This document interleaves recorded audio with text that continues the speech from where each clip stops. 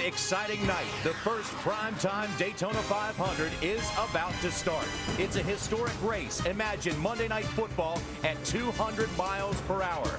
Drivers like defending NASCAR champion Tony Stewart and last year's Daytona 500 winner Trevor Bayne. The stars are ready to start the season, and making her Daytona Cup debut alongside of Dale Earnhardt Jr. is Danica Patrick. So let's head trackside for the command.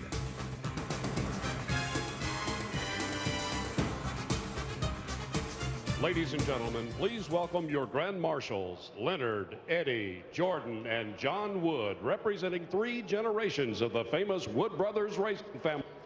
They're here to deliver the most famous words in motorsports.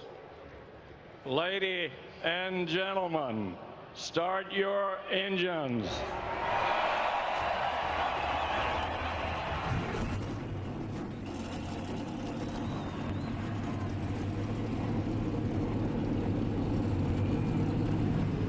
What a beautiful sound. We've been waiting to hear it. Welcome, everyone, to the 54th running of the Daytona 500, the great American race here from the Hollywood Hotel. I'm John Robertson for Chris Myers alongside of Michael Waltrip, and it simply doesn't matter when you win it. Winning the Daytona 500 is one of the biggest prizes in all of motorsports. And Michael Waltrip, you have 2 of those Daytona 500 trophies. Man, Johnny, I love so much what those trophies represent. Just think, the teams have brought their best cars. The drivers are focused. And when you're the first one under the checkered flag in America's biggest race, as Dale Jr. said yesterday, it's awesome. You forever have a special place in NASCAR history.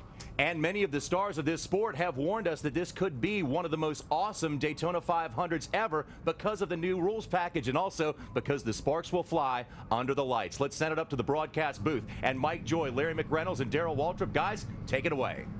Thanks, JR, and hi, everybody. This 54th running of the 500 is bound to be NASCAR's biggest night ever. It's been a big week of racing and of wrecking. Darrell Waltrip, the '89 winner and one of NASCAR's newest Hall of Famers. Why does everyone expect such a combination of great racing and wreckfest tonight? I'll tell you why, Mike. Because to a driver, the Daytona 500 is the most important race we run. You do not want to go home and say, I didn't give it all. I didn't give it my all. You'll put it in the wall. You'll roll it over. You'll catch it on fire. You'll wreck your teammate to win the Daytona 500. Buddy, this comes down to one thing. Checkers or wreckers. It's all or nothing. Larry, we've not had a repeat winner in the 500 in 10 years. Why has this become one of NASCAR's toughest races to win?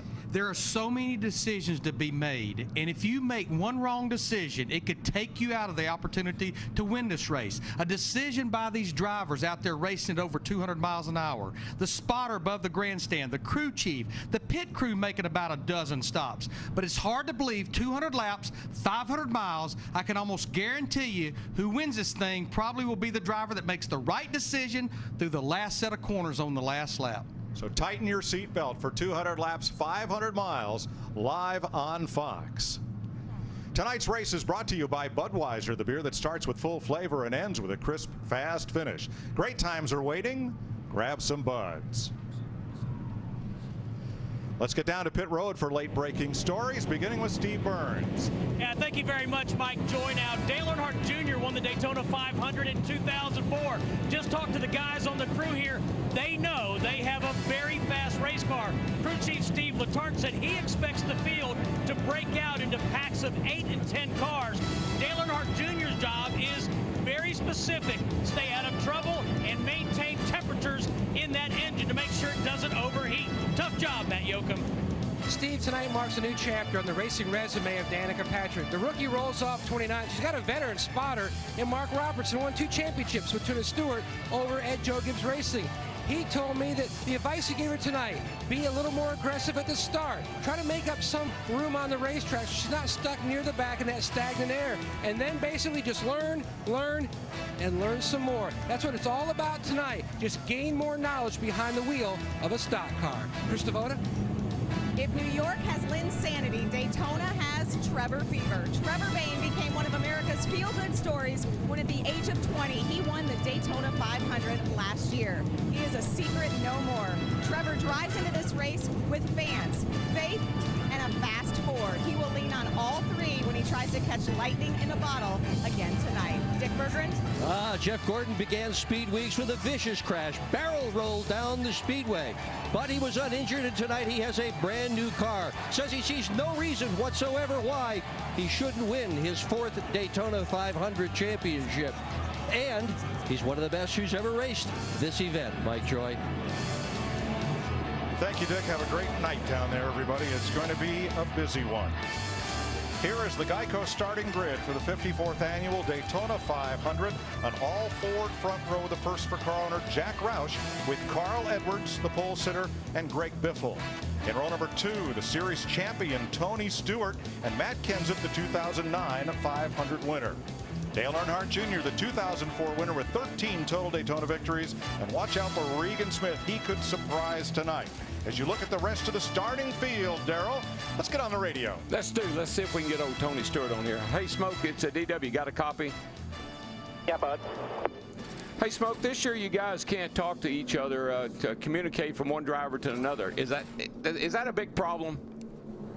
Well, I don't know that it's a big problem, but it's a luxury that we definitely don't have this year. I mean, it was nice when you were that car that was pushing to be able to have the guy in front of you be able to tell you when he had to check up or if he had to change lanes. So it makes all the stuff going on in front of you a little more important. But there's a reason all these guys got to this level, is because they make pretty good decisions most of the time. So we can listen to our spotters, and they can still pretty much, I'd say most of the time, pretty much 80%.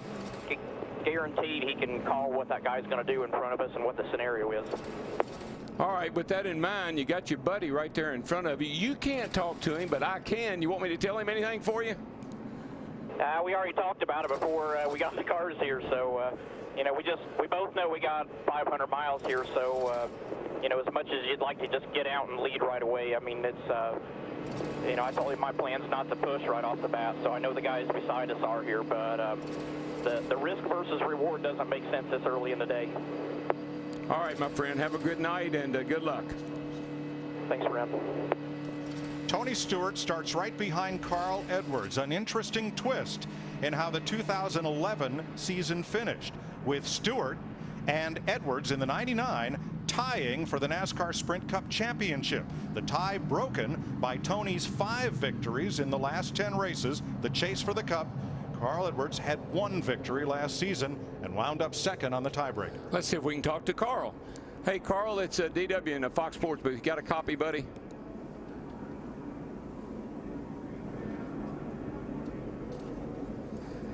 And Carl, it's DW. You got a copy? He's busy waving right now. He's distracted. Saluting the fans, and the crowd here is huge for a rain day. Normally 50% of the crowd would come back on a Monday, but Daytona is an appointment event and appointment television. These folks have a lot of money invested in travel and tickets, and now in rain gear, and they have filled this grandstand. Healthy crowd on the back straightaway, and the infield is packed. See if we can get him one more time. Hey, Carl, it's DW. You got a copy? Got you loud and clear. Hey, buddy, you got a fast hot rod there. The Fords have looked good the whole speed weeks. What's your plan tonight? It's the same plan we had the last race there in Homestead. That's just go out, you know, try to lead every lap, try to win this thing. We got the best pit crew on pit road. We got a fast race car, so we'll just go out there and have some fun and hopefully get the win. Well, you got your buddy behind you right there. Do y'all have are y'all going to work together tonight, or is it finish off what you ended up with last year? Heck no, I'm not working together with him. No, I'm just kidding. We're going to do whatever we can, you know, to make sure we get to the end, and then we'll race just as hard as we race anybody else. But, you know, the biggest thing is just to go out here and try to win this 500. We got such a good team. Our Fastenal team is good enough that we're not too worried about taking risks tonight. We just want to try to go for the win and then go to Phoenix. Start the season off right, buddy. Get you a win tonight, and that'll make the whole year a lot better. Good luck to you, bud. All right, thanks a lot. Hope you guys have a good time. This is Carl Edwards' 8th start in the 500. He's still trying to lead his first lap in the Great American Race. Let's start with crew chief Larry McReynolds, 2-time winning Daytona 500 crew chief. with tonight's Goodyear keys to superior performance. First and foremost, you heard Tony Stewart say it, 500 miles, keep your cool. That means your temper, and also if that car starts overheating, you're going to have to get a little air to the nose. Stay on my good side. Push me all you want, but do not push me in the right rear because you might spin me out, or actually in the left rear, DW. What about the third one? Well, it's the last lap, and it's all about me. You'll hear these crew chiefs tell the drivers when they make that last stop, we've done all we can do for you, brother. It's all up to you now. That's what a driver wants to hear. I told you, they love to win the Daytona 500. It's all about me. Our championship winning crew chief Jeff Hammond has a new role this year. He's going to take you places you've never been and you can't go. Where are you, Jeff? Mike, I'm up here on the starter stand, and let me tell you right now, you go right to the side of me, you can feel the energy from the fans. They're back in full force. They're already cheering their favorite driver. You look across the way, the crews are already up on the wall. Right behind me, we're getting ready to have the starting field come by me. One more lap. We're going to launch 43 rocket ships. These guys are going to be going for one thing and one thing only. Getting back to this start-finish line in 200 laps first. And it may be determined as little by an inch or two. The excitement is unbelievable. The best seat in the house may be behind the wheel of that race car, but I'd like to stay here and watch the rest of the race because I'm telling you, this is a cool place to be right now. In a few more minutes, we're going to drop the green on the Daytona 500. Well, I'd like for you to stay there too, but you've got work to do tonight. Take us some fun places. Drivers talk to us about what it's like this year with pack racing instead of the two-driver tandem we saw here last year.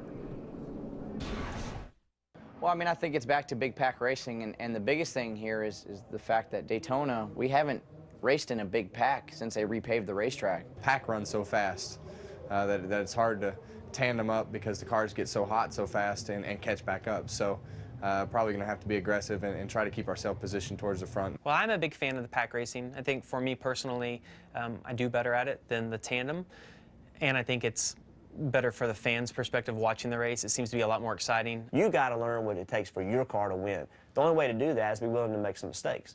So the strategy is to learn and then apply. Ready to race in Daytona for 500 miles. These drivers will be taking you for a ride tonight around this 2.5-mile super speedway at speeds of nearly 200 miles an hour. Views from inside the car, up on the roof like you see here, and even out the side window. Toyota proud to showcase the reinvented 2012 Camry as official pace car of the 500. Available in models up to 268 horsepower or 43 miles per gallon. The 2012 Camry is ready. Are you?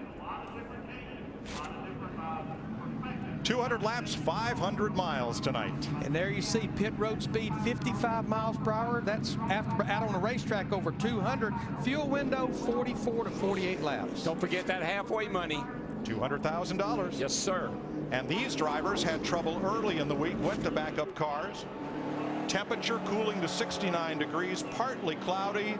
Rain, rain, stay away as we're ready to start the Great American Race in Monday prime time on Fox. Yes, sir. We've already talked about it. She's going to be a wild one. We're going to see some sparks fly. We got to get this baby started.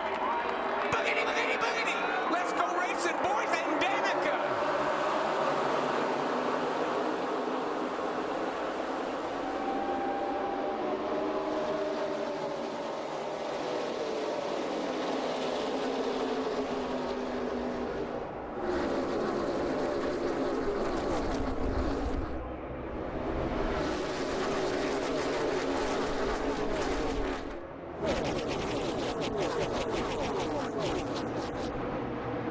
Jamie McMurray down below the yellow line and off pace in this opening lap in the number 1.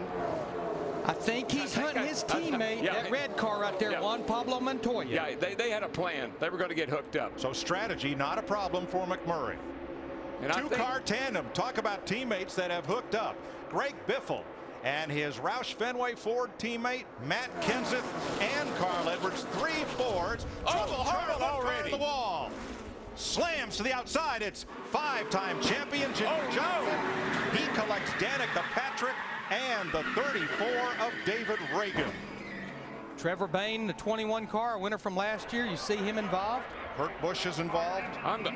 I'm a little worried about Jimmy. He took a hard lick right in the door. And there's the HenryCar.com Chevrolet of Kurt Busch. He's got damage. 1 lap and 600 feet, and it's calamity. Oh my gosh.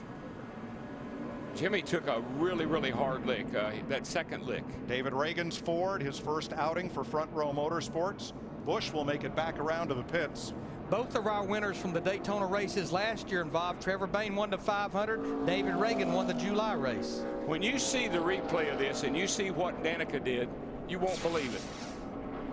All right, let's keep an eye on Jimmy Johnson. He's right tucked up underneath the 78 of Regan Smith.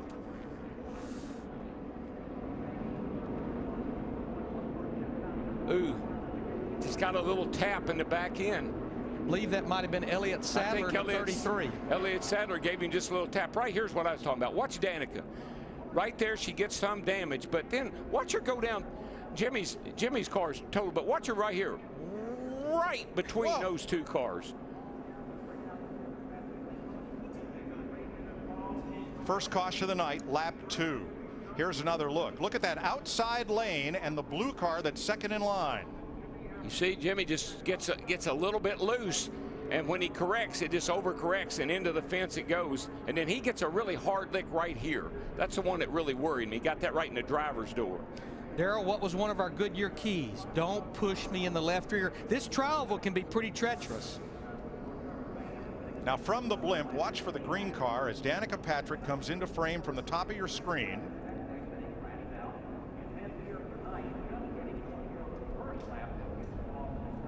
You see right here, Jimmy's getting ready to get a hard lick, but here's Danica right here.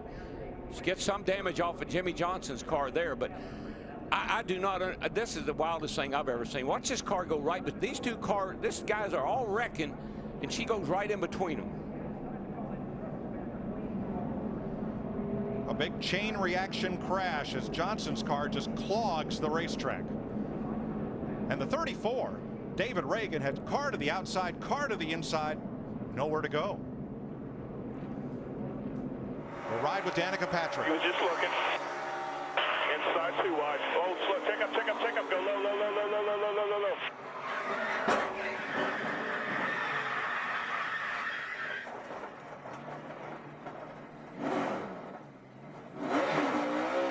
And now with Jimmy Johnson. Inside only.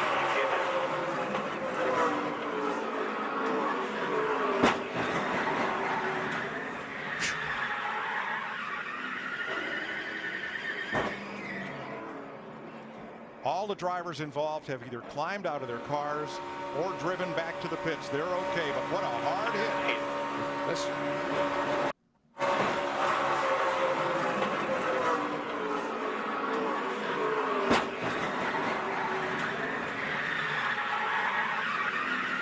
These guys,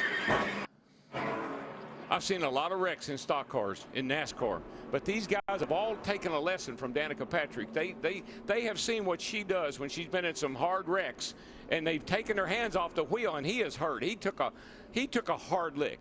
He's got the wind knocked out of him, I'm sure. And that wraparound headrest certainly helps to contain movement, as does the Hans device, the head and neck support. And these are the cars involved. Since winning the 500 in 2006, Jimmy Johnson's average finish in this race has been in the mid-30s.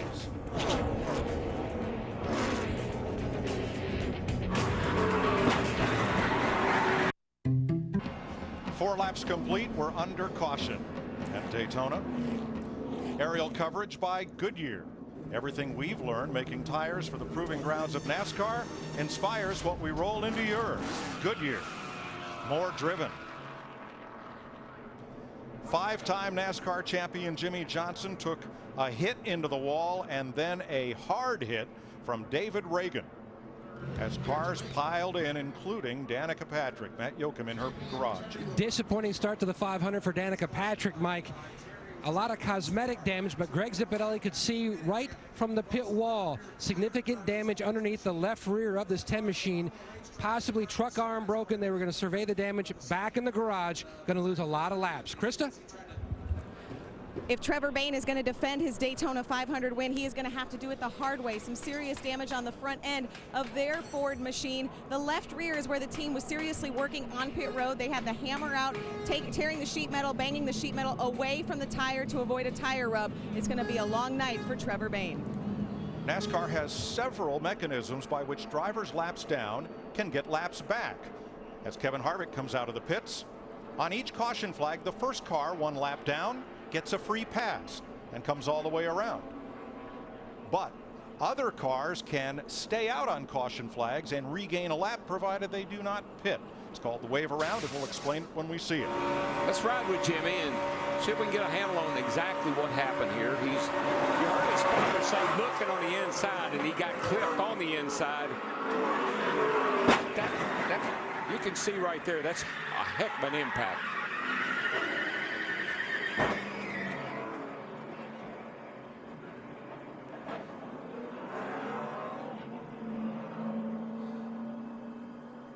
Elliott Sadler, driver of the 33, passed along his apologies. He was the driver who got into the back of Jimmy Johnson. That's how that got started. Pretty amazing how tight they're racing here. Jimmy Johnson started 8th, 2 drivers at the rear that was involved. We're getting ready to restart the Daytona 500. Here's Steve Burns. With Jimmy Johnson just out of the care center. Jimmy, 2 very hard impacts. You're going to take a look at the replay. Tell us what happened. Yeah, I'm good. You know, the last hit when I got hit in the door was pretty hard, but we're just all trying to make our lane work, and a lot of energy in the lane. I was kind of pushing the 78 a little bit. I could feel some help from behind, and just turned me around, sent me down in the inside lane and back up to the outside lane. And then when I was sitting in the middle of the racetrack, I knew at some point someone was going to come along, and unfortunately, you know, David Reagan, I know where to go, but unfortunately I got drilled by him pretty hard. So. Man, I'm just really, really bummed to start the season this way. For all the hard work that's gone into getting this Lowe's Chevrolet ready for tonight, and I don't even think we completed 2.5 miles of green flag racing, so pretty bummed. Glad you're okay, Jimmy. Thank you. Jimmy Johnson out of the race on lap 2. David Reagan also released from the care center. 5 cars in the garage. Pit stops by Terry Labonte, Robbie Gordon, Kevin Harvick, and Paul Menard during that caution. It's been preached in these guys' head for 10 days. You cannot push on the left rear. Elliott Sadler got a little piece of the left rear. Yeah, not only has it been preached, we've had about 20 examples that it doesn't work. Well, second verse, same as the first. Here comes the whole field, 2 by 2. Through turn number 4, around a complete lap 8. When this is pack racing, when you're in the pack, you're just a part of it. If anything happens, you can't avoid it. So you just gotta pray a lot that nothing happens while you're doubled up like this. During the caution flag, outspoken words, Kyle Busch. Seriously, are we all kidding ourselves? We just sat around for 36 hours, and we wreck on lap 1.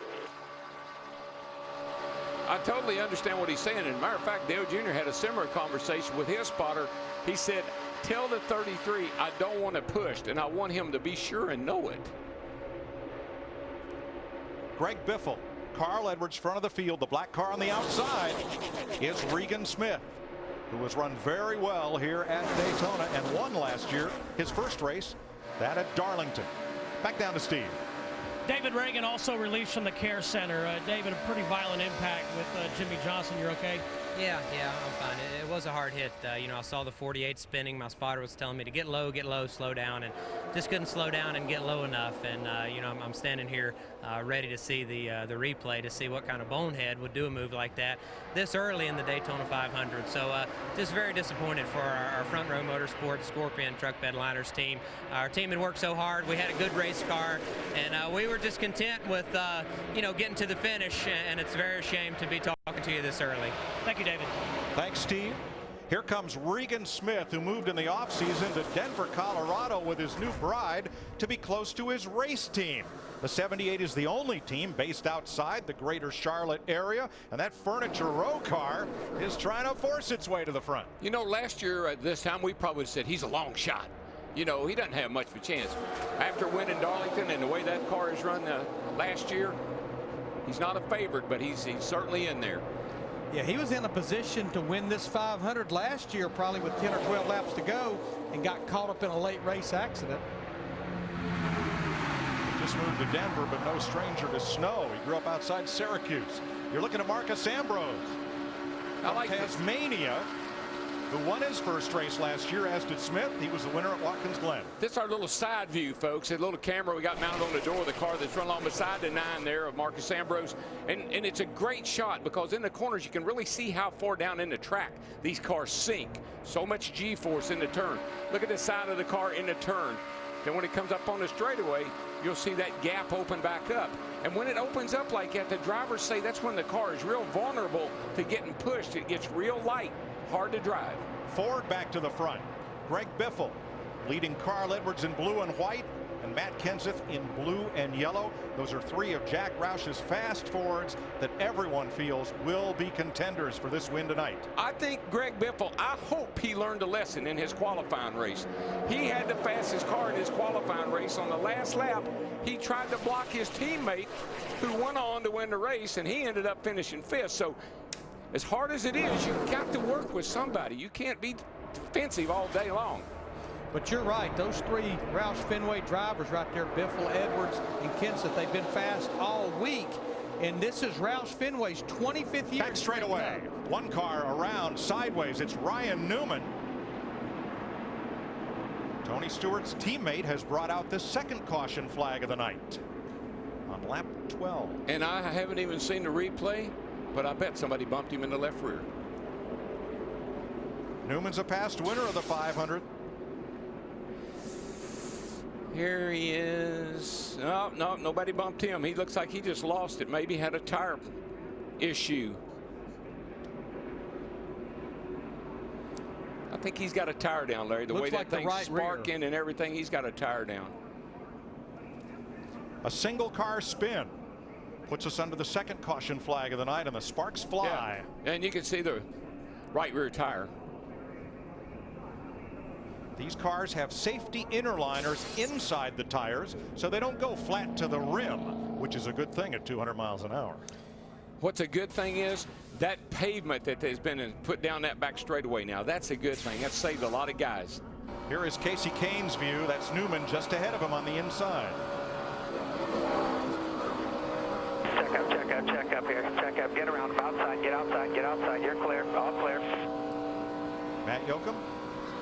And a great call by DW in the booth and Larry Mack. He said simply on the radio, Ryan Newman, not sure which, but I had a tire going down. Great save by the SHR driver.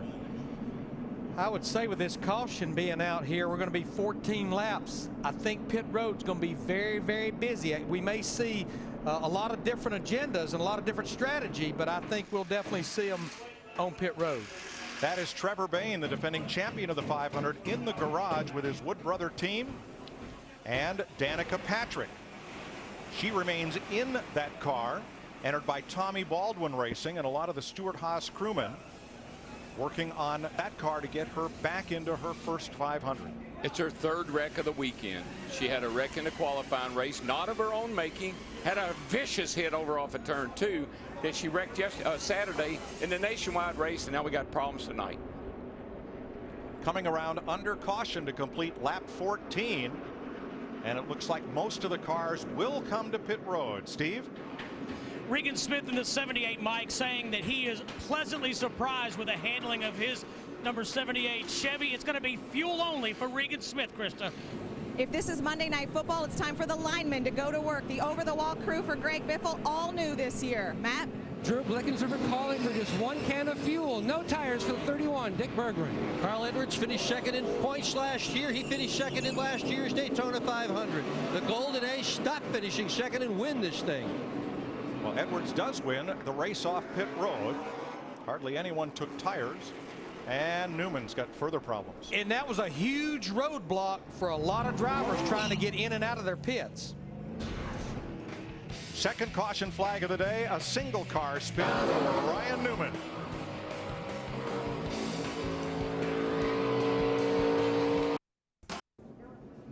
Welcome back to Daytona. That's A.J. Allmendinger's Penske Dodge being pushed back to the garage area.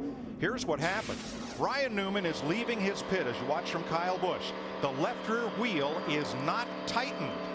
Newman pulls away. The wheel comes off. A.J. Allmendinger's coming in. Pow! Right in the back of Newman. And that has damaged Allmendinger's car. He's gone to the garage. Good grief. Danger everywhere. Coming to complete lap 16, pace car is in. Paul Menard, Denny Hamlin for this KFC restart. Come taste why fresh is better.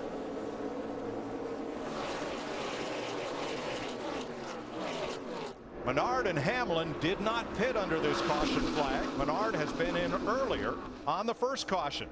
And Paul Menard from Wisconsin, who also got his first win last year at the Brickyard, getting a push from the 99 of Carl Edwards. Paul Menard, one of those drivers, had to start at the rear of the field because he was in a backup car from the crash on Thursday's Gatorade Dual race. Regan Smith third, and Joe Gibbs Toyota teammates Denny Hamlin in the 11 and Joey Logano in the 20. Third and fourth with Greg Biffle, Jeff Burton, Matt Kenseth, and Marcus Ambrose. Hamlin to the outside and to the lead. 3 wide there coming to the start-finish line, and Hamlin took advantage of that Carl Edwards pulling out behind Menard there and got a real nice draft. Yeah, Carl Edwards in the 99, he's what we call the sucker hole. He got trapped in the middle with no help. Just see him drifting backwards. He thought he was going to get by Menard, but he didn't get any help. 195-mile-an-hour bumper cars. Hamlin down to the bottom, picks up Menard as his drafting partner.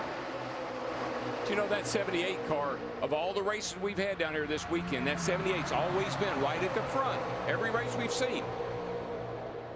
Ford's in the outside lane, the high groove. Biffle in the 16, Kenseth the 17. And Kyle Busch coming up the outside in the number 18 Toyota.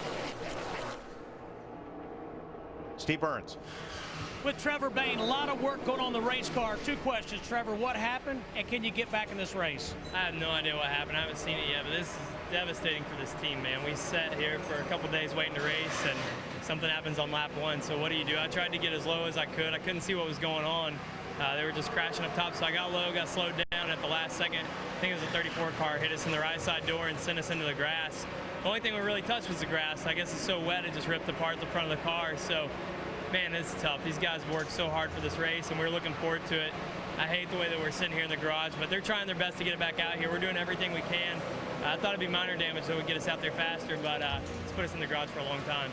So, Trevor, we'll take a look at the replay and see what happened.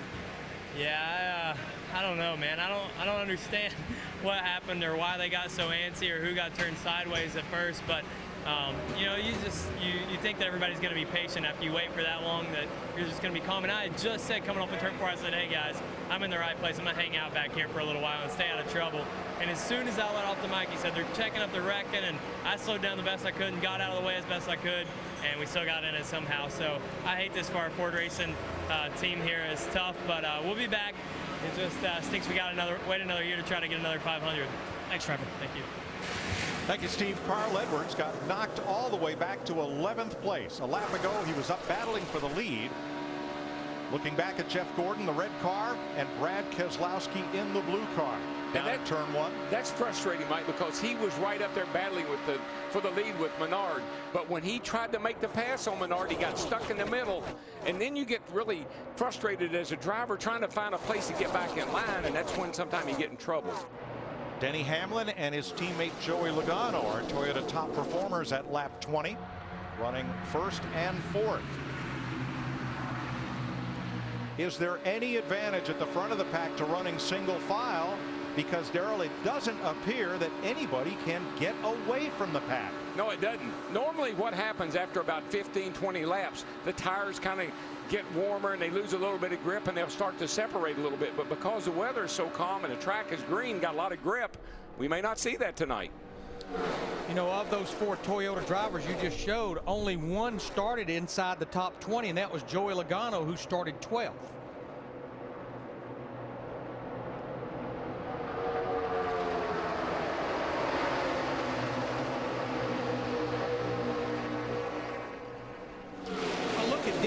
There leading this race. You think about his last 2 seasons. 2010, a championship contender, won 8 races. Last year, never a factor, won 1, but he has that championship crew chief of Tony Stewart, Darian Grubb, with him this year. Hamlin leads the inside lane with Paul Menard, Regan Smith, Joey Logano, Jeff Burton, and Marcus Ambrose on the outside. Still pedaling. The outside lane, Greg Biffle with his teammate Matt Kenseth trying to make some noise. After a while, though, you kind of give up on that outside line. You just say, man, I got to get down that line with everybody else and ride a while, because that's kind of what I see shaping up now. Earnhardt is the 5th Chevrolet in the race, 13th overall right now. Jeff Gordon, his Hendrick Motorsports teammate, just in front of him. Tony Stewart right behind Earnhardt. So 3 Chevrolets trailing those 2 Fords on the outside.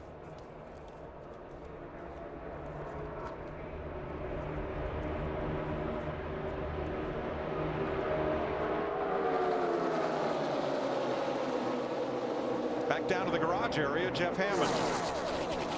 Mike, right now you see him behind us at the 10 car right now, Danica Patrick right now. They're working very intensely trying to get everything repaired. And what's going on? They have torn the entire rear end housing out from underneath it. Truck arms were damaged. Rear end housing was tore up. A lot of sheet metal damage. Greg Zipadelli's working on it. They've got to get all this stuff replaced, set it back down on the ground, realign everything. They really feel like it's imperative they get her back out there to get her some more experience, but more importantly, to try to get as many points as possible for this 10 car.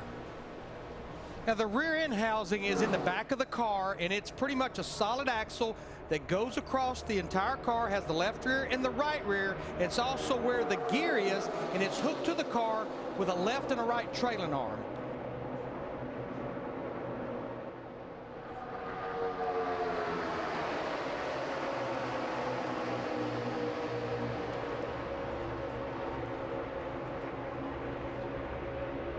Now, let's take a look at our Ford Racing Tech car. This whole apparatus here, that's the rear end housing.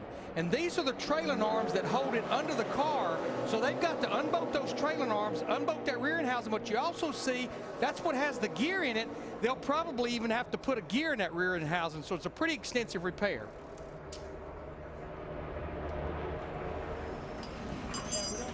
Feverishly, work continues in the garage as we cross through 25 laps. Denny Hamlin from Chesterfield, Virginia, late model stock car driver, tapped by Joe Gibbs to fill an empty seat. He's done a great job at his best Daytona 500 finish so far, 17th.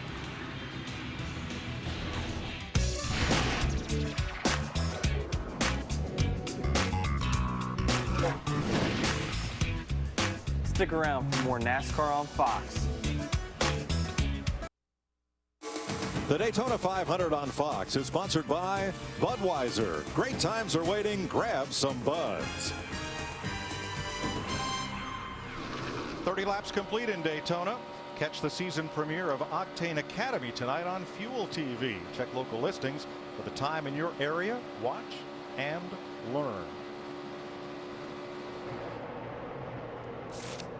Ford cars have won 2 of the last 3 Daytona 500s. This year is the first time that Roush Fenway Racing has swept the 500 front row. The last 10 500s have had 10 different winners. And this race so far has had 4 different leaders, 5 lead changes. And Denny Hamlin, driving a Toyota for Coach Joe Gibbs, leads the pack from Paul Menard, Regan Smith, Joey Logano, and Jeff Burton. Marcus Ambrose 6th, and little change among that front pack on the inside. Now, defending series champ Tony Stewart car number 14 in his 14th Daytona 500 is running 14th. Let the 88 know I'm doing the same thing he's doing, so don't tell him not to panic if I get inside or outside of him there. I'm not going anywhere. Will do. For many, a race at Daytona. Tony Stewart and Dale Earnhardt Jr. have been drafting in tandem and working together. Well, that's managing your car. I mean, right now, you know, you're not doing anything. You're not taking any risks right now. And that's really what was so upsetting about that first lap. Don't take any risks right now. We got a long way to go here. Let's work together, not against each other. Remember, Darrell, when he talked to Tony, talked to him about the rule change over the winter from last year where a driver can't talk to another driver.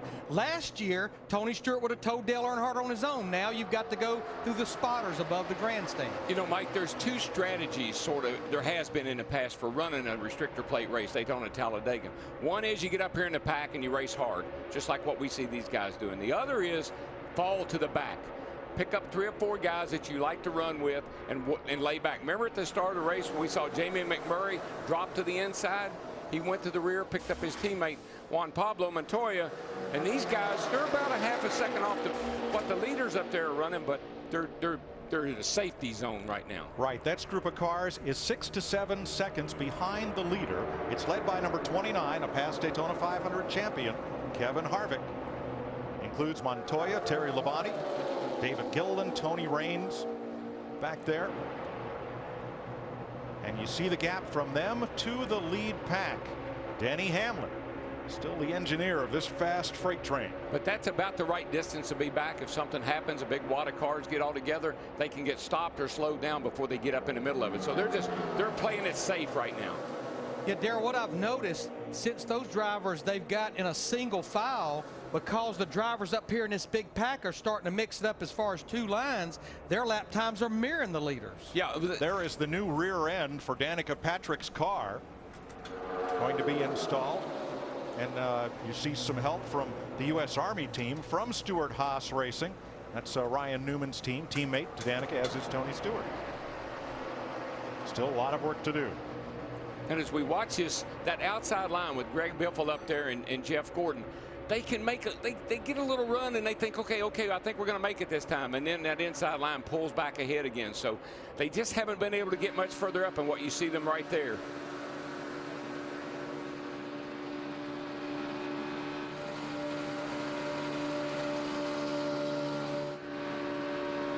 Darrell, you're riding in a pack. You're closer together than most people park, but you're doing 195 miles an hour. Yeah, that's no Sunday drive. No, and really and truly, you're at the mercy of everybody around you. If the guy in front of you should happen to have to lift a little bit for a car in front of him, it's an accordion effect. And that's the thing about pack racing. You know you're vulnerable the whole time you're up in the middle of that pack. Yeah, our top 25 drivers right now separated by less than 2 seconds, as you said, Mike, over 190 miles per hour.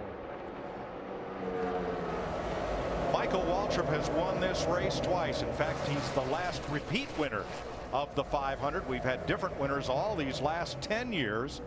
Michael, how tense is this kind of racing right now as Trevor Bayne returns to the racetrack? It's just so hard to sit there and be patient, guys.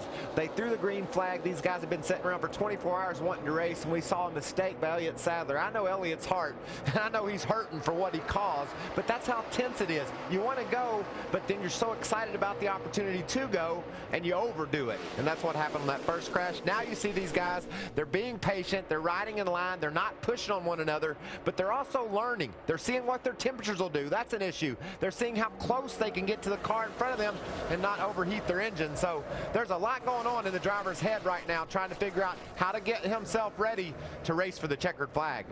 Michael, if you were out there right now, would you want to be in that inside line, or would you like to be up on that outside line? Is there a safer place to be, one and the other? Well, I think with this pack here, it's pretty calm, so I'm okay either place. But Darrell, what I would like to do is see what the difference is in the 2 lines, how my car will pull up or not, depending on which line I'm in. So that's what I'm saying. They're going to school right now. Denny Hamlin's at the head of the class. He doesn't have any worries at all.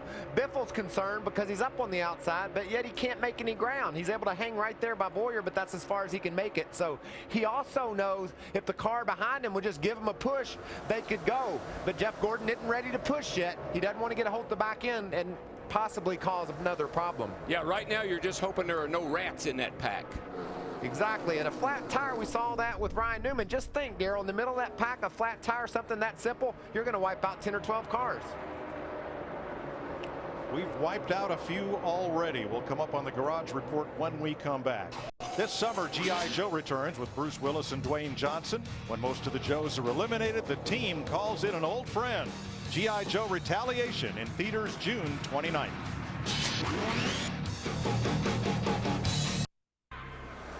The Daytona 500 has a new leader and the race pace has picked up. Get closer to your favorite driver's performance through every turn and every pit stop with the all-new Race View 360. Available now only at NASCAR.com. Jeff Burton, the veteran from South Boston, Virginia, driving a Chevy for Richard Childress. He and Greg Biffle got together on the outside and went all the way to the front. Yeah, pretty much everybody knows that 16 car, Greg Biffle, is bad fast. He won both practices, qualified on the front row, and when Burton saw him coming, he said, man, this is the guy I want to go with. So he jumped out there and went with him, and it took him right to the lead. So here we see the two-driver tandem in the outside lane racing against the pack. And it's quicker than the pack, but they can only do that kind of racing here for so long with the new rules package. But you know, one of the things I think they're also experimenting with right now, like we see, who can I get behind and push that we can make some time on that outside? You get the right partner, obviously Biffle and Burton did it. Now you got Jeff Gordon sitting back there. 44 of 200 laps complete, 2 caution flags early, a 5-car wreck sent Jimmy Johnson, Danica Patrick, Trevor Bayne, and David Reagan and Kurt Busch to the garage. A single car spin by Ryan Newman put us under the 2nd caution flag. We've had Denny Hamlin at the front for the most laps. 5 different leaders, 6 lead changes. Hamlin led 24 of them, and now Jeff Burton to the front. They ran nose to tail, Larry, one pushing the other, but they can't do that for long. No, because of all the rule changes that NASCAR made with the cooling, you can only do it for about a lap or so, and then you've got gauges that will start flashing at you almost like an idiot light in a passenger car. You know, then you've got to get air to that radiator. When that 11 car, when the Jeff Gordon in the 24, they were closing down on the 11 car really, really fast. Anybody else may have gone up and bammed into him and tried to push him, but Jeff Gordon and that line on the outside there with Dale Jr. and Tony Stewart, they all eased up out of the gas a little bit, drug the brakes a little bit, a little trail braking, fell right in behind him. So Jeff Burton, whose older brother Ward won the Daytona 500 in 2002, Burton's best 500 finish, 2nd in 2000.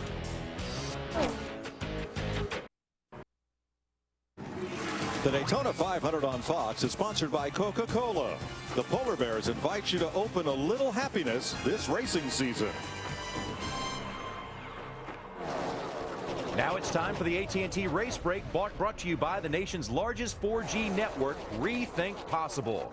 At the quarter-way mark of this Daytona 500, 44-year-old Jeff Burton from South Boston, Virginia, is leading the way. Let's take a quick look at what has transpired so far in the 54th running of the Daytona 500. Our recap shows us very early in the race as Jimmy Johnson goes into the outside retaining wall on just lap 2 after a bump from Elliott Sadler that took away several other contending cars, including that of Danica Patrick and also the 2 cars that won the last 2 races. 2 drivers rather, Trevor Bayne and David Reagan. Then watch Ryan Newman, a former Daytona 500 winner himself, gets a tire going down on the racetrack, then has one come off in the pits. AJ Allmendinger gets in the back of him and causes melee on pit road, and therefore they continue to work live on Danica Patrick's car. The idea here is to get Danica back out on the racetrack and get as much experience for her as possible, but they only have one shot to get her back out there. She's got to stay up to speed.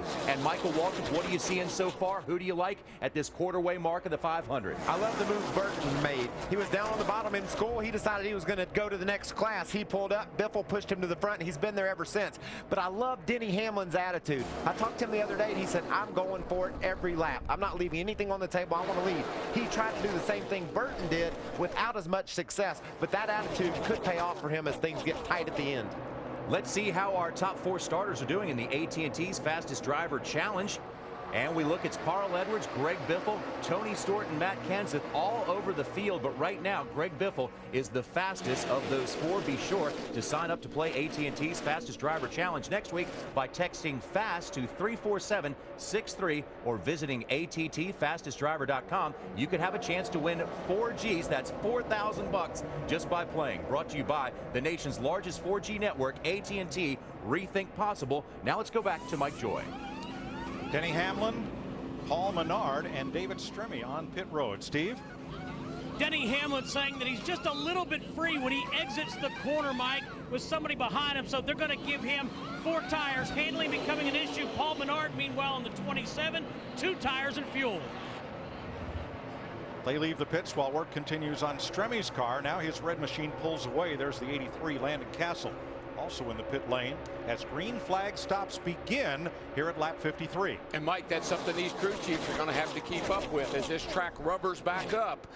From all the rain, we lost all the rubber that was on the track. As it rubbers back up, these cars will change quite a bit. You got to make a chassis adjustments to keep up with the track. How about our leader, Matt? The former July winner here at Daytona. His car, Jeff Burton's 31 machine, was tight in the early going. He's been working with his ex-Roush Fenway teammate Greg Biffle on the racetrack. Their crew chiefs have been working together on pit road. They should pit together in about 3 laps, Mike, taking on 4 tires. Well, you see how much faster 2 drivers or more running together that they are. So that's one reason you also want to partner when you come to pit road to make a pit stop where he can leave pit road with you.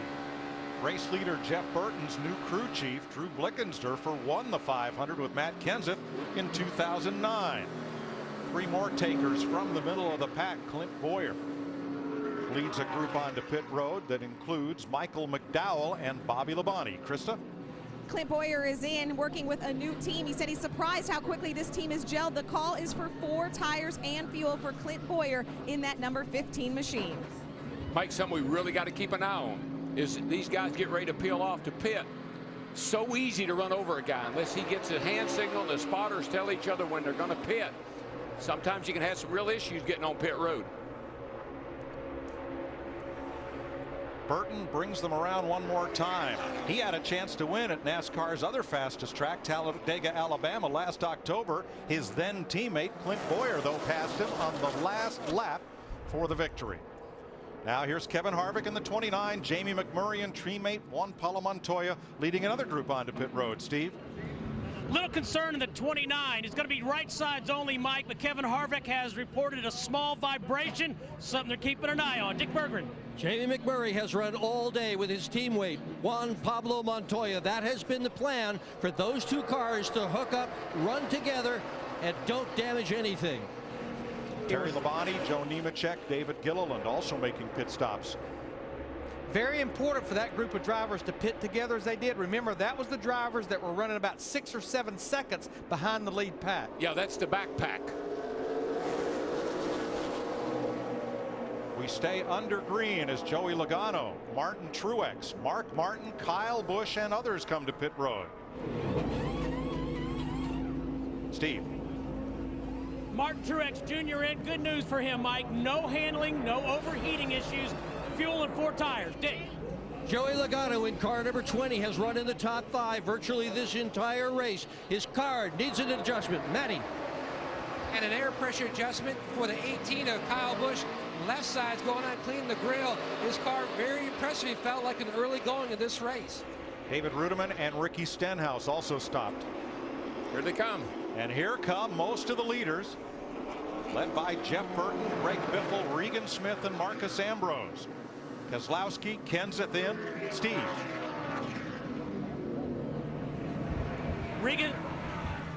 Regan Smith on pit road, right side tires. Krista. Steve, Greg Biffle was worried about getting a little hot, but he told his team, no, it's okay. 4 tires. Matt? The CAT crew going to work on Jeff Burton's Chevrolet already on the left side. No chassis adjustments for Burton. Solid stop so far. His drafting teammate Biffle is away as well. Same time. Eric Almirola also stopped, as did Elliott Sadler. And Larry, we haven't heard a lot about heating problems. I guess the cool air of the evening running at night, that's really helped these guys keep these engines a little cooler than what we saw in the qualifying races. We're about 20 degrees cooler. A big lockup for Dave Blaney in that yellow number 36. Jeff Gordon, Blaney, Casey Kane, and Dale Earnhardt Jr. pitting. Dick.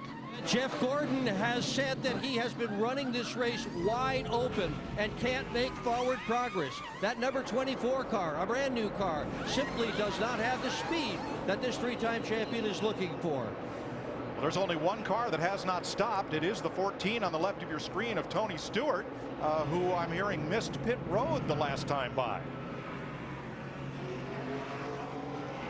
Mike, an issue, you mentioned it for Tony Stewart. He was blocked accidentally by the 18 of Kyle Busch. He could not get down. He had planned to pit the lap before. He's got it locked down to 55 miles an hour. As you can see the replay, he was going to pit with a 24. He could not get the car down to the bottom in time and get down to the brakes. Now Stewart is now in now, Mike. Going to make an air pressure change and also a chassis adjustment. Jeff Gooch Patterson, Escondido, California's got the first can of fuel in. The second can goes in. Solid stop.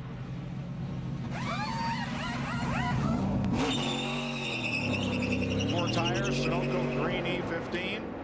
And Stewart's away, but he leaves pit road by himself. And no single car is as fast as the pack drafting along. Tony Stewart's got some work to do. Danica Patrick's car close to returning to the racetrack. 60 laps complete in the Daytona 500 on Fox. Welcome back to the Daytona 500, where we're under caution for the 3rd time tonight.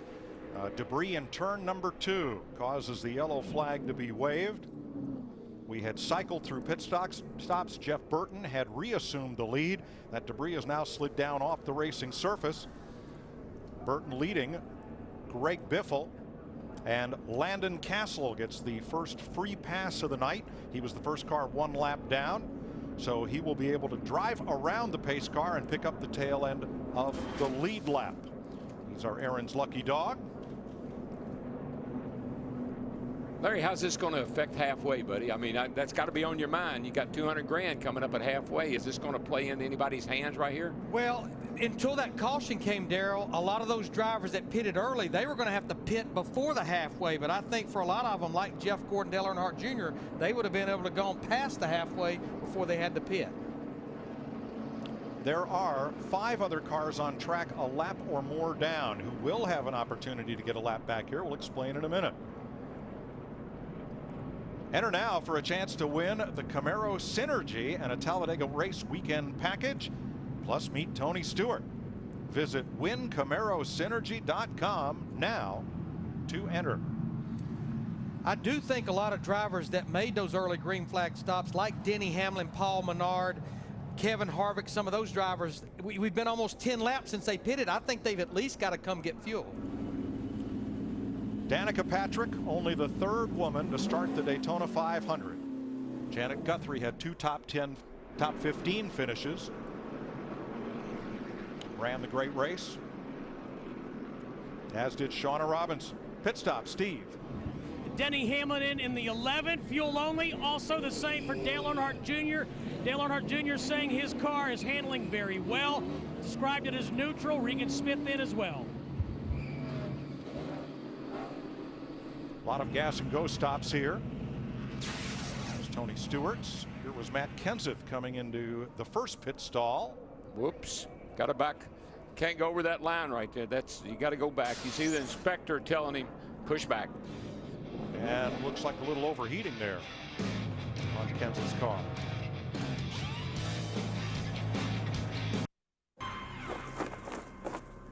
I don't know if you're aware of it, but it's quite a bit of pay at halfway. I'll keep you posted on that, but I just think it'll get pretty stupid around Got it. $200,000 is the midway payday for the driver that leads the halfway lap. That is coming 33 laps from now as we go back to green. Jeff Burton's Chevrolet on the outside of Greg Biffle's Ford. And with that caution, I truly believe if we go caution-free to the halfway lap 100, every driver out there should be able to make it on fuel. The only one I question is Clint Boyer in the 15, who pitted back on lap 55. And it's starting, you know, the crew chiefs are starting to remind the drivers that halfway, that's $200,000. I mean, that's a lot of money. A lot of races don't even pay that much to win. Marcus Ambrose with Biffle. Kyle Busch in the 18 behind him. Clint Boyer, Joey Logano. It's 3 Toyotas lined up on the inside lane behind the front 2 Fords. And Marcus Ambrose in that 9, he's been so strong the entire speed weeks. Top 5 in the Budweiser shootout, top 5 in the Gatorade dual race. You know, Larry, we were talking, and I hadn't seen a lot of steam coming out of any of the cars under race conditions, but that car right there of Matt Kenseth's, when he came in the pits, he was having some sort of an issue, and you can see here they're circulating some water through the thing over on the left side over there. The guys that got a water hose, putting water in this car, trying to cool it back down. It's a pressurized system, and what they've done, Steve, it looks like they've tried to get that water out and get that system back full. And Larry Mack, here's what Matt Kenseth described it as. He says it's like the water system won't pressurize. The water temperatures are fluctuating wildly for him. Just another issue, he's having some radio problems as well. If you just think about your own passenger car, the water temperature won't fluctuate at all if it doesn't have any water in it. And so I think that's what he maybe is fighting there. He's got to get some water back in it because the gauges can't work without water. Kenseth still on the lead lap, but not with the lead pack. Joe Nemechek has taken his car to the garage. Michael McDowell makes an unscheduled pit stop, but up front, this pack still rages, and it's 28 cars deep. Probably the biggest surprise of the evening for me, Mike, has been how bunched up these cars have stayed. I really anticipated things getting stretched out a little bit more than they have, but the cautions have fallen right, and track conditions are perfect. It's a nice, cool night, a lot of grip. Everybody's able to hang together.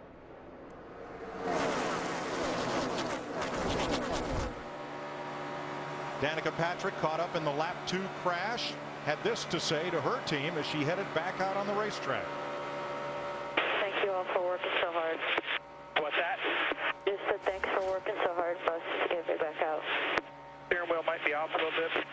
Okay. I'll let you know if something feels really weird. She is 62 laps down, but out there getting some valuable track time.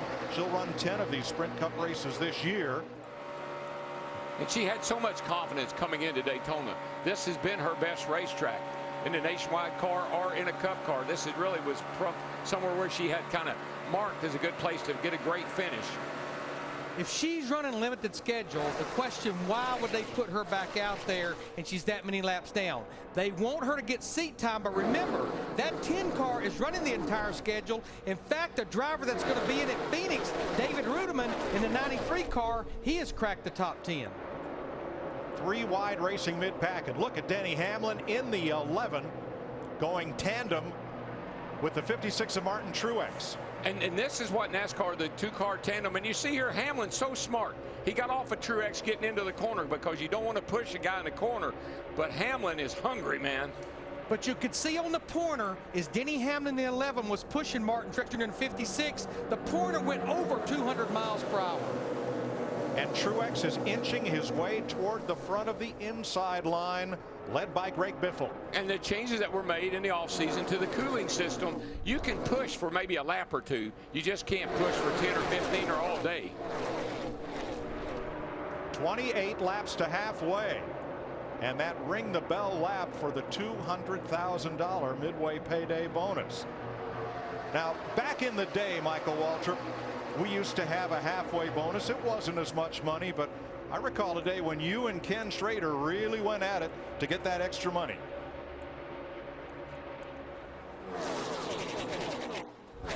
Major League Baseball right around the corner.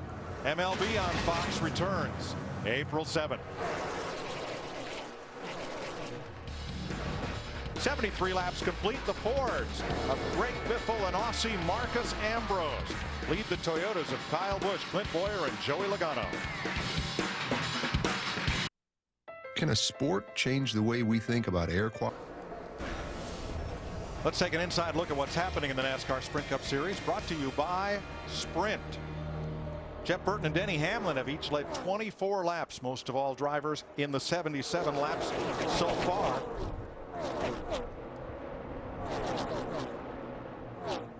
And the biggest mover in this race, David Rudiman, has gained 21 spots, driving a car for a team that was just put together in the last 2.5 weeks from the bones of the former Red Bull organization. New leader is Martin Truex. He worked his way up the outside. Denny Hamlin, Greg Biffle, Marcus Ambrose, Jeff Gordon. Jeff Gordon always is interesting to me, Larry. In the Bud shootout, I think it was, said his car wouldn't run. Something was wrong with the front shocks. A little bit ago, he called in and said, I got no speed. The car just won't go. How do you take a car that won't go and get up that close to the front? He's just looking for more speed. I think he has pretty good speed. He's just looking for more. And looking at Martin Truex Jr. in that 56 car, I know we've got 22 laps to that halfway money, $200,000. Martin Truex Jr. led the halfway lap a year ago, with less payday, only $50,000 last year in 2011. 79 laps complete. Truex the leader. His closest teammate, Clint Boyer, the 5-Hour Energy Toyota, in 7th. Within sight of the lead. 4 cars back on the inside lane. That's Jeff Gordon, the 24.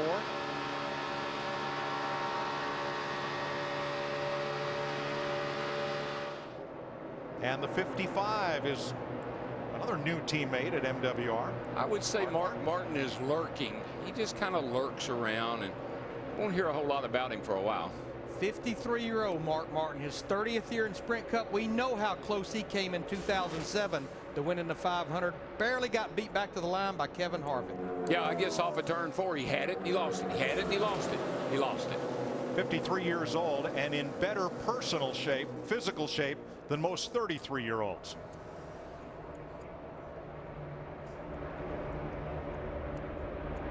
Brad Keselowski in the Blue Deuce in 12th place. He's the leading Dodge Charger in this race as we are 20 laps to halfway.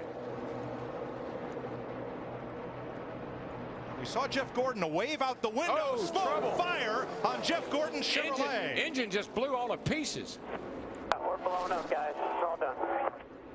3-time Daytona 500 winner Jeff Gordon has brought out the 4th caution flag of the night at lap 81. I saw that hand out the window, Darrell, to signal the drivers behind. That water pressure gauge was not working properly, but I don't know. I never went red on any of my gauges, you know, so I have no idea where that came from. You know, it's the second guy we've heard talk about maybe the gauge is not working right. When a car sets overnight, sometimes they get a lot of moisture in the gauges and in the whole system, and the gauges may have malfunctioned, caused Jeff not to realize he had a problem until it was too late. Pulls to the outside and signals. Mark Martin gets away from right behind him. Good thing. Hendrick Motorsports is going for their 200th win here this weekend, and Jeff Gordon's not going to deliver it. Jimmy Johnson's not going to deliver it. That leaves Dale Earnhardt Jr. and Casey Kane for the Hendrick team. Mark Martin in the 55 for a moment was going to follow him. He thought Jeff Gordon was just moving up, and then he realized what was going on as he saw Jeff waving that hand out the window. While we're speaking of Rick Hendrick, the Fox team would really like to send out a great gratitude of thank you, Rick, for what you did for all the Fox team this past week. Everybody really appreciated your hand out, and it was great.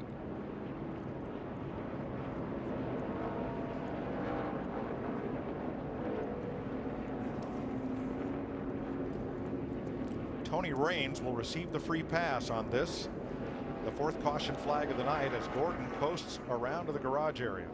The big question, would that halfway money change strategy at this point of the race? Everyone's going to make a pit stop, but Steve, I think we may see guys really doing something to get off pit road in a hurry. Exactly right, Larry Mack. Fuel only for Martin Truex Jr., the leader. Crew Chief Chad Johnston saying Don't slide your tires. Don't slide. Krista? Steve, that's the same request for Greg Biffle. Don't slide your tires. Also, the driver wants his car freed up just a little bit. Matt? Still debate on what to do for Kyle Busch. They are going to go ahead and change right side tires only. They were debating, Dick, whether to go fuel only or tires. They went tires. Joey Logano also told not to slide his tires. He's got new voices in his ear, new crew chief and a new spotter, and he's run very well in this race so far. The race off pit road, won by Greg Biffle, Marcus Ambrose, and Martin Truex drops 2 spots. There's pole sitter Carl Edwards.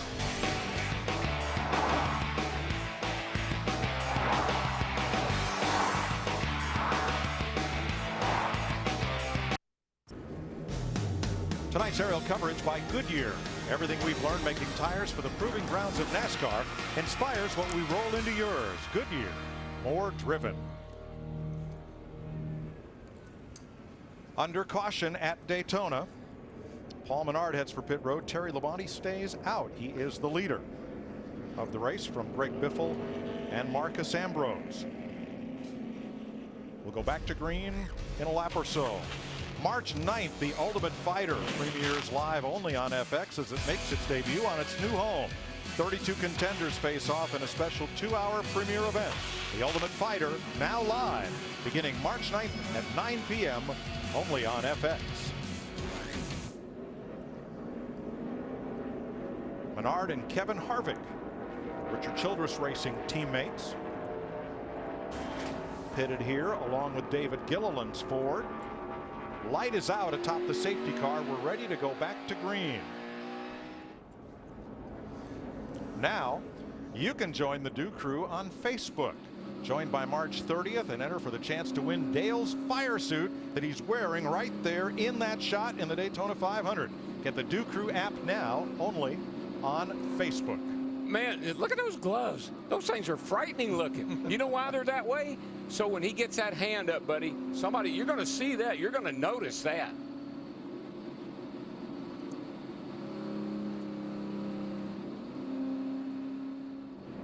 $15 laps to halfway. Jeff Gordon, 3-time champion of the 500, in the garage, out of the race, engine trouble. I just feel like that Jeff thinks it's something in the gauge package. His water pressure or his water temperature didn't give him the indication he needed to save that engine. Hendrick Motorsports has about 8 engines in this Daytona 500. For only the second time in 54 years, an import nameplate paces the field.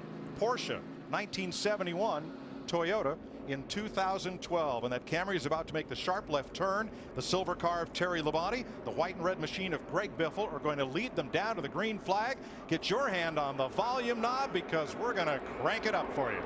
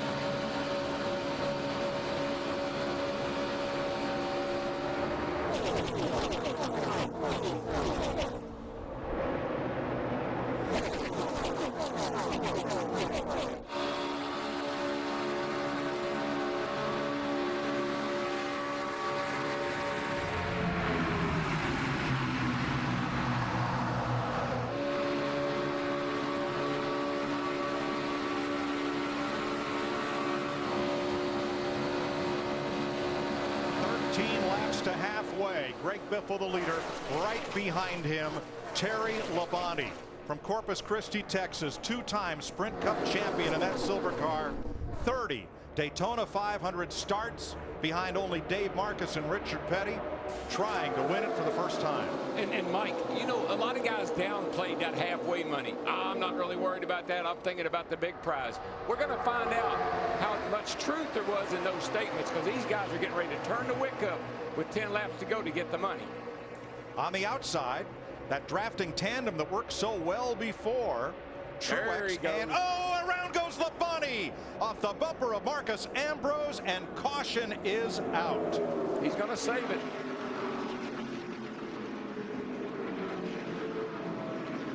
Barely got him right in that left rear corner that we've been talking about.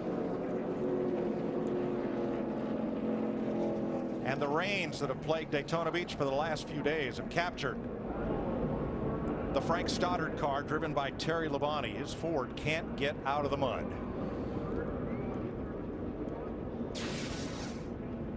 You can see Marcus Ambrose right down there on the bumper of Terry Labonte, number 32, gets down on that left side. And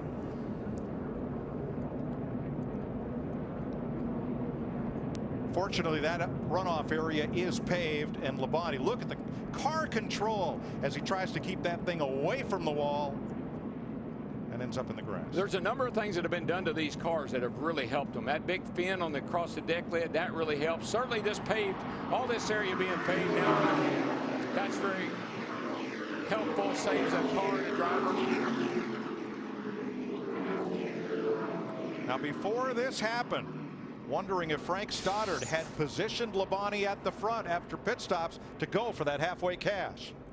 Terry, we're going to have about 15 to go to the halfway. What's your thoughts about staying? Oh boy, that's a good way to get wrecked, probably. That was pretty smart. He called that one. Yeah, Darrell, he had been out there about 20 laps on his tires. He did not even pit that last time. Cars stay out and do not pit, even though pit road is open. Steve Burns. Jeff Gordon down in the garage, Mike. And Jeff, I saw you debriefing with some of the key engine personnel at Hendrick Motorsports. Have you diagnosed the issue? Well, ultimately it broke a crank, but we're trying to figure out what caused that. It's pretty strange. We've gone through so much reliability testing that if we had seen some high temps or some high water pressure, then I would have kind of expected some of this to happen. But I was actually seeing surprisingly low temps and low pressure, so I don't know, maybe something was off there. But boy, it's a shame. Our drive to Hunger Chevrolet was really strong. We were just biding our time and being patient and working with guys. Every once in a while we could get up there to the front, but we weren't really even trying at that time. You're racing out there, but in order to actually make a big move to get to the lead, you have to push, and then you do take a risk at getting the temps up. So it just wasn't time to do that, but we were in a great position, great pit stop there, and just got to thank Drive to End Hunger for everything that they do for all the older Americans that are dealing with hunger issues. Thank DuPont, thank Pepsi Max, and Chevrolet, all of our sponsors. This is not the way we wanted to start the season or the Daytona 500. So we'll go on to Phoenix. We'll see you there. Thanks. Thank you. Thank you, Steve. Elliott Sadler having a long stay on pit road. And there is the front of Marcus Ambrose's car, and you see a little smoosh from some contact. Perhaps that's the contact with Terry Labonte. Well, and Labonte stayed out. He was on older tires, and if you're coming up off that corner and you happen to have to squeeze up out of the throttle a little bit, the guy behind you can easily make contact with you. That may have been what happened. Yeah, during our last commercial break, Dick Bergman was telling me that Elliott Sadler in the 33 was fighting some fuel pressure issues. He is back on the racetrack. Look at the bottom of your screen, the 9 of Ambrose.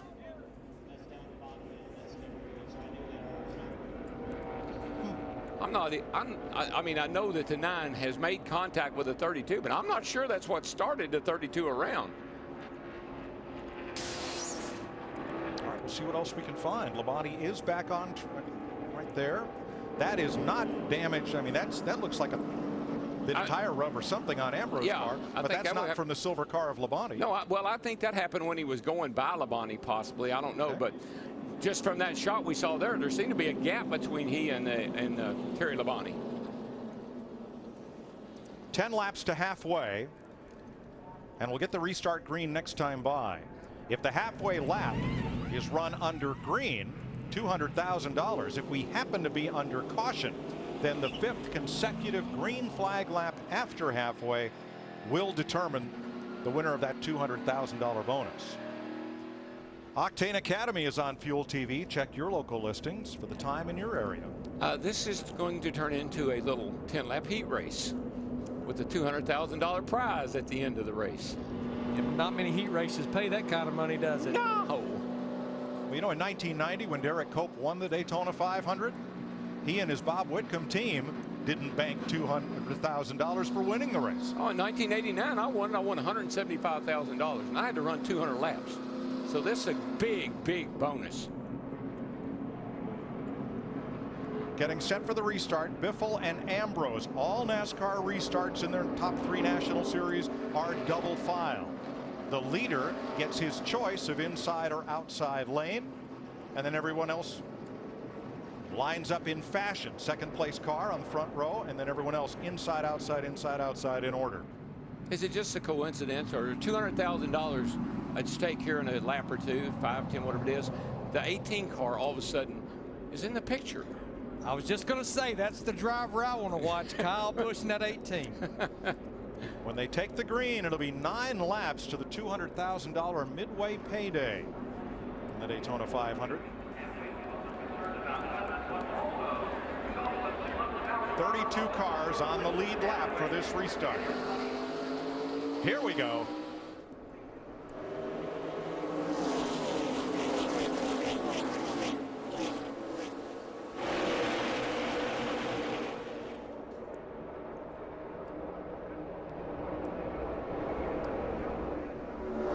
Trying to come up the middle, Casey Kane in that number 5, trying to force the issue right down the center.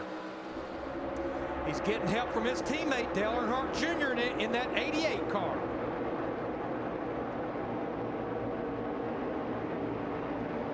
And Junior leaves Kane. He's still coming. He's got Matt Kenseth right there on his spoiler and pulls up to Marcus Ambrose. But how about Matt Kenseth in that 17? It wasn't that long ago that he was on pit road with them putting water in his race car. But how about Dale Jr.? He's just like his daddy. When he comes down these little sprint things here for a lot of money, he gets in the hunt. Kenseth now, his 17, the man in the middle, Junior on the outside. You're riding with Dale Jr. There goes Keselowski in the deuce. And Almirola. And it's like Dale Jr. threw the anchor out. Well, Kyle Busch did that. If you just make the wrong move, somebody's there to close that hole up and leave you hanging.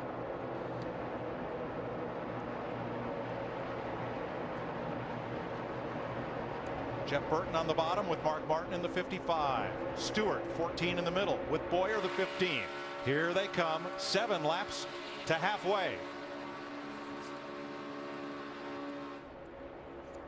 200 miles an hour, $200,000, 7 laps from now.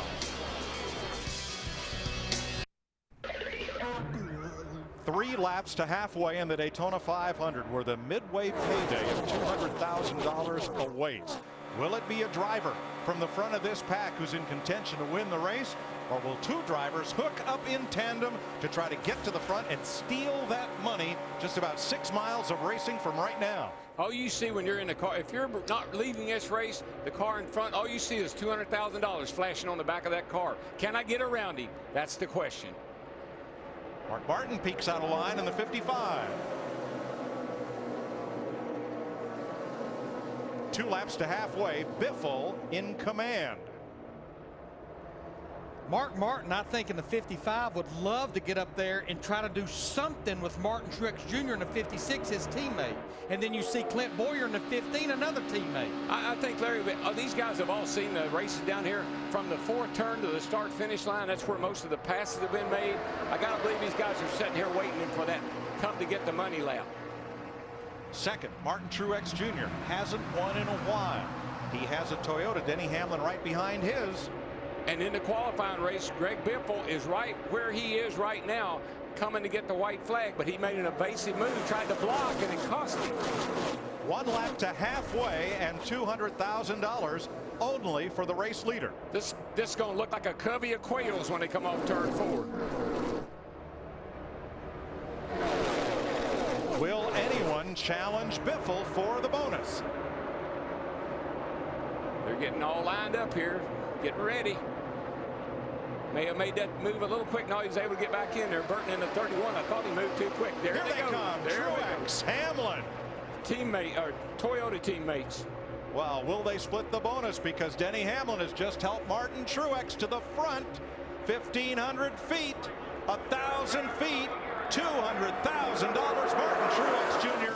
leads the halfway lap of the Daytona 500. Timed it perfectly. But he definitely got help from Denny Hamlin at 11. And you know what? He'll probably split it with Denny being the kind of guy he is and everything. 2 years in a row, he's led the halfway lap of the Daytona 500. Just made about 150 grand more than he did a year ago. And now here's what'll make you mad. If you just lost that 200,000, he'll fall back in the pack somewhere right a while. Denny Hamlin's dropped behind his Tony Stewart in the 14. As you ride with Casey Kane. 100 laps down, 100 laps to go. And the other news about that halfway lap is that we won't come back tomorrow. Once NASCAR completes more than 50% of the advertised race distance, the race will be official tonight.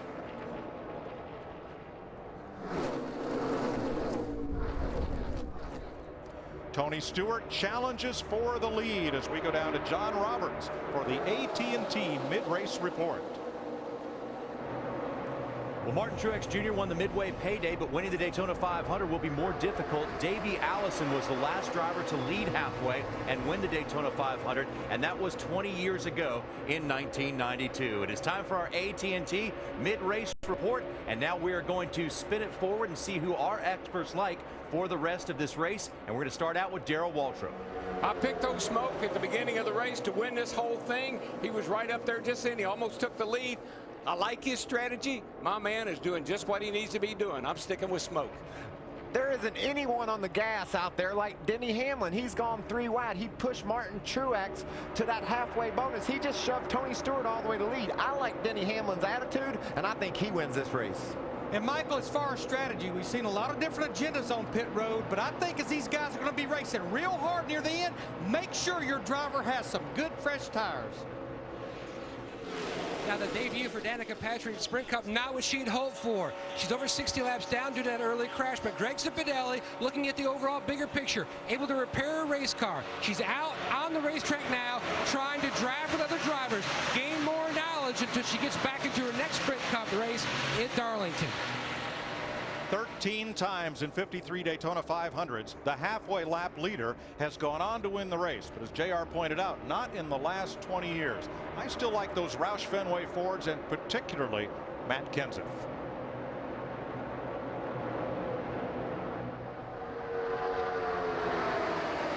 Hamlin out front, where he has led the second most laps tonight, second to Greg Biffle.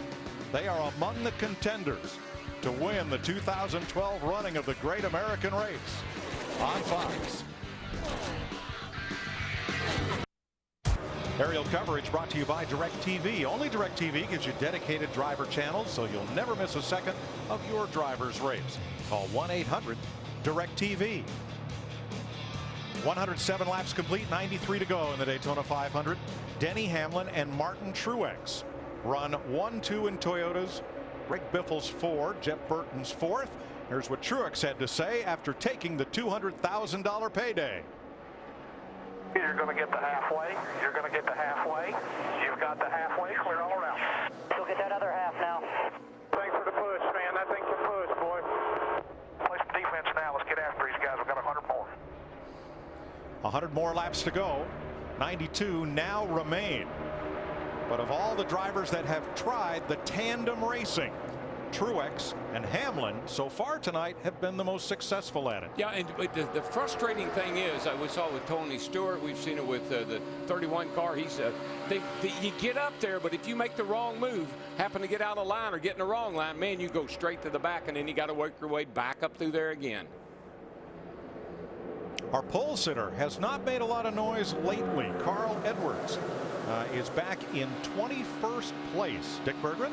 Well, he had been running much further up in the pack, Mike, but he is having fuel pressure issues. He said the engine is running all right, but the fuel pressure is going up and down in that car, and the fuel pressure light is periodically flashing. These fuel injectors require substantial fuel pressure. The engines don't run well if they don't have good fuel pressure.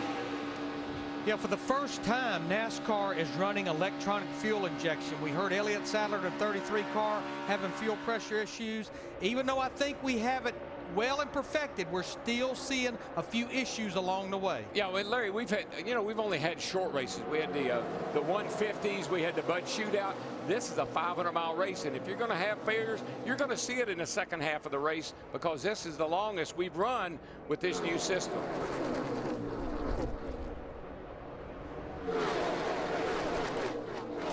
Hamlin, Truex, Biffle, Burton, and Boyer are the top 5. 3 Toyotas, a Ford, and a Chevrolet. The first Dodge in the race is Keselowski in 9th. In that lead pack, 25 cars, with 32 cars on the lead lap, with 90 to go in the Daytona 500.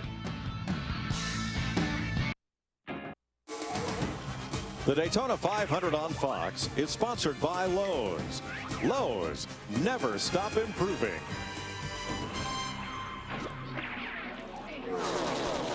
Denny Hamlin leading with 114 laps complete of 200 in the Daytona 500 on Fox. Get in on the action with Fox Fantasy Racing, presented by Farmers Insurance. Pick your team of 5 drivers each race before the green flag drops. But sign up today at foxsports.com/fantasy.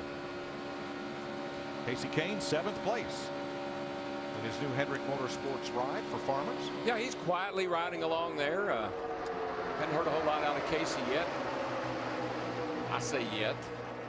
Now up at the top lane, right side of your screen, the orange car of Joey Logano has been pushing the deuce of Brad Keselowski, and they got up within 4 cars of the lead, got no further, and started to drift back just a bit. No, that's a couple of drivers, Brad Keselowski, the 2, Joey Logano, the 20, that spent some time back in December visiting our troops down in Cuba for 3 or 4 days. As these cars race around the track at nearly 200 miles an hour, NASCAR has a minimum speed that each car must maintain, and they have advised Elliott Sadler, that he needs to pick up the pace in the number 33 and maintain pace or bring his car to the garage.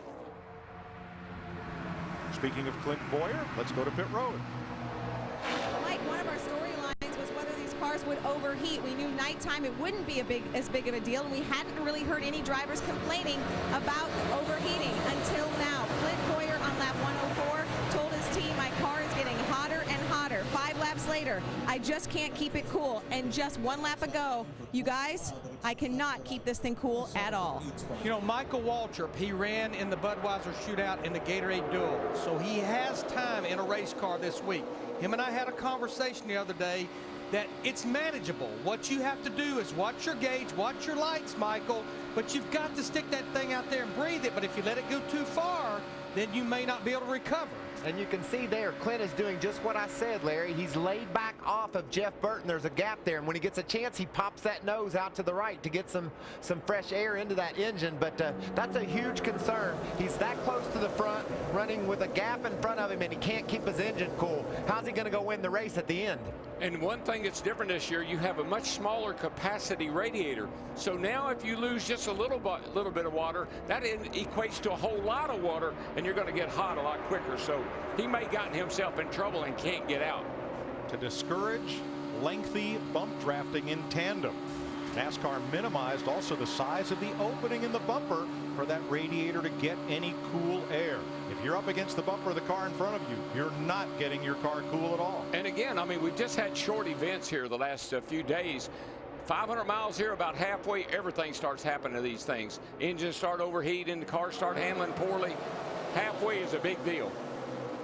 Tony Stewart in the 14, the ranking series champion. You see right below where it says Impala, what looks like a black piece of tape, that's the radiator opening, and that's all you get to get air in there to that radiator. Matt? Mike managing that distance between himself and the car in front to control the temperature issue. They've made big improvements on the 14 car. The chassis adjustment helped tighten the car up like Stewart wanted. This is the best it's been all night. The other adjustment, well, they had a high-tech tool here in the pit. They sprayed anti-fog on it, and on a pit stop, they used it on the inside of the windshield. It was fogging up. If you want to see that high-tech tool, just go to my Twitter page for more. Yeah, so much humidity in the air, even though we hadn't had rain since about 3 or 4 o'clock this afternoon. A lot of humidity. The outside lane now 8 deep, and they're trying to make some noise and move up and challenge that inside lane dominated by Denny Hamlin.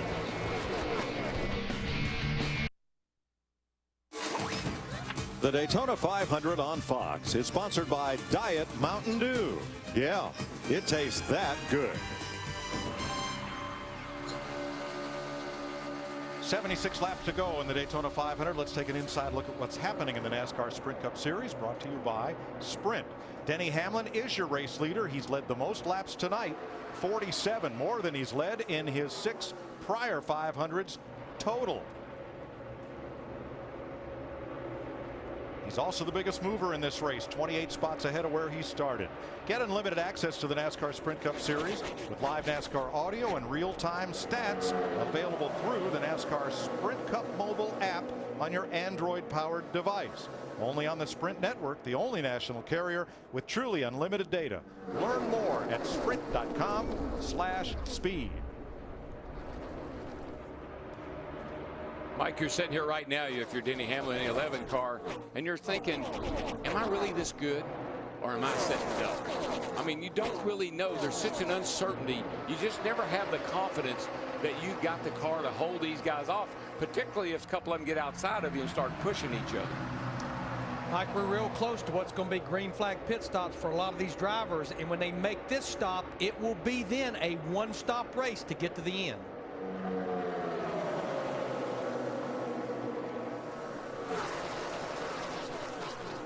And that's the other thing, if you're in the pack, you're trying to figure out, okay, who was it that I got hooked up with that we ran the best laps with? Where is he, and can we get hooked up and do it again? So you're at that point in a race right now where you're really fast forwarding a lot to the next pit stop and what you're going to do at the end of the race.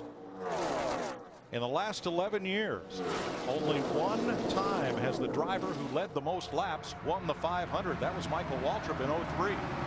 Boyer, maybe that engine has finally given up. I don't know if he's got trouble. I think he does, or else, yeah, he's definitely slowing. Can he make it to pit road? Oh, not now. No. That could have been disastrous. Now, there are various places where he could pull off the track without bringing out a caution, but they would not get him back to pit road. So Clint Boyer from Emporia, Kansas, limps around the track, and I believe he is out of gas. Krista. Mike, that's exactly what he came on the radio and said. They thought they had that overheating issue earlier. That is the least of their concerns now. He just came on and said, guys, how did this happen? We are out of fuel. In the last 6 races here, Mike, he has the best average finish of 12.2, so big blow to that team. Yeah, he last pitted on lap 82, which is the same lap that Carl Edwards pitted and Tony Stewart pitted on 82. We're seeing Joey Logano and Mark Martin come to pit road. The caution is out for Clint Boyer. It will be the 6th caution flag of the night. Now, Joey Logano in the 20 went on through the pits. Tony Stewart's going to complete his pit stop. He'll be able to do this and stay on the lead lap and more than likely get the lead when all the other drivers come to pit road. Yeah, because the cars are slow down the back going into 3. Tony's work is done. Everybody's going to pit. So, Larry, you're right. He will assume the lead when everybody pits. Yeah, Joey Logano and his team, they panicked right there. They should have went ahead and made their pit stop.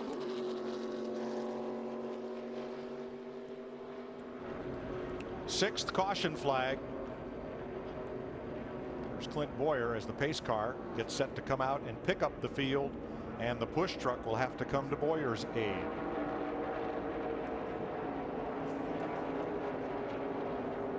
You have to give Boyer credit. I mean, he was going to try to get on pit road, yes, but 2 race cars were coming at him at about 200 mile an hour, and he couldn't do it. Now, here's what also is interesting. Pit road is closed, and Jeff Burton's on pit road. I get a feeling he probably was about out of fuel.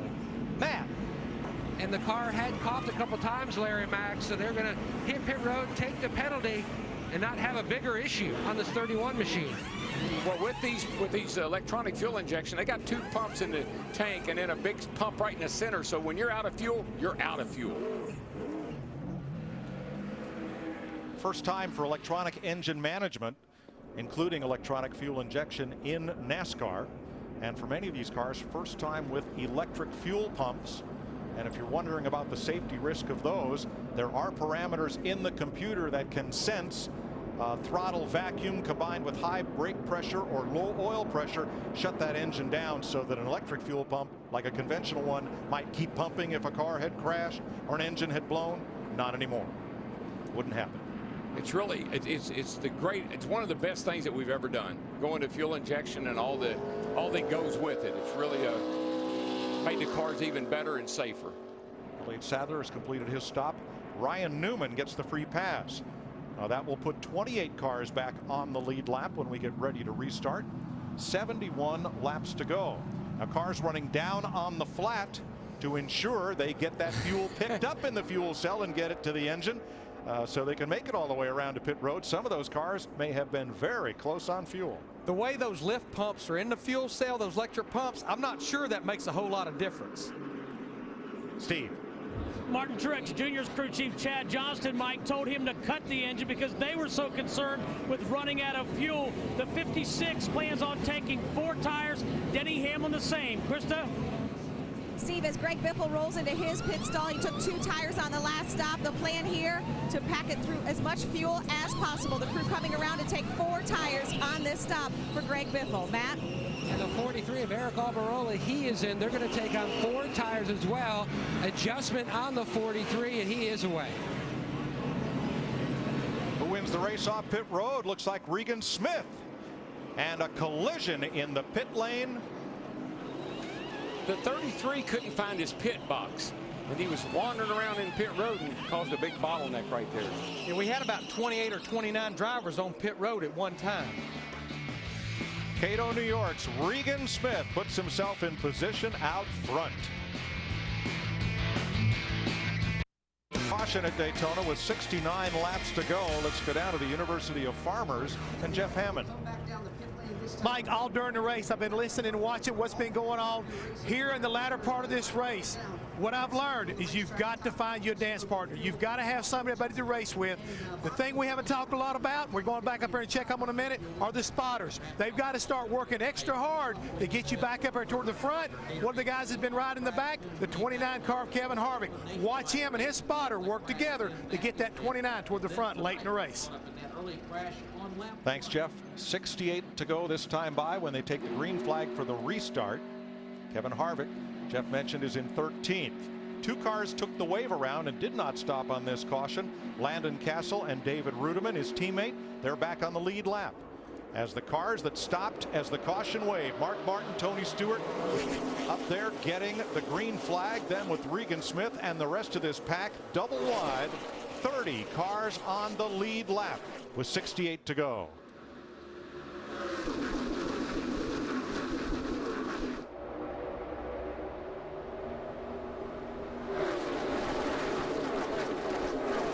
Ageless Mark Martin leads the Daytona 500.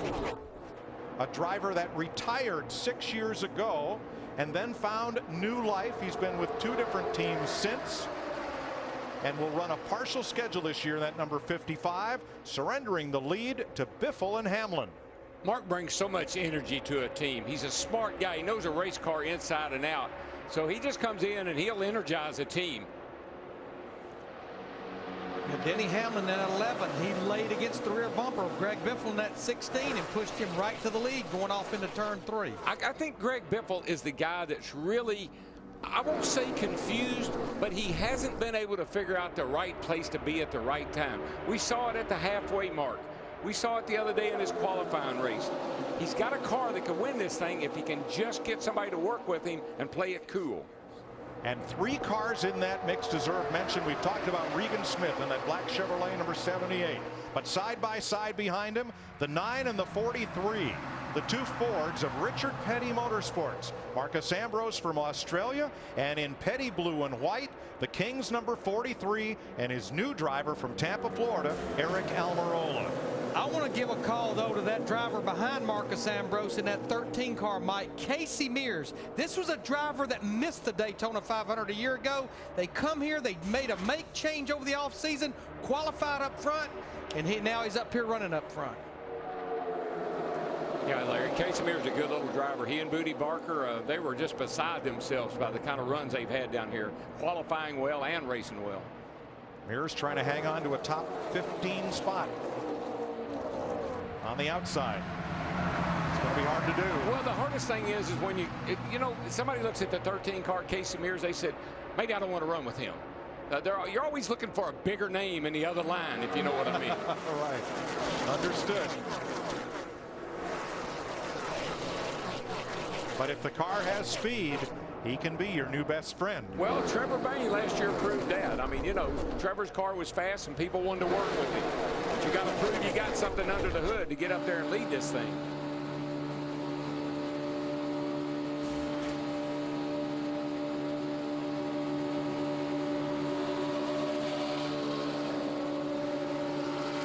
Ronnie Bedale Jr. 18th, and here's Danica Patrick still logging laps, Matt, though she's many laps down.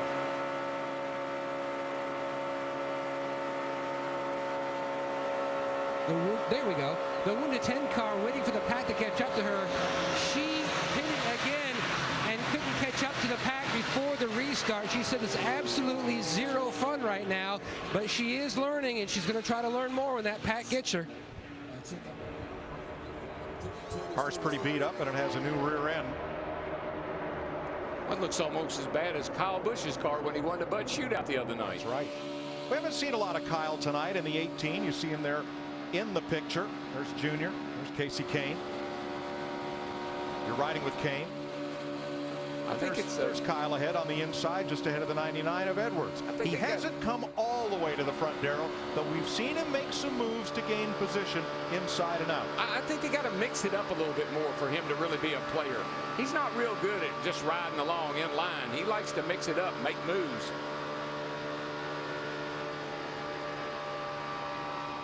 Kyle Busch just kind of working in the top 10 in his number 18.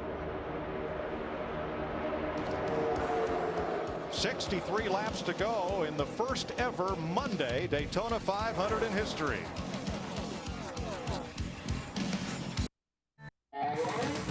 The Daytona 500 on Fox is sponsored by AT&T, the nation's largest 4G network.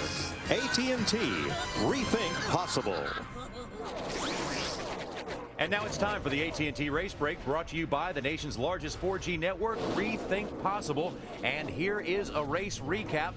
Denny Hamlin continues to improve on his career best laps led, as he's now led 54 laps, and that's more than he's led in all of his Daytona 500s combined. Cars on the lead, lap 30. We've had 10 leaders, 6 cautions for 21 laps. Behind the wall, some very big names, Jeff Gordon and Jimmy Johnson, along with David Reagan and Robbie Gordon. Michael Waltrip, let's take a look at what happened on lap number 2. Man, this is really early, but watch Danica. She gets spun around here. Jimmy Johnson takes a big hit into the side of his car. Luckily, Jimmy's okay, but man, these guys were antsy. John, they wanted to race, and they got a little bit out of control early. Very early in the race, just lap number 2. Jeff Gordon also blew up. He's behind the wall, a 4-time champion and a 3-time winner of this race. For more, let's go to the big board and Jeff Hammond. Been said all night long about fuel, running out of fuel, low fuel pressure. Let me explain to you folks, when you take a look here at the fuel cell, this looks very much like we've been running every year here in NASCAR. But the difference is going to be when you take a closer look, all of a sudden down inside here, you can see a little different, a lot of different pumps inside here. We'll turn the telestrator on. Here are the lift pumps that are located in the corner that feed up to what they call the swirl pot. This is where the main fuel pump comes in. This is where the main pressure is made to make these injectors work properly. And that means it need to be 70 to 75 pounds pushed up through and to the injectors. And a lot of these guys have had problems with that. So far, running out of fuel, a little bit of a surprise, but the cars have at least refired, JR. So a lot of concern down on pit road about what's going on with one more pit stop to go. Jeff, thanks. Let's see how our top 4 starters are doing in the AT&T's Fastest Driver Challenge. Be sure to sign up to play AT&T's Fastest Driver Challenge by texting FAST to 34763 or visiting AT&TFastestDriver.com. You could win 4G's AT&T Rethink Possible. Thanks, John. New leader, Joey Logano, who also drives a Toyota for Coach Joe Gibbs, taking the lead from his teammate Denny Hamlin. One Connecticut native to talk about another, Dick Berggren. Well, Joey Logano thought that all may have been lost on that round of pit stops where he ran through the pits under the caution flag, came out deep in the 20s when the green flag lit. But he has slowly and methodically worked his way to the front of the pack. This is the best Daytona 500 this 21-year-old driver has ever run. I just feel something brewing, guys. This is getting a little tense or getting a little wadded up here. I just feel like things are getting ready to break loose. Well, right now we've got the 2 Joe Gibbs driver, Joey Logano in the 20, Denny Hamlin in the 11, the inside, and a couple of the Roush Fenway boys up top. Kenseth in the 17, Biffle in the 16. This is just like a tornado, guys. It's just swirling around, and if you're in there in that eye, you could get in big trouble. I just feel it. Joey Logano has raced since his teenage years, as here come the Fords on the outside to try to overhaul him. At one time, Mark Martin called out Logano as the greatest thing since sliced bread to come to big league stock car racing. He has 1 victory in his short career. What was funny the other day, you know, Logano told his crew chief, he said, we don't have any friends out here. I said, well, why don't he get a dog if he wants a friend? By golly, he did. What I'm watching right now, I'm watching the eye of your storm, though, DW. Yeah, it's brewing, baby. It wasn't that long ago, Jeff Hammond talked about Kevin Harvick in the 29, hanging at the back of the pack, here with 54 laps to go. There he is, pulling to the inside, trying to move to 3rd. I don't know what these crew chiefs have told these drivers, but there's something up, boys. I'm telling you, there's something up. Well, here's what they've told him, Darrell. There could be weather on the way. This race is scheduled for 200 laps. There are 53 to go as they come across the line, and they're racing like it's the last 10 laps. I've said for 10 days now that 88 car is laying in the weeds. Buddy, he's coming to the front. Joey's new best friend is a bulldog named Isla. He's going to need to find a friend out there if he's going to win the 500.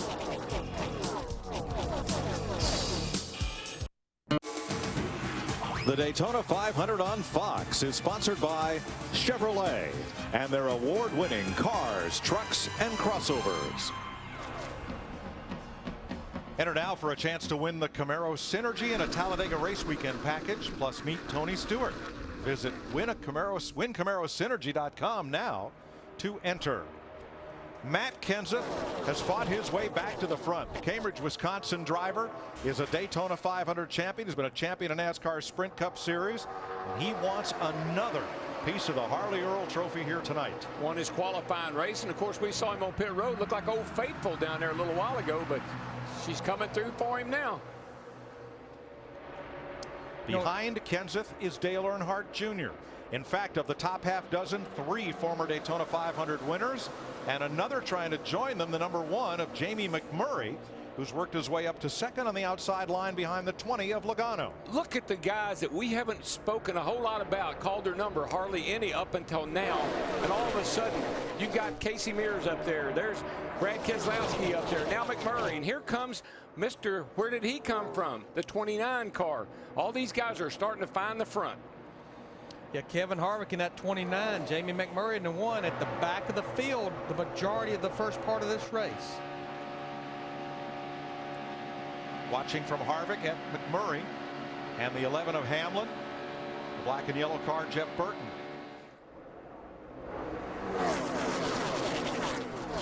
47 laps to go, and Larry, at least one more pit stop? And I was just looking. Yeah, every driver can make it on one more pit stop, Mike, and those pit stops should be coming in about the next 10, 12 laps, and that will get them to the end. Larry, the fastest lap tonight has been about a 44.86, I think it was. 44.53 early in the race, and right now they're running at about a 45.20. So the pace, I think, has really picked up a little bit here in the latter part of the race. Well, you're right, Darrell, because a lot of our fast laps, they came somewhere after about lap 140 to now. So definitely the intensity is picking up. Yeah, you can just, I mean, as a driver and I think as a fan, I think they can just feel this, and it's starting to, the heart rate's starting to go up a little bit. Current race pace, lapping at 198 miles per hour in this big, huge pack, 30 cars deep. Steve? Mike, an update on Denny Hamlin in the 11. At first he said, my car's getting loose. Then he panicked the team when he said, I think I have a tire going down. So the team jumped up on the wall. Now he's saying the car feels like it's darty, like it's hitting the splitter.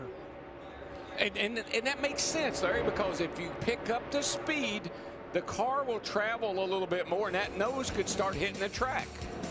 46 laps left in the scheduled distance, including at least one more pit stop in the Daytona 500. 43 laps to go in Daytona. David Stremme from South Bend, Indiana, and the little team that could make the 500. Something under the hood breaks. He slides up the racetrack. Where was he going? And that team totals 8 people and 3 shop dogs. They made the Daytona 500, and now Stremme is coasted to the garage. Pit road's open. Steve. Dale Earnhardt Jr. in the 88 is going to take right side tires, as is Matt Kenseth in the 17, Krista. Greg Biffle didn't get the halfway cash, but is hoping this is the money stop. They're on the right side coming around. It's just 2 tires. 2 tires are packing it full of fuel. Matt? Left side tires for Casey Mears in the 13, and he is away. Fuel cell full, Dick. Joey Logano on his pit stop was told go when the jack drops. Jackman Jason Tate was watching the gas man, John Eicher. And when Eicher nods, that means the tank is full. This was all about getting as much fuel in that car as they could possibly get. So a number of guys take 4 tires. A lot of guys took 2, but Tony Stewart, the 18 car of Kyle Busch, the 5 car Casey Kane, they took 4. That could be a big factor. Casey Mears led him off pit road. We're under caution for David Stremme. It's the 7 caution flag tonight. We are. Oh, already. The wall. Back it down, back it down. Go high, Kurt, go high, Kurt, go. Go wrecking up ahead, back it down. Pick up, go low, low, low, low, low, low. Slams to the outside. It's 5-time champion Jimmy Jones. What the hell? Checked up big time. Is he holding 78? He just stopped. He collects Danica Patrick. I'm a little worried about Jimmy. He took a hard lick right in the door. All that happened on lap 2. And now, under caution, Juan Pablo Montoya has crashed and gone aflame. Holy cow, what happened? We just got a report that he was complaining about a bad vibration in every gear. No, Larry, he just slammed into the jet dryer. I think he slammed into the jet dryer. They're trying to clear debris off the racetrack, and the car brakes, won't steer, and he slides up the track and into the back of that surplus helicopter jet engine on a trailer used to dry the racetrack. Larry, Mike, I saw sparks coming out from the car as if it had a tire down or something. What an incredible turn of events. I've never in my life. Oh my gosh.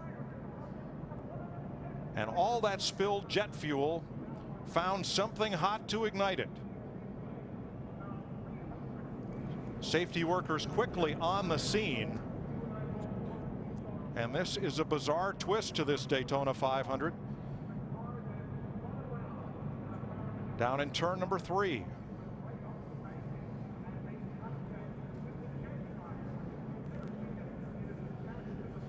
Well, I've seen a lot of things, but I don't think I've ever seen anything quite like this.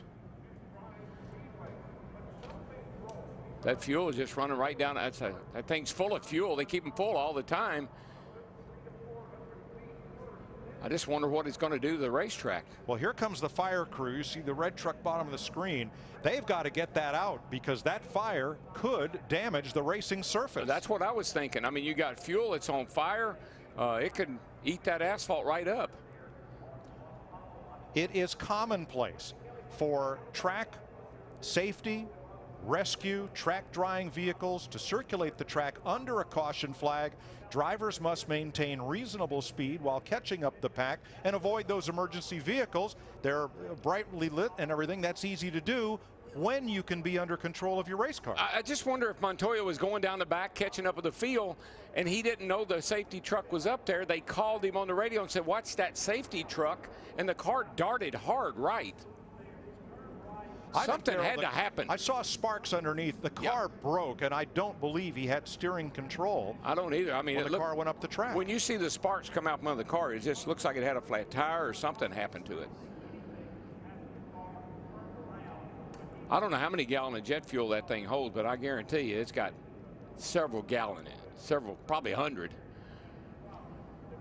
Track personnel exited that cleanup truck very quickly after the collision and walked away.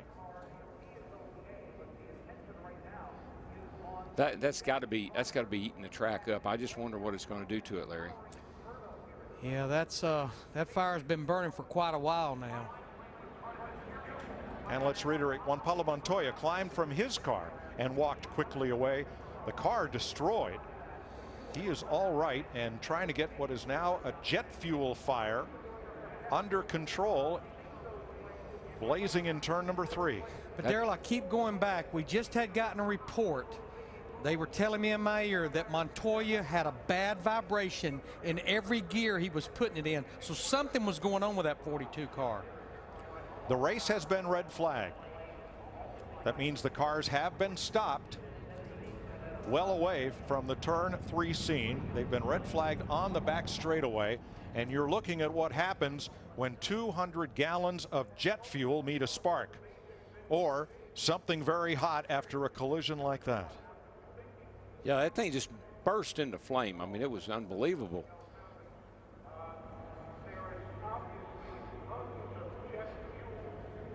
Still trying to get it under control. And you know, I would say maybe they could drive it down off the track, but if you look, the driver's door is caved in. I don't think you can even get in the vehicle if you were brave enough to try it. Now we've just had pit stops. Everyone from 5th place on back has stopped. Dave Blaney did not pit under this caution, along with Landon Castle, Tony Raines, and David Gilliland. They are the race leaders as we are under the red flag. Blaney driving for the Tom Baldwin Jr. team. Castle with a brand new ride, and Raines, who just got a ride a few weeks ago into the Daytona 500 with teammate to Gilliland at Front Row Motorsports. They are the race leaders under this red flag for a bizarre incident entering turn number 3. When Indy 500 and Monaco Grand Prix winner Juan Pablo Montoya went down the back straightaway, something on the car broke from the sparks underneath, lost control of the steering, and slid up into the trailer that held that jet helicopter engine, which was blowing debris off the racetrack while we were under caution. You know, as far as the drivers that pitted, Matt Kenseth in the 17, who had been leading, he won the battle off pit road. I mean, that car is destroyed. Look at Montoya's car. More fire trucks going to the scene. Now that's the front of the race car. It hit the trailer, which went up in the air, and the race car pretty much submarined underneath it.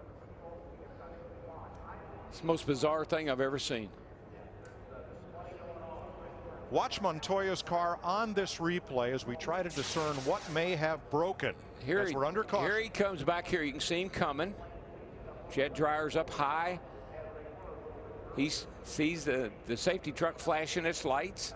Sparks fly, and around he goes.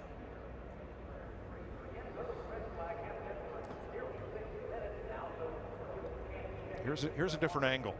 See the safety trucks up top? I mean, it just exploded. When it hit it, it just exploded. And he was traveling at a high rate of speed, trying to catch back up with the field. Back of the field.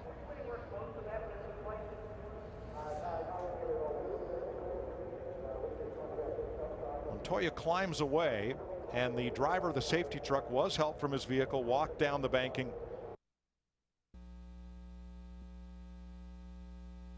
Something massively broken. Yes, with the transmission or something. If I try to accelerate, it just starts vibrating out of control every gear. Look at the rear of the car. Hey, we just broke and hit the safety truck. You all right? You all right?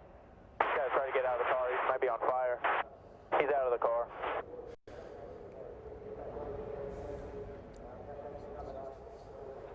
Let's go back to Montoya's pit stop prior to this, and a lot of work going on under the car, Larry. Yeah, evidently, you know, he was talking about maybe the vibration in every gear. It's like they were maybe trying to look and see if they had a rear end problem or something. That's the reason this crew member is sitting there trying to rotate the tire back and forth, and they're looking underneath in the drivetrain area. And then he pulled off pit road, tried to gain speed down the backstretch, and catch up to the pack under the caution flag. Look how hot that was. And that's, I guarantee, and that's where he slammed into it. And the most important thing, everyone is all right. Now that truck was up against the safer barrier, which is steel, but is backed by foam blocks, which have doubtless taken a hit from the heat of that fire. And the big question right now is, what kind of shape is the racing surface in that was aflame after this strange crash down at turn number 3? Fuel, you can see fuel still running out of that tank. It's 200 gallon in there. It's still running down the hill. While they clean this up in turn 3 and the cars are stopped on the backstretch under the red flag. Let's go down to John Roberts and Michael Waltrip for a race recap. Mike, thanks a lot. Back in the Hollywood Hotel. Mike, I guess would you ever say you've seen everything on a racetrack? No, don't. Something like this happens. You can't imagine that something just coincidentally his car would break right when he was by those jet dryers. Such a sad scene. Glad to see the safety worker got away and Juan walked away as well, but tragedy. Man, well, let's take you back in time and get a race recap right now. Take you back to earlier in the race when things got pretty heated early on the racetrack as well. Mikey, here Elliott Sadler gets in the back of Jimmy Johnson, and then behind him collected a lot of cars. Ford really got bad damage. We weren't even warmed up real good yet, John. You know, we've been sitting around for a day waiting to race, and you can see there just a little too close of a push there from Elliott to Jimmy Johnson. He winds up in the wrong direction. Look at the aggressive driving by Denny Hamlin. Mikey, you've said all night long you like the way he's pushing it. Yeah, he's got a car that's fast, and he's not afraid to push. He's the only guy that we've seen take chance after chance. He wants to be in the front. It's the only place he's happy, and he's doing whatever he has to get there. He's got a new crew chief, Darian Grubb, who has actually won one of these with Jimmy Johnson before. More bad news for Hendrick Motorsports as Jeff Gordon's car blows up. A couple of your heavy stars, Jeff Gordon and Jimmy Johnson, out of the race in the biggest race of the year, the Daytona 500. Watch this impact, John. Unbelievable to see that the safety vehicles are out on the racetrack. Juan Pablo Montoya has something break in the car. He loses control, and a huge fire breaks out afterwards. Very scary incident, but glad to say that Juan Pablo is okay, and we hope the driver of the safety truck is okay. He was helped out of that thing, but look at the damage on Juan Pablo's car. Wow, under caution. You know, he was trying to get caught back up to the pack, and whatever was wrong with that car making it vibrate finally broke, and when it did, it sent him out of control. Look at this leaderboard we've got. Dave Blaney, Landon Castle, Tony Raines, David Gilliland, and Matt Kenseth, the former 500 winner and former champion, is in 5th place. Now, here's the dilemma. We don't know what this has done to the racetrack. There was a lot of heat on the racetrack. This is a brand new surface, very well put together surface. Some $10 million went into this thing actually more than that. But so we have to see what's going on with the racing surface, and that could be very interesting to see. Yeah, the track could be tore up, and that's big because there could be rain coming too. And if I'm Tommy Baldwin and Dave Blaney and those guys down there, I'm thinking, oh me, Bring on the rain. I'm sitting on something big here, baby. Absolutely, they could. One of those teams that came down had to race their way into the 500. They did exactly that. Dave Blaney did. And now let's take a look at the weather map to see what we're looking at in terms of rain. We're the red dot. And this is Central Florida, so rain does tend to break up and move around. They always say about Central Florida, if you don't like the weather, stick around for a while. It'll change. we've dodged raindrops all night long. Well, you could see it looked like for sure we were going to have a rain shower hit us, but then it dissipated as it got closer to the Daytona area. So hopefully we can get this track fixed up and go back to racing, because like Darrell said, the storm's brewing, not the weather. These guys on the racetrack, they're starting to really push it hard. They're going to take so many chances in the last laps of this race. It's going to be fun to watch. There are a lot of hungry drivers out there. For more, let's send it back up to the booth with Mike Joy. Mike? Tommy Baldwin, who owns Dave Blaney's car, is a contrary. Whatever everybody else does, he's going to do something different. In 2002, in the 500, he short-pitted Ward Burton, stopped before he needed fuel and tires. When the checkered flag waved, there was his driver in victory lane. Can he and Ryan Pemberton and Dave Blaney do it again? This place has become almost notorious for people winning a race that have never won a race before. I mean, we've had 2 already this week in the Truck Series and in the Nationwide cars on Saturday, and here we are with 4 guys at the front of the field that have never won a race.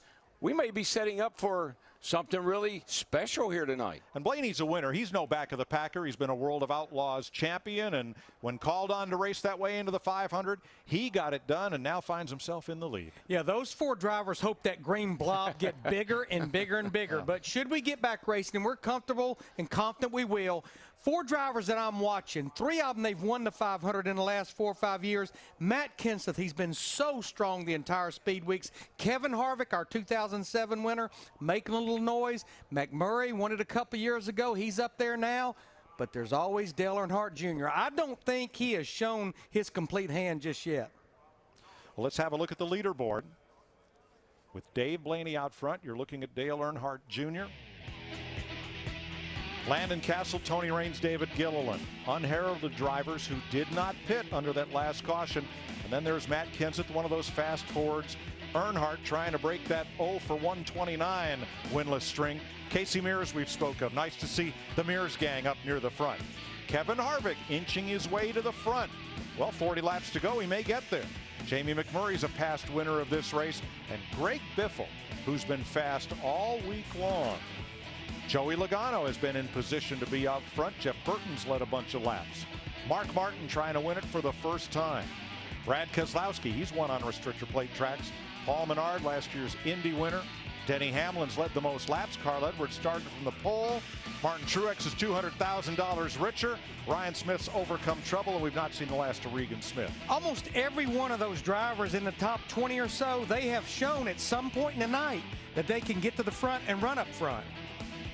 29 drivers are on the lead lap and still in a position to challenge for the Daytona 500. Now Montoya is out. Several cars have had trouble tonight and are laps down. Some, like Joe Nemechek, have been in and out of the garage. Back in the race, also Micah McDowell. Jimmy Johnson, 5-time champion, out in a lap 2 crash. And there is the remains of Juan Pablo Montoya's Chevrolet. Everybody okay, and once again, it is commonplace for those emergency vehicles to be on track during a caution flag. They run the Whelen safety lights. They're easy to see. The drivers have no trouble avoiding them when they're in control of their car. And clearly, at that time, Montoya's car had broken and he was a passenger as it slid up and into that trailer carrying the jet engine used to blow the track. Now both Montoya and the driver of that truck are being checked out in the infield care center. We did see both walk away, the truck driver with assistance, and Montoya walked to the ambulance and took the mandatory ride for a checkup. The new surfaces have been put on these racetracks over the last few years. They're a lot different mix than what we were accustomed to back in the day. They got a lot more polymers and a lot more different stuff in them than what, other than sand and stone, rocks and all that stuff. So I'm not sure how it's going to affect this. The only similar incident I can recall was in the late 1990s, I believe, at the Detroit Grand Prix, which was a street circuit. Mario Andretti came around a blind corner and nosed into the back of one of the safety trucks that was doing some cleanup work and ended up out of the race, but certainly nothing like this. Red flag with 40 laps to go in the Daytona 500. And they're still cleaning up from that bizarre accident in turn number 3. We'll be back to Daytona International Speedway live on Fox.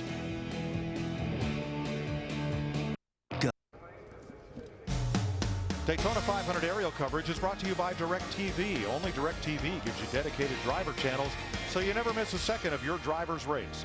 Call 1-800-DirecTV. We are under the red flag still at Daytona. You're looking at the turn 3 banking, 31 degrees steep, and you see this big forklift loading type machine that is going to be used to remove the safety truck from the turn 3 banking. The reason being, the tires are flat from the fire. They don't want to do any further damage to the race surface by removing that vehicle, trying to drive it down the banking. We're under the red flag. 4 cars that did not pit are at the front of the Daytona 500, including the leader, the car owned by the man who's up on the spotter stand with Jeff Hammond. Mike, I am up here with Tommy Baldwin, owner of that, the 36 car leading the race right now. I know some moment ago you were looking at the jerk cam trying to see how much damage was done over there and what they were doing. Currently, they're trying to lift that truck up rather than dig it into the asphalt because both tires are obviously burnt off of it, Tommy. Get it off the racetrack. What's your driver saying? You're in a pretty good position right now. Yeah, I mean, thank goodness Juan's okay and the safety works are all right. But, I hope we get the race, back going. It's been a long week, a lot of issues, a lot of wrecks, a lot of stuff. But, I just told Roger Penske, I said, we've lost a lot of races, but I'm sure I didn't win one ever like this. But, the 36 Chevrolet Ali Bargain and Outlet car's been awesome all day. We've just been hanging out, just trying to stay out of trouble. And we decided at the last minute to stay out, try to lead a lap for a point, and stay out till 1 to go, and then come in top off. So we're good for our green-white checkers. And unfortunately, something happened to Juan's car there in turn 3, but we'll see what happens. But right now, do you feel like if it does go back green, you say you're going to come back down pit road, but can you get back up there and possibly put yourself back in position to wind up winning this thing? Yeah, I think we can. I mean, we've been strong all week long and just been trying to stay out of trouble. We got a little race team here, and we're just trying to stay out of trouble, and hopefully we get a good finish at the end of the day. Trying to stay out of trouble. We've been talking about it. To win it, you got to be around at the end. Thanks, Jeff. Recalled a race early in the 1980s at Richmond Fairgrounds Raceway on the half-mile. Cale Yarborough driving the Holly Farms car for Junior Johnson, spun off the front straightaway and spun into the front bumper of the fire truck. Didn't do any damage, but I was in the track office when the police officer came to file the report, and he asked Kenneth Campbell, "What's the license number of that vehicle?" And Kenneth looked around at the rest of us in the room and said, 11. No charges were filed. Down the banking gingerly.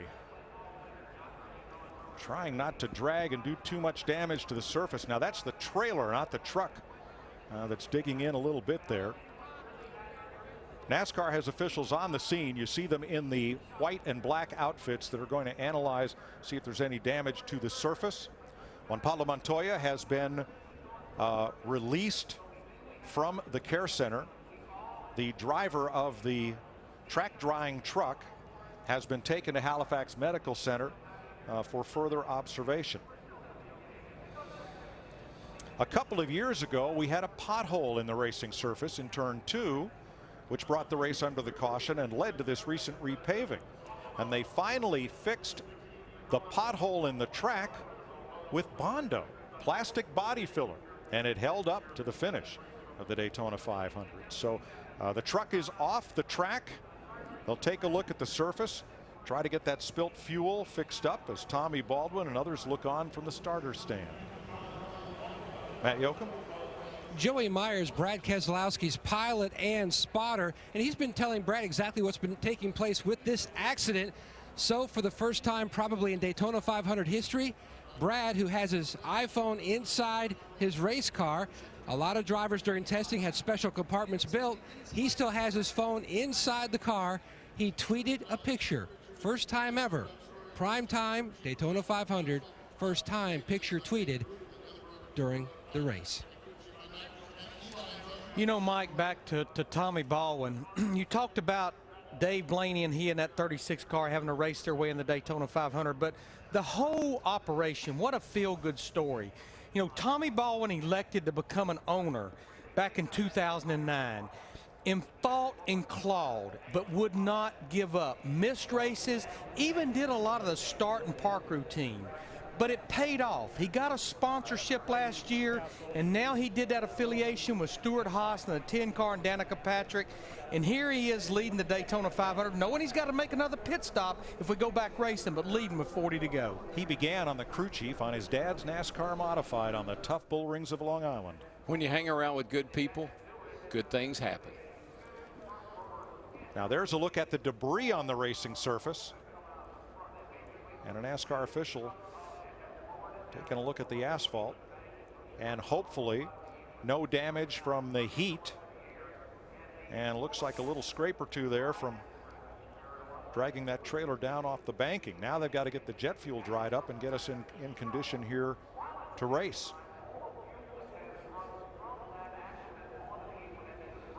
I've pretty much, guys, I've seen it all now. I've never, this is the most bizarre thing I think I've ever seen. But Mike, you're right. That's going to be the biggest challenge is just getting that jet fuel cleaned up. 40 laps to go in the Daytona 500. A lot of speedy dry at work right there. And oh, by the way, Sunday we head out west. Ready to race in the desert. We don't have any other track like this. How bad do you want it? And here comes Stewart.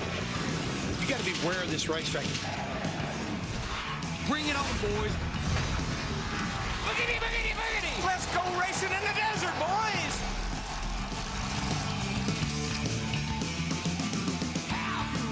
That is this Sunday. NASCAR on Fox.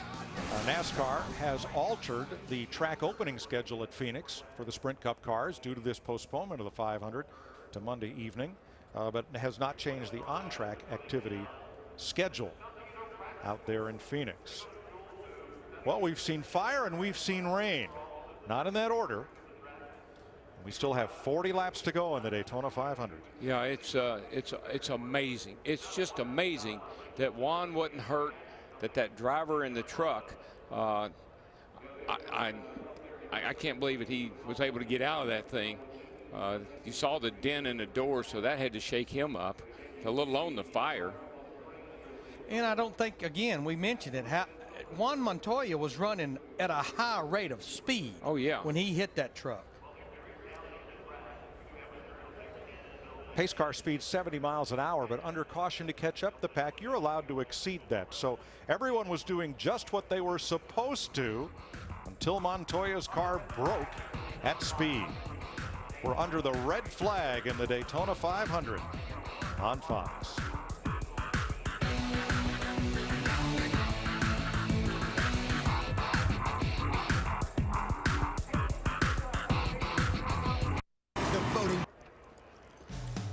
The red flag remains displayed in the Daytona 500 as that burned up safety vehicle has been brought down off the turn 3 banking, but still must be removed from the racetrack, and we get spilled fluids cleaned up. Let's find out what happened as Juan Pablo Montoya is out of the care center and with Steve Burns. Yeah, thanks, Mike. Juan, we heard you say in your radio transmission that you felt a vibration. What in the heck happened? Well, I told him I left the pits and I felt a really weird vibration. We were with the pack, and every time I got on the gas vibrated. So I came back in, they checked all the rear end, they said it was okay. And I got into the back straight, and we were going 4th gear, but we're not even going that fast. And every time I got on the gas, the rear was, like I could feel the rear really squeezing, and I got on the brakes, travel up. And while I was telling the spotter to have a look how the rear was moving, the car just turned right. Juan, I also asked you talked to the gentleman who was in the jet dryer. He was in the ambulance with you as well, right? Yeah, he was okay. You know, he just looks pretty scared, put it that way. All right, thanks. We're so glad you're all right. Yeah, you know, to be honest with you, it's tough. You know, we're running a really smart race. You know, everybody in the target shape really did a good job today, and just move on to Phoenix. All right, thank you, Juan. Thank you. Everyone was doing what they were supposed to. Montoya was down against the yellow line down on the apron, had a clear view of the safety truck way up near the wall, and a very commonplace occurrence during these yellow flags. But then Montoya's car broke, slid up the track and into that safety vehicle. Well, it's over in the third turn. The spotters are right above us. So, I mean, they have a great view. I know that Juan knew the safety trucks were there. This would not happen if something hadn't happened to the race car. We saw the car make an abrupt right-hand turn. You can see all the drivers out. Dale Jr. there is talking to Matt Kentz, I think that is.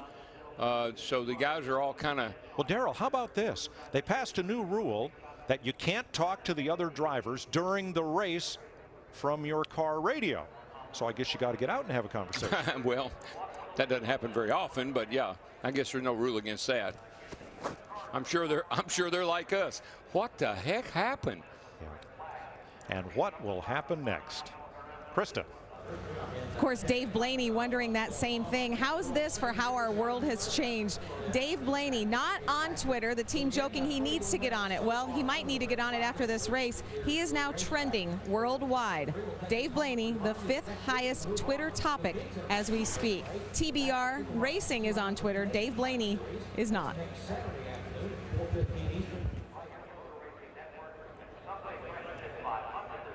Thanks, Krista. Now, before the caution came out, Dave Blaney and his team had to make a decision. Pit or stay out. Here's their radio traffic. Let's just stay out here, Ryan. Let's wait till 1 to go and see how many come in at the same time. And that way that car behind us don't lead a lap for a point. So if we got damage, though, we got more time to fix it if we come. But you already looked at it, right? There's nothing serious. Yeah. The only thing that concerns me is that one time I saw you spark. You did something and it sparked right there under caution. So I didn't know if you slammed on the brakes right there or something like that. As of right now, it should be good. Dave Blaney and his crew chief Ryan Pemberton. Well, and I'm sure one thing that led to that decision also was the fact that watching the weather radar, you know, we feel like we're going to be okay weather-wise, but certainly there was some weather in the area.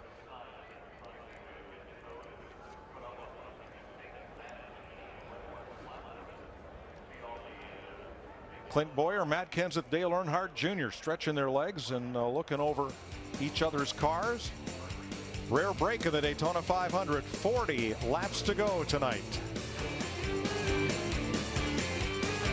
Lots of speedy dry up in turn number 3 to clean up spilled jet fuel, gasoline, oil, and coolant. 2 years ago at the other end of the speedway, some old pavement started to break up. They tried patching the hole. These cars dug it right back up. They went to hot patch asphalt. Tamped it in, same thing. So they went to auto body filler, the same kind of plastic filler that would be used to fix a dent in your fender. And it held up long enough to finish the Daytona 500.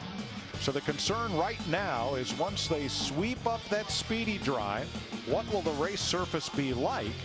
And will it be conducive to cars going into turn 3 at 200 miles an hour? I came out here one night and it had a similar situation. A car had hit the wall and some fluids had run down the track. And you know what they were washing it down with? Tide. They were mixing up Tide and washing the track off. Said it would neutralize some of the damage that was done. Joe Nemechek imparting some advice there to Danica Patrick, Trevor Bayne, and Ricky Stenhouse. Casey Kane, Jamie McMurray. I'm sure these guys are all just probably as confused as you can be. I don't know that they've seen a replay or actually know what happened. They're hearing about it, I'm sure. Oh, Carl Edwards has a major concern. We listened in. Yeah, I would really like a snack cracker or something over here. Yes, I was thinking of maybe a Ritz or a sub sandwich, or maybe better yet, a Cheez-It. Cheez-Its would be the best, honestly. I like Cheez-It. Bob, it's so Bob. Bob Osborne, his crew chief. Yeah, there's no question. The biggest thing Carl was doing right there is just messing with Bob Osborne, his crew chief. Well, athletes, you know, they eat a lot of little small meals, and it's been a while since Carl ate. Now there's Greg Biffle talking with Matt Kenseth. We'll see if those two Ford drivers hook up here in these final 40 laps. About 5 different little pockets of conversation there. Kevin Harvick staying in his car. But you know, Darrell and Mike, you made a good point a while ago that we know based from last year the rule change that a driver cannot talk to another driver by way of the radio. But we have 160 laps of data. And you have to believe that some of these conversations, like I just saw Jeff Burton and Kevin Harvick, teammates talking, that they certainly are talking about some things toward the end of this race. Yeah, Larry, this is a great, I mean, you stop, get out, and you can strategize a little bit right here. Look, I've been doing this, and you've been doing that, and what do you think if we try something? You know, so it could really work out. I got a question. Where'd they all get the ball caps? Oh, they carry them in their cars now. They hook them around. They hook them around their shifter. They carry ball caps, cell phones. Carl just doesn't have any snacks with him.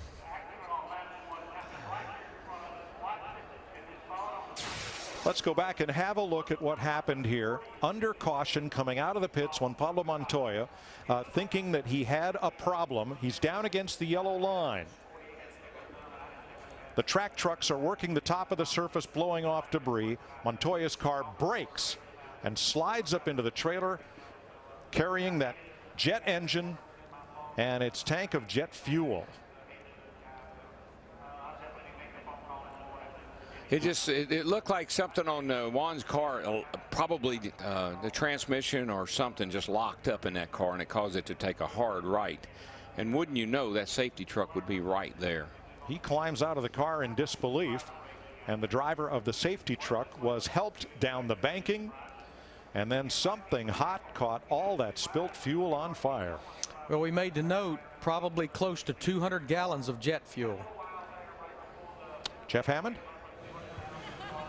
Mike, we all know a few moments ago we were looking at Tommy Baldwin up here, and a lot of people, including Roger Penske, walked over and were laughing about the fact that, hey, have you got another car for Talladega? Because you know that if he wins tonight, his car would go in Daytona, USA. That would keep it for a year. Tommy says, no way, dude. I need parts off that car just to get to Phoenix next weekend. So there's not a lot of parts and pieces going on around, you know, as far as this new EFI is concerned, and Tommy Baldwin's concerned about that just a little bit. Yeah, but Jeff, look at him. He's kind of like a man out on an island.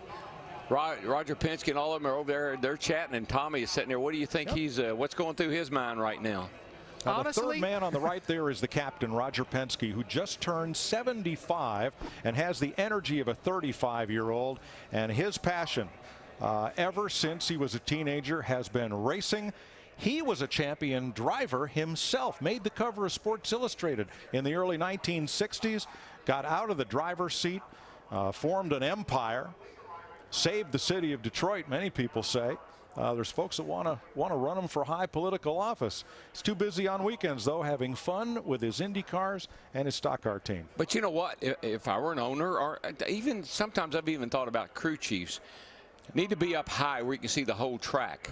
And Roger's a great spotter, and he's a great cheerleader for his teams, and you get a great overview of everything going on. You can see the car around the track, you can see it in the pits. So I think it's a great vantage point for someone like Roger, as knowledgeable as he is, to be up there helping call the race. Well, as in football, some offensive defensive coordinators, some want to be at field level, some want to be way up high with that kind of overview. In fact, Roger and his company built some of these speedways that NASCAR races on today.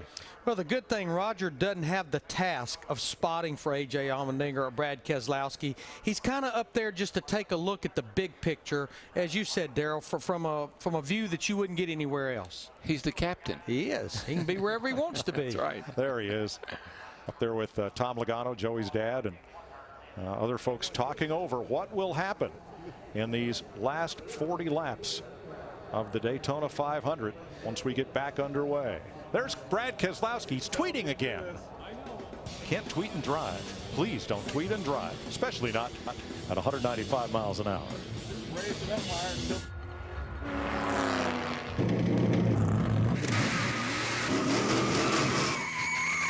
Whoa! Dad, where'd you get that? Oh, you won't believe what just happened. Don't tell me you got the last Diet Dew. Yeah. I love the taste of Diet Dew. What do you want for it? Deal.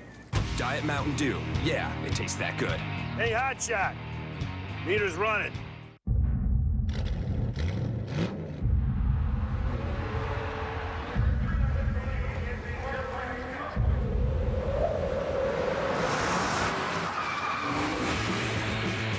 Goodyear, driven by those who use the world as their proving ground.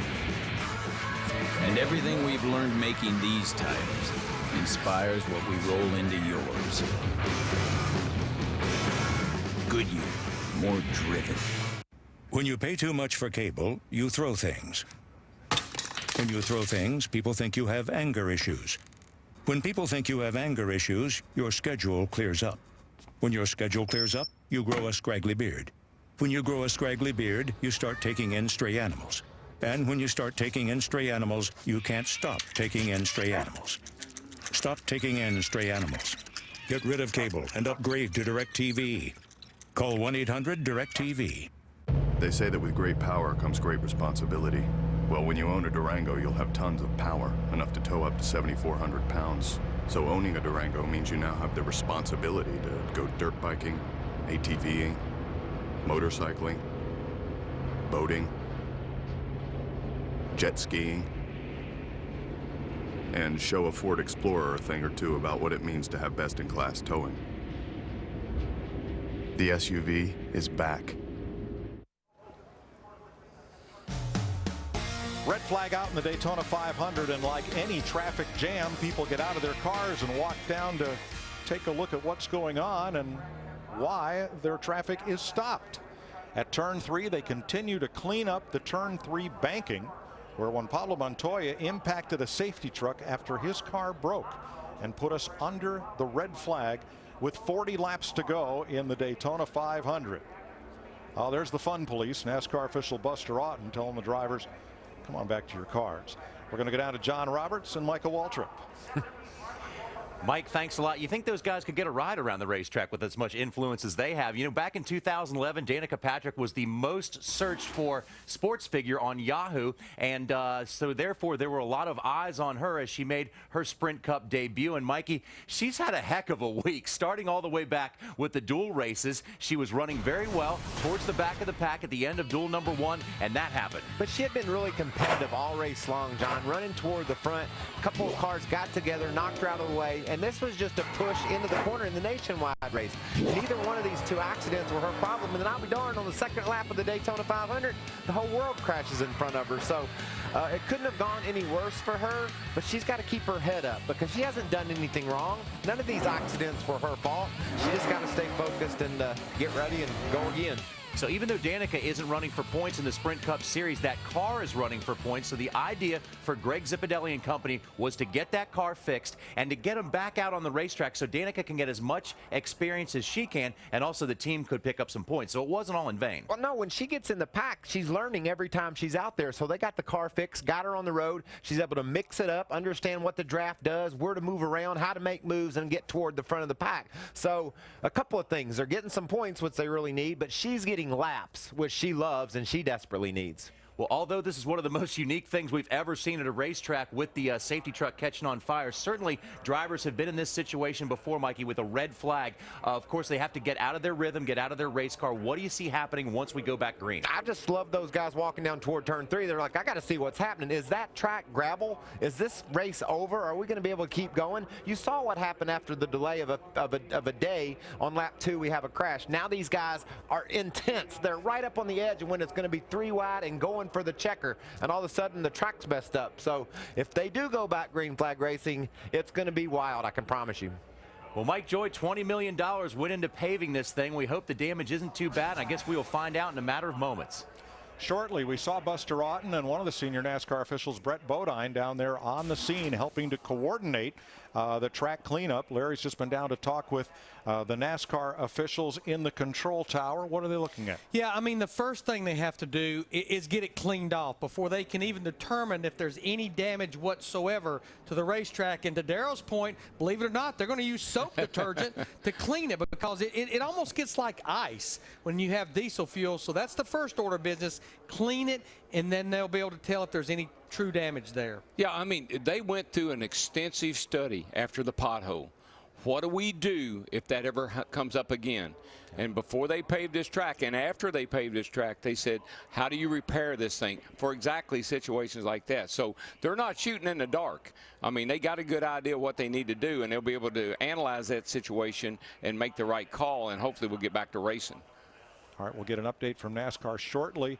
One of the great things about this type of fire is that most of the flame, most of what you see burning, is not the liquid fuel, but it's the fuel vapor, which hopefully above the asphalt, hopefully has not done any real damage to the racing surface. Well, it looks pretty good just from what I can see from here. I mean, it's certainly not all buckled up or crumbled up, or you don't see any really gouges in it or anything. So that's encouraging. A 48-minute delay, and a combination of what we believe was off-road diesel fuel for the truck and then jet fuel for the dryer down there in turn number 3. It was so, look how intense that is.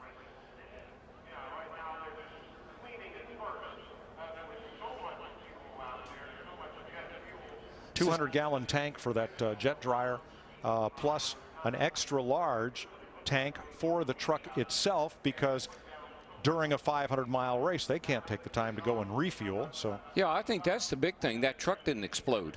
You know, that diesel fuel, it running down the track and burning off, but the great thing was the truck didn't explode.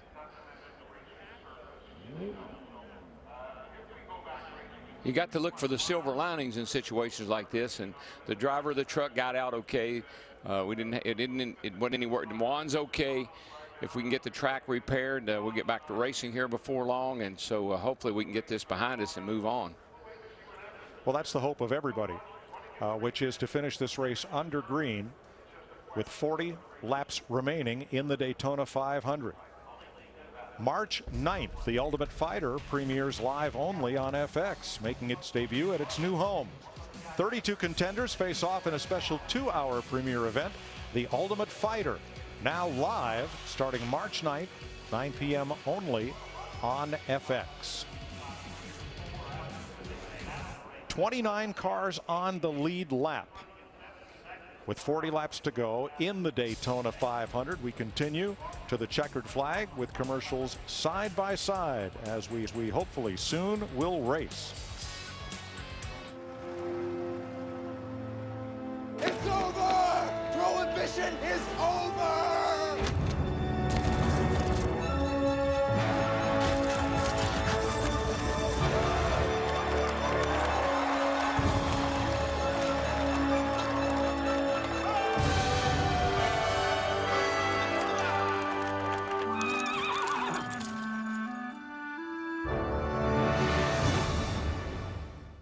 As a champion race car driver, I spent a lot of time behind the wheel. I'm Jimmy Johnson, and I like to move fast.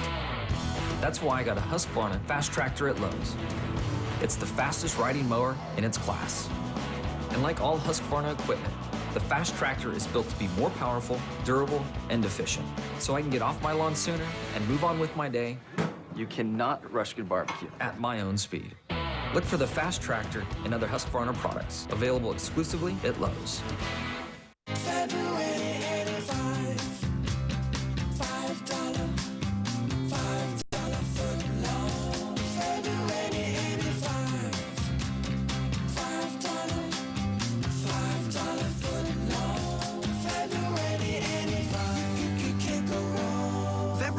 Almost over. Now through the 29th, get any regular footlong as a $5 footlong. Even the turkey breast and the bacon, egg, and cheese. Subway, eat fresh. Hurry in.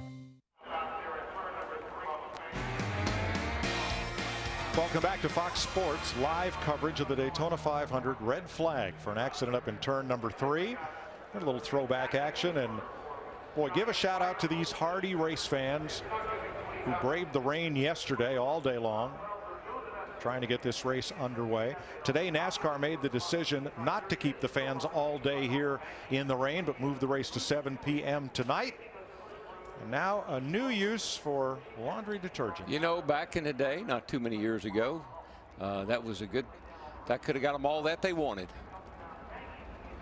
Yep, they sponsored you when you won the 500. They were on the, that's right. So a little water and a little detergent. Garden spreader. Whatever it takes. Like I said, I know they've spent a lot of time, a lot of effort to be sure that if anything like this should ever arise, that they had a plan of action. So I feel pretty confident that they know what to do if we just don't have any damage in the asphalt that they can't Do you think Dave Blaney's ever had so many friends? they've all gathered at his car. Right. Yeah, there's a bunch of those guys Blaney's, saying bad luck. Blaney said, what are you talking about? Right next to Dale Jr.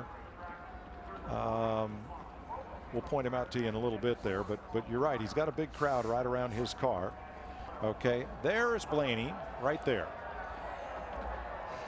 You know, this is our 12th year of NASCAR on Fox, and as we look at Dave Blaney leading the Daytona 500, I think back to about our third or fourth race of that first year in 2001. Absolutely had them beat at Atlanta, and the wheel ran off after a pit stop. Picked a fine time to leave me loose wheel that day. Now they're watering down that fuel spill, and then we'll add some of that detergent to it. Try to sweep it away. Because if you leave the fuel there, then you've got an incredibly slippery surface for cars entering that banking at high speed. Yeah. Can't do that. And, you know, back to Dave Blaney, going back to the 500 a year ago, he was actually in a position late in the race. I'm talking less than 15 laps to go to possibly win this thing a year ago, and got spun out down there in turn 3 and 4. Think about Talladega. I mean, he was right there. And a matter of fact, we thought that day probably sewed up him getting a big sponsor for the rest of the year. They kept that team in business. So, yeah, that team they've shown a lot of speed on these restrictor plate tracks. Bit of scrub-a-dub-dub there to try to get the track back into a raceable condition here in Daytona. What a week it's been.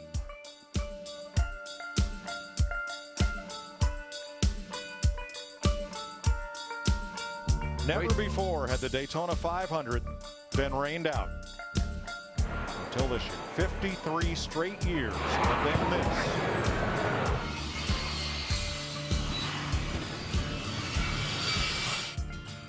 Mike, you said we've seen fire, we've seen rain. We've seen it all in one weekend down here. It's been... And too much of either. Been crazy.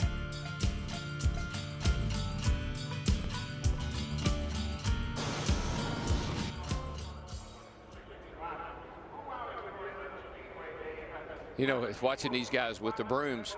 That's how we used to clean the racetrack.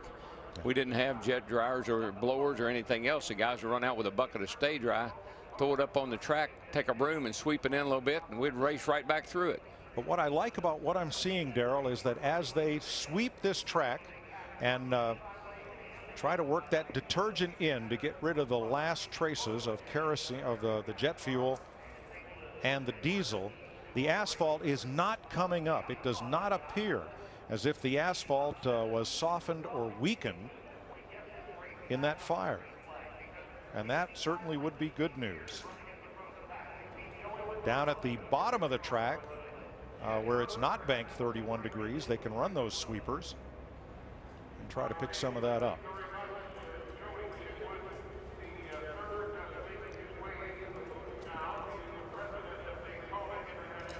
So cleanup continues under this red flag that approaches an hour for Juan Pablo Montoya's incident with the safety truck up there in the corner. We're joined by NASCAR President Mike Helton up here in the booth, and in what really must be just one of the strangest days in this sport's history. We had the rain out. We got to where we could run this race at 7 o'clock, and now a very strange incident, which really was nobody's fault. Everyone was doing what they were supposed to be doing and were where they were supposed to be. But Mike, give us a little insight into the cleanup and the concerns that are going on at this point.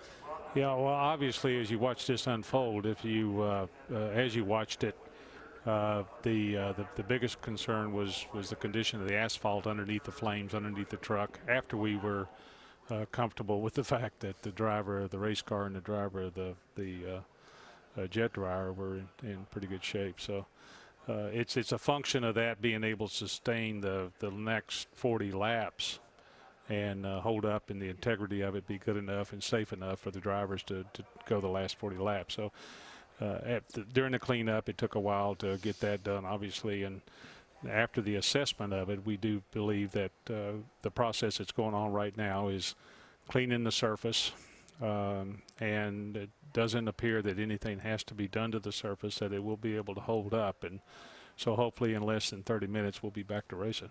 So you don't anticipate having to do any patching, as we saw here a couple of years ago, for a completely unrelated cause?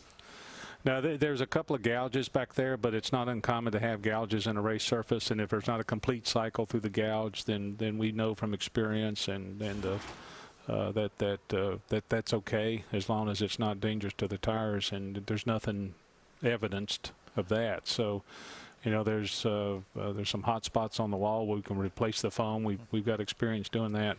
They're back there washing and cleaning to get the jet fuel and the diesel fuel from the vehicle cleaned off the track, so it won't be slick, won't damage the track anymore during the evening.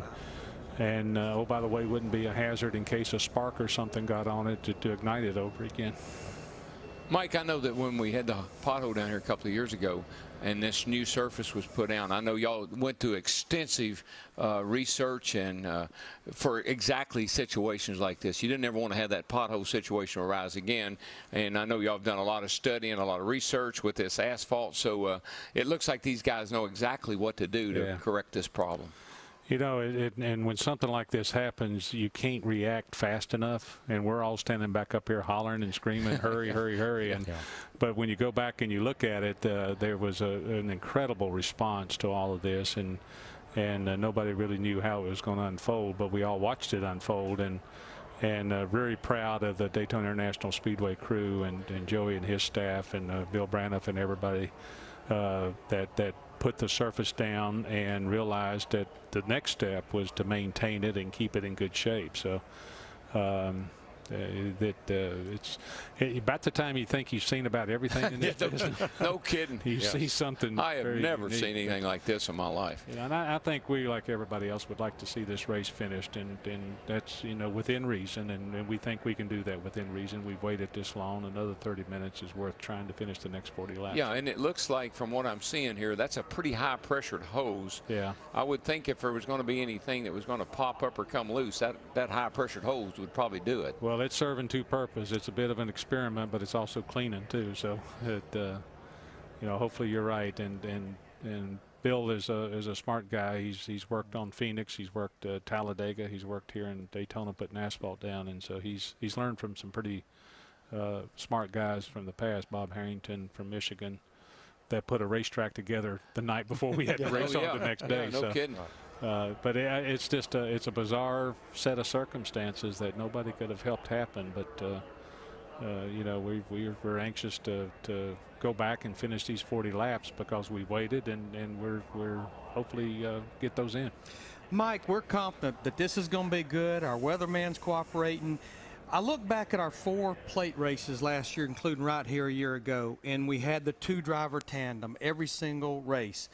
The fans spoke. You guys listen. I know we got 40 to go, but the fun is back with the big pack, it looks like. It does, and you know, all during speed weeks as practice and then the shootout and the duels all unfolded, you know, we were kind of anxious to see what happened, and I think in talking with the drivers throughout all the effort that everybody put into place, November, December, the testing in January. The way the teams worked with you guys. Absolutely. It was a compliment to everybody involved in the industry to have accomplished what we did, and that's why it's exciting. You know, it would have been okay this time yesterday to have been celebrating the champion for a few hours, but that didn't work out, so hopefully we get to do that tonight and see. And you know, we got 40 to go. The last 4 ought to get real entertaining when it comes. So I'm not sure that there's not going to be any tandem racing. I think there probably will at the end, but I think I think for the most part we're very pleased with the performance. Well, I know, Mike, on my behalf, and I've been in the sport a long time, I've never seen a more comprehensive effort by you guys working with the teams and everybody on the same page. Nobody was pulling against you. You know, everybody was working together, and it produced great racing. Yeah. And, you know, that's something that I was surprised. I thought that somebody was going to jump ship, you know, and say, I hate the spoiler, I hate the aero package, I hate that. But I haven't heard it from, even when they turned over or when they were crashing or whatever. Man, we're having fun. We're all having fun. Well, it's a package where drivers like to, and that's what they are. They're race car drivers, and they want to be race car drivers, and it gives them the opportunity to do that. All right. Thanks very much, Mike Helton, Thanks, NASCAR guys. president. There is Dave Blaney, the race leader. Matt Yoakum's there. Mike, we could almost start taking a roll call. All the drivers have congregated up with Dave Blaney's number 36. First, Dave, what a call by your team. Yeah. Really, I think we were planning on making, you know, big changes to the car. The right front's busted up a little bit, so we knew we were going to take time to do that and probably start at the back of the pack anyway. So, like, we'll lead a lap and look where we're sitting. If we get this race back going, in which NASCAR intends to, do you feel like the damage is going to be too significant to be still competitive up at the front? Well, no, it's been like that since lap 50. I can still hang in the pack just fine. It's, yeah, it doesn't handle quite as good, so when it comes right down to it, it's going to hurt me, but it's not killing us. We're still in the race with it, so yeah, we'll be fine. All right. As we look at Dave's damage up in the front of the race car, remember back when Dale Earnhardt Jr. at Talladega a few years ago, they pitted the car 13 times and had damage which was similar to that. As we move farther along down the line, the master Twitter person back on the backstretch, what was the latest thing? Were you able to get close enough to see before NASCAR made you guys come back to see what the racetrack looked like? No, not really, but I've seen a lot of cool pictures on my phone that nobody else has a phone, so they should get one so they know what's going on. So they keep making fun of me for it, but I'm having a good time, and it's great to talk to the fans. Thanks for following me on at Keselowski. It's been a blast. Trying to fill a little bit of time, but we're going to get this fixed. We're going to get back on the track, and hopefully we can get to Miller Lite Dodge and Victor Lane. Have you ever seen anything as bizarre as what you've seen this weekend here at Daytona? Well, one thing about racing, when you think you've seen it all, it finds a way to show you something you never thought you'd see, and that's the case today in the Daytona 500. All right, how would you rate the drafting and the competition so far of what you've seen, because it has been a crazy night? It has been crazy, but I think it's going to get a lot crazier here over the next 30-some laps. What do we got, like 38 laps, 40 laps left? It's going to get really crazy and wild. Does it do anything for drivers to have a stop like this? You know, you're in your seat, you feel comfortable, and then you get out and your routine is upset.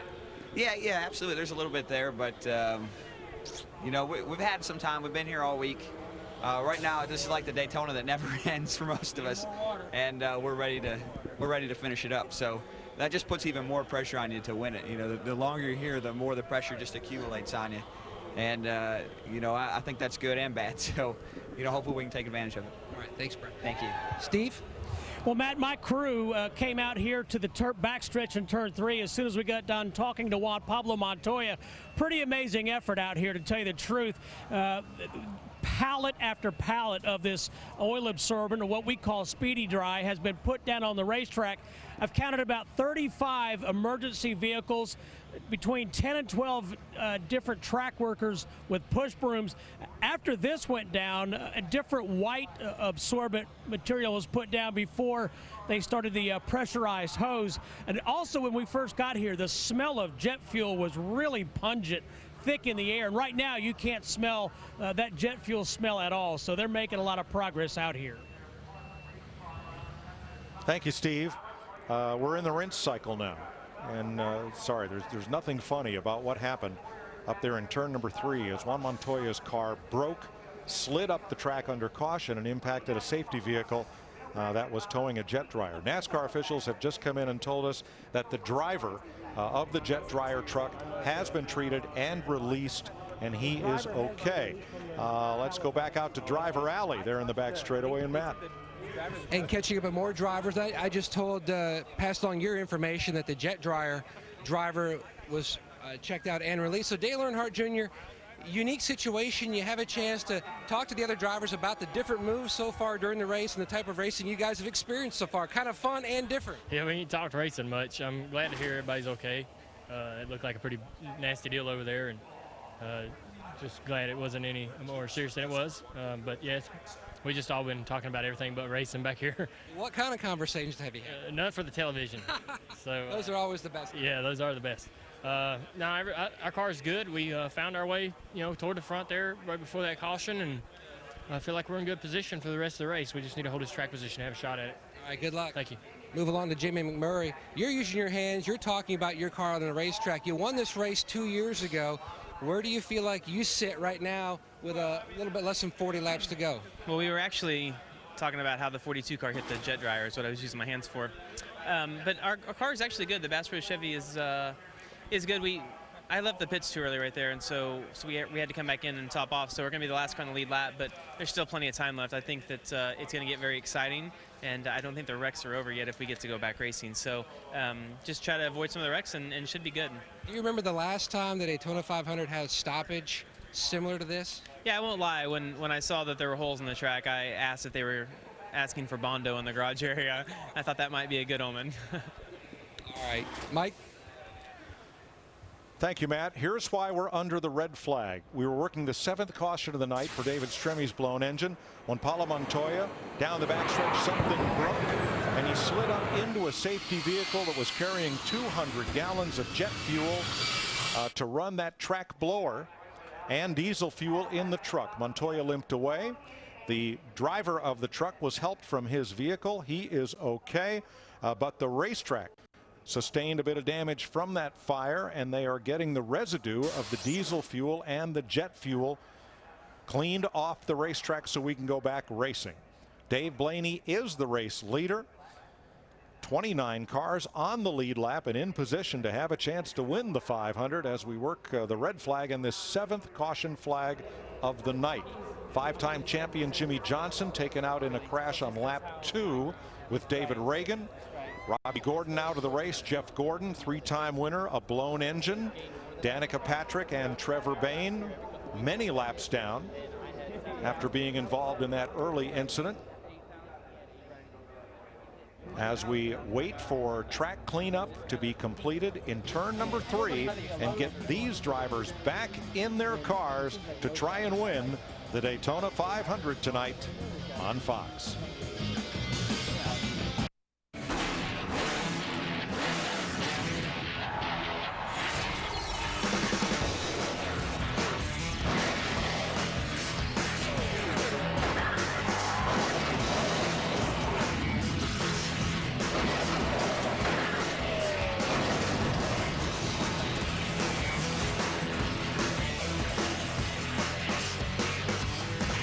An exciting and tumultuous speed week so far. Still 40 laps to go in the Daytona 500. Aerial coverage brought to you by DirecTV. Only DirecTV gives you dedicated driver channels, so you'll never miss a second of your driver's race. Call 1-800-DirecTV. As cleanup continues in turn 3, an update from NASCAR on the driver of the safety vehicle that was impacted by Montoya's car, Dwayne Barnes, who is a staff member of Michigan International Speedway. The update is that at Halifax Hospital he is resting comfortably and being observed. One thing we talked to Mike Helton about off of camera, he said they're getting a lot of questions about letting these drivers out of the car, and he said that's something they've allowed these drivers. You saw the graphic, well over an hour red flag, and people were relating it to the 2002 Daytona 500 when Sterling Marlin got out of his car on the backstretch under a very brief red flag. The difference, Sterling pulled on that fender. You cannot work on your car. That's the reason Elliott Sadler's car is sitting on pit road with no one working on it. Well, let's go back to the backstretch. Matt Yoakum. And catching up with some Roush Fenway teammates, starting first with Matt Kenseth. You had issues earlier. Everything good to go now? I hope so. I had about everything break today. So I don't know, something in the water system was stuck and it just kept pumping water out no matter what the temperature was until I about ran out of water and we had to pit and get that fixed. So everything seems to be pretty good. Our Best Buy Ford is pretty fast. I think Greg's probably got the strongest car here tonight, but our car's pretty fast. Hopefully we can keep it up in the front. It's going to get crazy at the end when cars start pushing. I don't know if it matters who has the fastest car, but our car's pretty good and hopefully we can keep it in position. You've been in different parts of the pack. What impresses you most about the response that you've gotten from your car?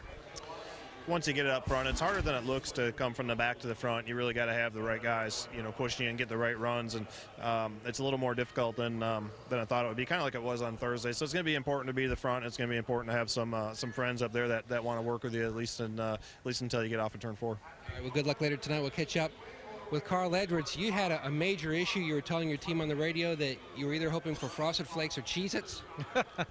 Or some Subway would be nice. I can't believe you came all the way over here and didn't bring something to eat for all of us. Well, we didn't have really enough room in the truck for food. Yeah, Matt ordered some food, but the NASCAR didn't bring it yet. So, yeah, we're just obviously excited to get this thing fixed and go finish this race. We got a pretty good fast and all fusion. Maybe not as good as Greg and Matt's cars, but Matt's messing with you right now. No, our car is very good, and we had a little fuel issue at one point, and it's called focus. Yeah, I think Matt was messing with the fuel system earlier or something, but once we got that worked out, I think we're going to be good. It's going to be good. Now, when you try to describe the action on the racetrack for the fans at home from your cockpit, what it's called electronics, Matt. What would you describe it for the fan at home of what you're seeing? Compared to years past. Right now, you know, the cars get lined up in 2 rows. It's hard to move back up to the front, you know, so what I'm trying to do is choose my time to go up there and charge to the front, and the laps are winding down, so we'll do it here pretty soon. But it looks a little differently because the road gets blocked. You can't just charge up there. You know, it's not like you can get with one guy and run up on the outside and pass everybody. So it's taking longer to go to the front. You know, Greg, it seemed like during the duel and even in practice that a lot of guys were saying that the bottom line, it was much more difficult to get a good run. The top line was the more preferred line, but it seemed like almost the reverse tonight sometimes. Yeah, it does. It seems like the bottom, but for some reason, the top can get a run sometimes. I've been unsuccessful about getting at the top to get a run in the top. And, you know, I watched Denny and some of those other guys. They weren't even hooked up, and they got the line to go, you know, and were able to get to the lead. So, you know, I don't know if our car's a little draggy or something when it gets there, but it pushes good, and we've been able to maintain the bottom, and the car's handling good. So those are, you know, 3, you know, attributes you need to win the Daytona 500, and I feel pretty good about where we're at. A great call in 2003 when you won the July race here on fuel mileage. Looking at the race tonight, counting it down as far as how many laps out when you need to start to make your move to head toward the front. Are you going to tell your spotter to count you down, and what lap do you think that would be? You know, my plan for tonight has been to stay at the front, stay as close to the front as I can. So I'm racing as hard as I can. Matt told me we're good on fuel right now. We're not planning on making any more pit stops for this race. So we're going to go to the end from here. Good luck. Thank you. Mike? Well, you're familiar with Bear Bond, which is an adhesive that's used on the bumpers of cars to hold them together during these races. This is a product, must be its cousin, called Street Bond. It's a very, very fast setting kind of sealer or filler. And it better set fast, and here's why. You see the red dot is Daytona International Speedway, and while most of these big storm cells have broken up, the green meanies there are advancing on our red dot. Larry, just erase that one, will you? Get that one off there. Get it out of there. Now, since everyone wanted to see the pictures from the back straightaway, Brad Keselowski has now picked up tens of thousands of Twitter followers since the red flag came up. Dave Blaney had his phone. I'm sure Brad could set him up on Twitter during this red flag. 55,000 since the red flag wanted to see those pictures. There are some total mentions this weekend. Twitter driver buzz. You can follow us at NASCAR on Fox on Twitter, or all of us on tonight's telecast individually. I can tell you one thing. Since we've been down here the last week, I went over 100,000 followers, and I could not believe how my Twitter is lit up since we've been down here. Speaking of lit up, a couple of drops coming down as we go side by side, hopeful of getting the Daytona 500 restarted soon.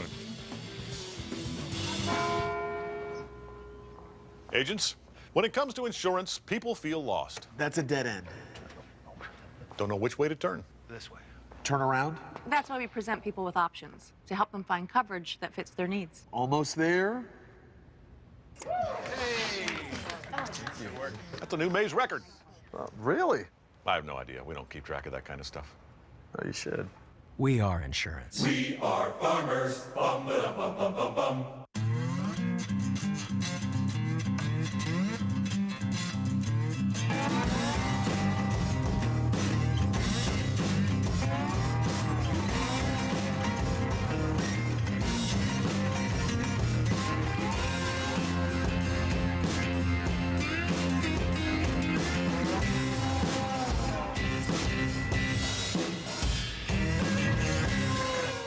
5-hour energy when I got to get stuff done.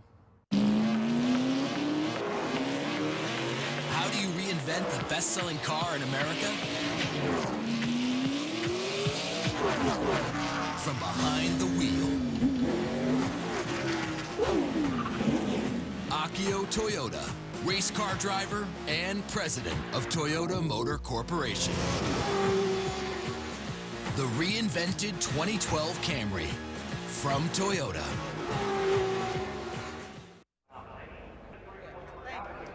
The man in the yellow fire suit is Dave Blaney. He's the leader of the Daytona 500, having raced his way into the 500 by finishing 12th in his dual race. He's finished 3rd in NASCAR Sprint Cup 3 times, most recently at Talladega last October.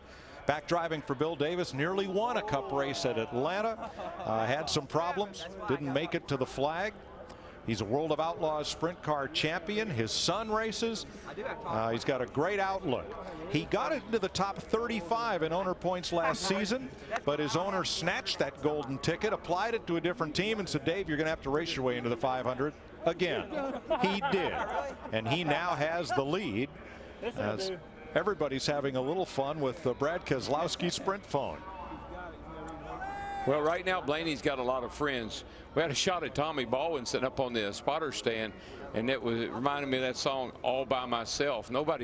He's kind of all over on an island all by himself, and of course, everybody else is jealous because this man might pick up $1.5 million here if this thing doesn't go back to green. Well, that's the thing. When he raced his way in, we promoted the fact that to start the Daytona 500, it's $250,000. But if you can win this race, really the numbers are endless. It puts you into the Sprint All-Star race in May. Over $1.5 million to win. It just keeps going on and on. Martin Truex Jr. has already banked $200,000 for leading for the Midway payday. And you know, a lot of people were really mad at Tommy Baldwin for making that deal with Stuart Haas for Danica and taking that opportunity away from Dave Blaney.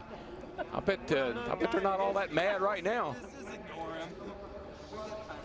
Let's get to Dave Blaney's pit and Chris Devoda. I'm atop the pit box with crew chief Ryan Pemberton. So Ryan, the conversations between you and Dave Blaney right now and what's going through your mind, knowing that I guess Mother Nature could be your best friend tonight. Yeah, we're looking at Mother Nature. You know, NASCAR's look like they're doing a great job getting the track cleaned up. You know, there's always that chance. So I was just looking at the TV, watching all the drivers back there play with their phones. And there's no telling what they're doing back there.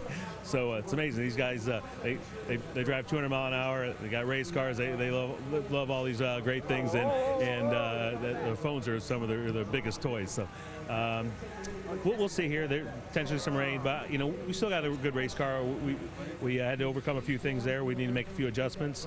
If we get back going, I still think we can you know, have a solid finish. So looking forward to it either way, but a little rain wouldn't hurt.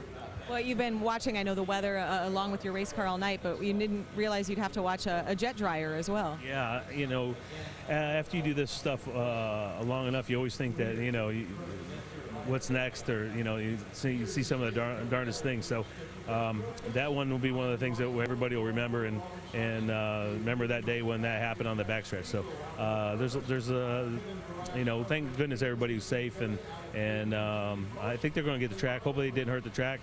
You know, we just give it our best here, and if we get back going, we still there's still more opportunities for us. And with that weather too, how closely are you monitoring, and what are you telling Dave about what's potentially coming? Well, I probably right now, if I want to talk Dave out, I'd probably have to call, looks like one of like Junior on his phone, or Slowski. I probably have to call a guy on his phone. Because you're saying Dave's not carrying his. Dave, I don't think Dave's tweeting. Maybe he's not Facebook. I don't think he's doing any of that stuff back there. But obviously a few guys are. So if we want to get a hold of him, that's probably how we're at to get a hold of him right now. So it probably looks like maybe another 45 minutes. And if the rain doesn't get us first. And Ryan did talk to Dave in the car and asked him, hey, you don't have a Twitter account, right? And Dave said, it's a Big 10-4, I do not. There is a Dave Blaney on Twitter. It is not this Dave Blaney. So Dave Blaney may need to get a Twitter account after this, but right now, he's in the catbird seat, Mike. Thanks, Krista.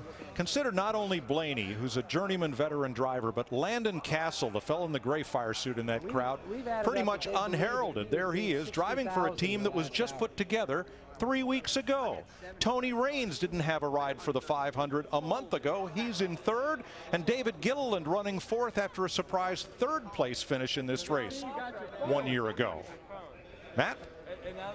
At the end of 2011, Landon Castle was going to drive for one team. Then this organization came together quickly. Do you believe how stout they have been early on? It's pretty impressive that BK Racing made it to Daytona. Harry McMullen, Scott Gunderson, Doug Richard put a pretty good team together for this race. So this is an interesting situation we're in. It'd be a very humble way to make my first Daytona finish with my first Daytona start. So again, very humbling, but I'm honored to be here in this race and driving for BK Racing and to be a Sprint Cup Series driver. And Doug Richard told me we were walking out of the grid, he was like, man, this extra day is really killing us in preparation for the next couple of races because this team has come together in such a short amount of time.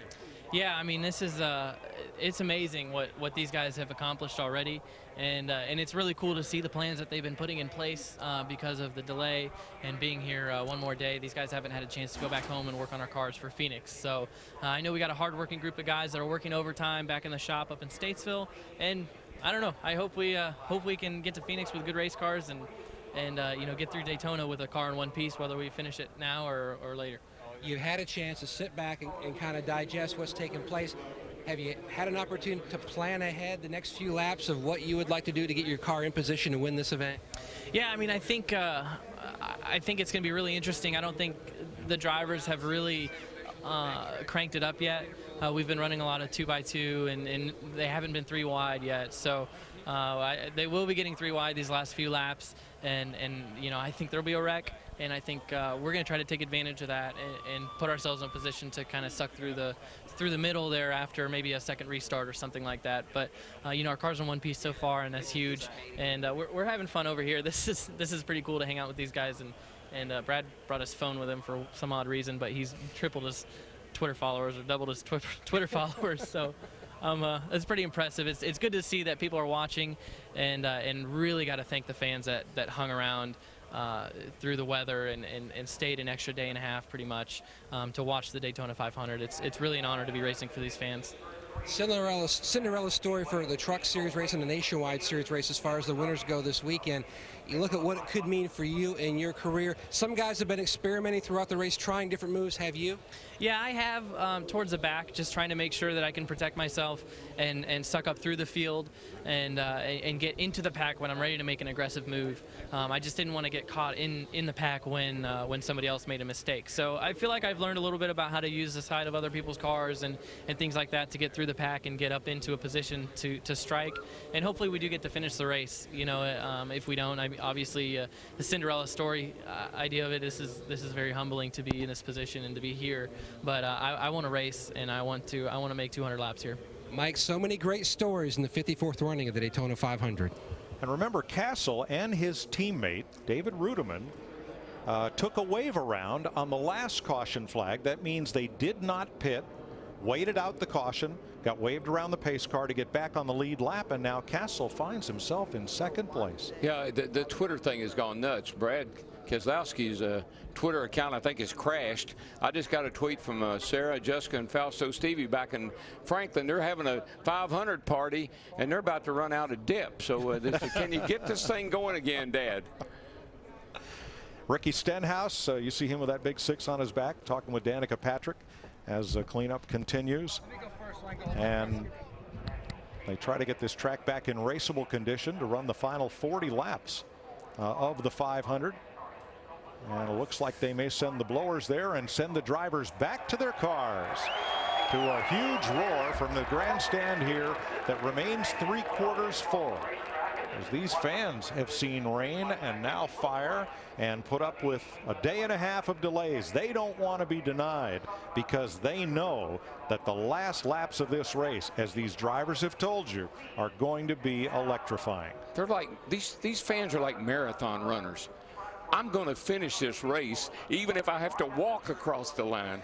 And I think the other good news is that that small cell that was approaching Daytona International Speedway, I think it pretty much broke up. So we should be good to go here. They do run a 24-hour race here in Daytona. This isn't it. This is more like the 36 hours of Daytona.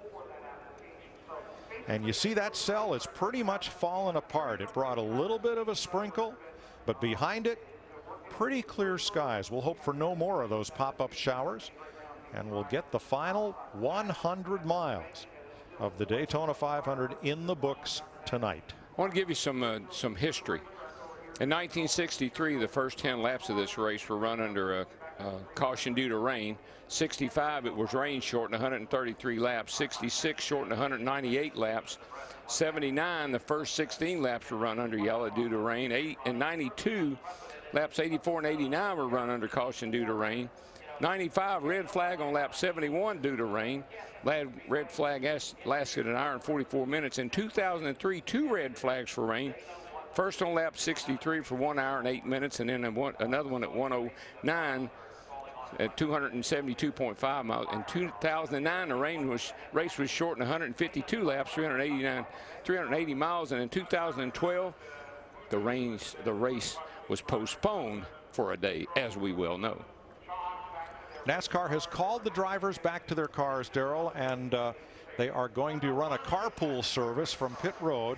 Take one crewman from each team around to the backstretch to help each driver get strapped in, get their radio equipment hooked up, and any driver cooling aids, just to make sure that everybody is at the ready to go. And then cars should roll with 40 laps to go in the Daytona 500. We'll take a side-by-side break from the Great American Race. Too much information. There's no such thing in NASCAR. With the NASCAR Sprint Cup mobile app, you get live in-car audio, real-time stats, even driver bios. And with Sprint's unlimited data, you can find out everything about me. Like my secret obsession with karaoke. Here I go again on my own. Going down the There's no such thing as TMI when you have NASCAR Sprint Cup mobile and truly unlimited data, only from Sprint. Here we go, straight, gentlemen. Green flag, green flag. The heat is on the street. Inside your head, every beat. And the beats alive, deep inside. Pressure's high, just to stay alive. 'Cause the heat is on. I'm pit, I need a Coke. Come on in, get it. Caught up in the action, I'll be looking out for you. Tell me, can you feel it? Tell me, can you feel it? Tell me, do you feel it? The heat is on. The heat is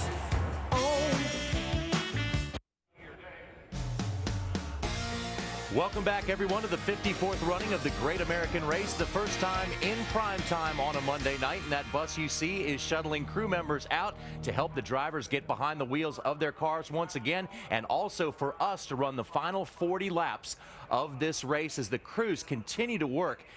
And Mikey, over the years, we've seen troubles on racetracks before, but it seems like those guys are really up on top of this. They have the right technology, and first and foremost, this racetrack is going to be safe for the drivers. Yeah, and the only thing I'm nervous about, John, is when they blow the jet gyres across it. I hope it doesn't pull it apart, because I have been so much looking forward to the last 100 miles of this Daytona 500. I can't hardly stand it, and it's right here. We've got them lined up in great position to see just the most amazing finish of this race ever. Well, let's take a look back at the first 400 miles of this race. Of course, it seems like a long time ago that it started, but this really wasn't that long ago as we started under the lights. Elliott Sadler, quick tap to Jimmy Johnson. He's in the wall. Yeah, Jimmy just got hit, and when he did, the thing turned in the outside wall. Watch what Danica goes through here. She's trying to squeak her way through, sideways, takes a hit right there, and that tore up the rear end of her car and put her in the garage. Look at the way Denny Hamlin was charging to the lead, hooked up with Martin Truex Jr., and then got the lead himself. He's the man. He's been the man the first half of this race. He's the only one we've seen him really push, bump draft. Only place he's been happy is when he's out front. Three-time Daytona 500 winner, four-time champion Jeff Gordon blows up. You put everything into this race, and when it went bad for Jeff, we thought, oh, that's a shame. But then, wow, watch what happens to Juan. His transmission, rear end gear, something broke and spun him into the outside wall. Look at, or excuse me, into the truck. look at that car. It's tore all to pieces. Obviously, big fire there. What's great, though, is both Juan and the guy driving the truck were able to walk away.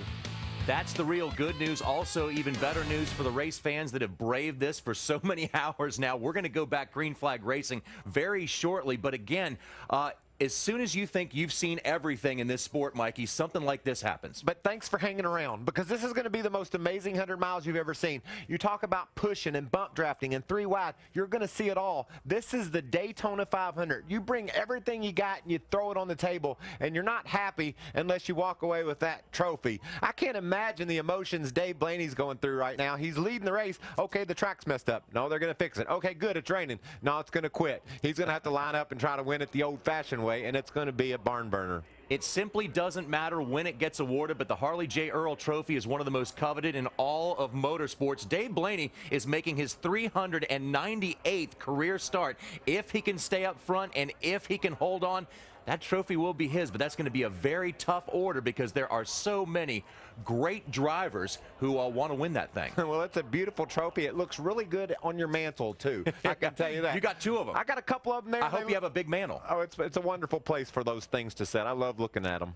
And you can always make room for a trophy like that, and also about the $1.5 million that's involved in it. Here come the crew members back on the bus. They've gotten their drivers back into it. And again, Mikey, just when you think you've seen everything in racing. Well, it's really tough to get all hooked up in these cars, John. You got to have a little bit of help. So they sent the bus over and said, come on, guys, we'll give you a ride to the back straightaway. And they'll do all the final touches on making sure the Hans devices are hooked up, the radios are hooked up so these guys can be ready. I'm going to predict, Johnny, they're going to need those Hans devices in these last 40 laps, 100 miles, because it's going to be very intense. There's going to be a lot of scraping and shoving.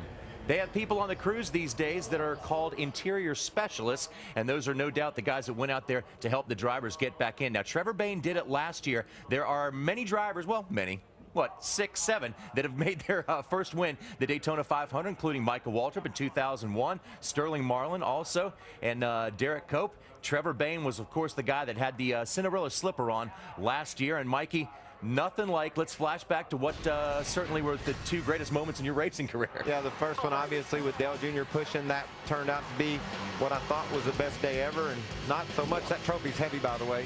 And then in 2003, we just had a dominant car. The rains came at halfway. I tell you, winning a race at halfway is tough. We saw a great example of it here.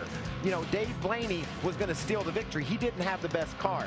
That day in 2003, we had the best car, and we just happened to be in the front when they said, okay, it's over. How are you supposed to win a race when you don't know when it's going to end? But fortunately, on that day, the best car won the race. Yes, and the rain came at exactly the right time. So far this weekend, we've seen Friday night a very unsuspected winner, a very surprise winner in the Saturday race as well. So could we see another surprise here, Mikey? There's no reason why not. No, it's going to happen. It's going to be a great run to the finish. No one has won this race twice in the last 10 years, and you've got some guys that have never won it that are right up there battling for the win. So it's going to be really intense. That's the main thing. If this patch works and we're able to drive the track, the next 100 miles are going to be some of the toughest driving you've ever done in your whole life. That's Robin Pemberton. He's competition director of NASCAR. He's understanding what's going on with the track, trying to make sure that we can get this baby fired back off. For NASCAR, the most important thing is the integrity of the racing surface right now, and the real good news is that Juan Pablo Montoya and the driver of the safety truck are okay. And as it has been pointed out, there's really nothing you can do about this situation because the safety truck driver was doing what he was supposed to do, and the Juan Pablo Montoya was doing exactly what he was supposed to do in the race car. It simply got away from him. Yeah, he was down on the bottom of the racetrack. He was running the line he should have run. The thing just broke and spun him out of control into the truck. Here on Fox, college football returns September 1st. Be sure to tune into all the action as Fox has you covered at the premiere of September 1st, Fox College Football. And we are looking forward right now to 40 more laps of white-knuckle racing here at Daytona. Once again, it doesn't matter if it's today, tomorrow, whatever day it happens, that trophy is one of the most coveted in all of motorsports, and somebody is going to walk away with it. I like that white-knuckle racing. That's a great way to describe it because these guys are going to be on the edge. They're going to push. It's going to be all about the next 40 laps to see who gets the biggest trophy in American motorsports. The phrase was coined in the NFL a couple years back. They said the pack is back. And here at Daytona, the pack is back once again. And so far from what we've heard from the fans, Mikey, they love this pack racing much better than the tandem racing we saw here last time around. And look at some of the guys we've seen charge to the front. Denny Hamlin's been very fast. Greg Biffle has gotten his way to the front.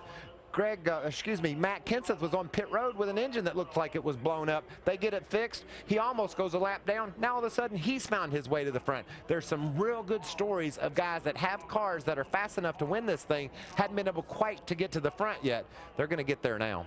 Well, the rain cells have broken up. The patch is drying on the racetrack, and the drivers are back in their cars.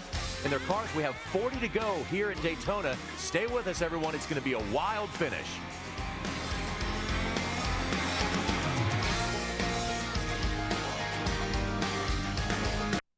Hey, don't you be going slow. Keep that pedal down on the floor. Push it to the crowd, can't take no more than hair. Since the flag came down, be here for the last lap around. Worked all week, it's time to play. Gonna get a little bit sideways.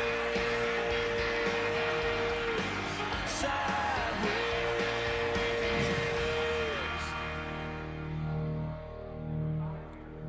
40 laps, 100 miles to race here in Daytona. The 54th annual 500 Sunday, Phoenix International Raceway. Jeff Gordon got his first win of the season there last year. America's best drivers in the Subway Fresh Fit 500 Sunday, 2:30 Eastern, 11:30 Pacific, only on Fox. It's a brand new racetrack we got out there from where we were there a year ago. Yeah, they fixed that place up, man. I saw the fall race there. It looked pretty impressive. The street bond that has been applied to the turn 3 banking is drying nicely, and we're pretty close to being able to go. And you saw there at Dale Jr.'s car, one reason why they had to bring the mechanics around to help the drivers. Driver can pretty well get his own safety gear on, but that window net needs to be really latched up tightly there so that air goes past it instead of in the cockpit. It helps with aerodynamics, and that's got to be done from outside the car, not from the driver's seat. I've seen few drivers that can put their window net back in by themselves. Like you said, it's so tight that you just don't have the leverage to push it up from inside the car. So usually it takes a crew member. But you know, I will say this, these drivers have been out of those cars for a while over there, and they're re-energized. Is that a good thing? Yes. Let's get some updates from pit road. Krista? Mike, Dave Blaney's team has been through a little bit of everything tonight. They had splitter damage earlier, and the bad news for them, when this race gets restarted, Blaney will have to come into pit for his scheduled stop. They're planning on making a chassis adjustment and putting on tires. Nothing wrong with the car, just they had stayed out to lead that lap when all of the chaos ensued. Steve? Well, Krista, it's been an up and down night for Hendrick Motorsports. Rick Hendrick is atop the pit box here in Dale Earnhardt Jr.'s pit. Now, Jr. has said very little throughout this race. The only radio chatter has primarily been his spotter, TJ Majors. Casey Kane, the other Hendrick car, the number 5 car, he is 23rd right now. But for Rick Hendrick, his money right now is on Dale Earnhardt Jr., and Dale Earnhardt Jr. is extremely fast. Matt? Steve, Tony Stewart has set the tone for the night before the drop of the green flag. He's told his team on the radio it's going to be a long night. I guess he didn't predict this long, but a long night. And he said we're going to take it lap by lap, segment by segment. That's exactly what he's done. He missed a big $200,000 halfway bonus by just a lap and a half. But his car, he's gone from the front to the back. He's done a lot of experimenting, just riding for this final segment. Crew Chief Steve Addington told me we definitely have something for the finish. Dick? Well, Carl Edwards started on the pole of this race, ran toward the front at the very beginning of it, then found himself in the middle of a 3-wide deal, drifted toward the back, and he has run there for much of the race. I just talked to his crew chief, Bob Osborne, and suggested, have you guys been sandbagging? And Osborne just smiled, looked at me, and said, it's time to go. Well, he's going to have to go from the absolute back of the lead lap cars because the tear-off was torn off the windshield. You're not allowed to touch the car under a red flag. That's a violation. He goes to the back. Carl Edwards is going to have to pass everybody to win this thing. He's got 40 laps to do it, though. Seems to be plenty of time. Darrell, as we get down to crunch time in this race, once we restart and as the laps wind down, the concern, especially with what we saw in the Saturday race, is closing speed. when two drivers hook up in tandem and begin to run that pack down, if they are closing at a fast rate and the track clogs up in front of them as somebody moves wide, that can produce calamity. And here's the problem. For the most part tonight, we have not seen that. We haven't seen a lot of two-car tandems. We haven't seen that 10-mile-an-hour closing speed. So you've been used to looking in your mirror and seeing a guy come by himself or with minimum amount of help, and you've been able to block him, or you've been able to slow his progress down. You try that late in this race, you'll be out of here. You'll cause a huge wreck.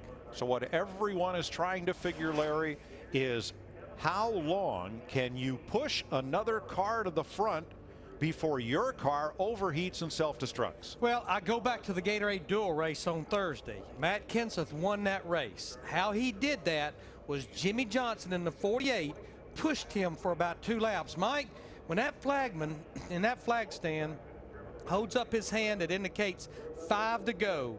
Shortly after that, those drivers don't care what the water temperature gauge. They don't care how the car's driving. They don't care who they can or can't talk to because they want to win the Daytona 500. Well, those stories have been well told throughout Speed Week, and that's why this grandstand is still nearly full as the fans await the final 40 laps. Octane Academy only on Fuel TV. Check local listings for the time in your area. Watch and learn. Well, in 21 minutes, we can wish Kevin and Delana Harvick happy anniversary. Let's, what do you say we see if we can talk to the winner of the halfway money? Martin Truex, it's DW in the Fox Sports booth. You got a copy?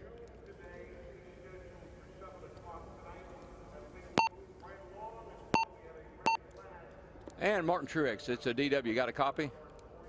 Hey, man, how you doing? All right there, Moneybags. You were in a pretty good shape there for the halfway money. What do you got for the finish?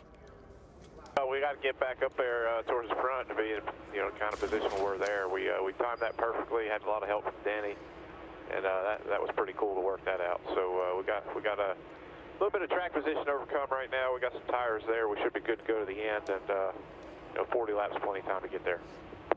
Were you able to get out during that red flag we've had here and work some deals with some guys to get yourself back to the front? Yeah, we all been out here talking and having a good time, Talked to Danny quite a bit.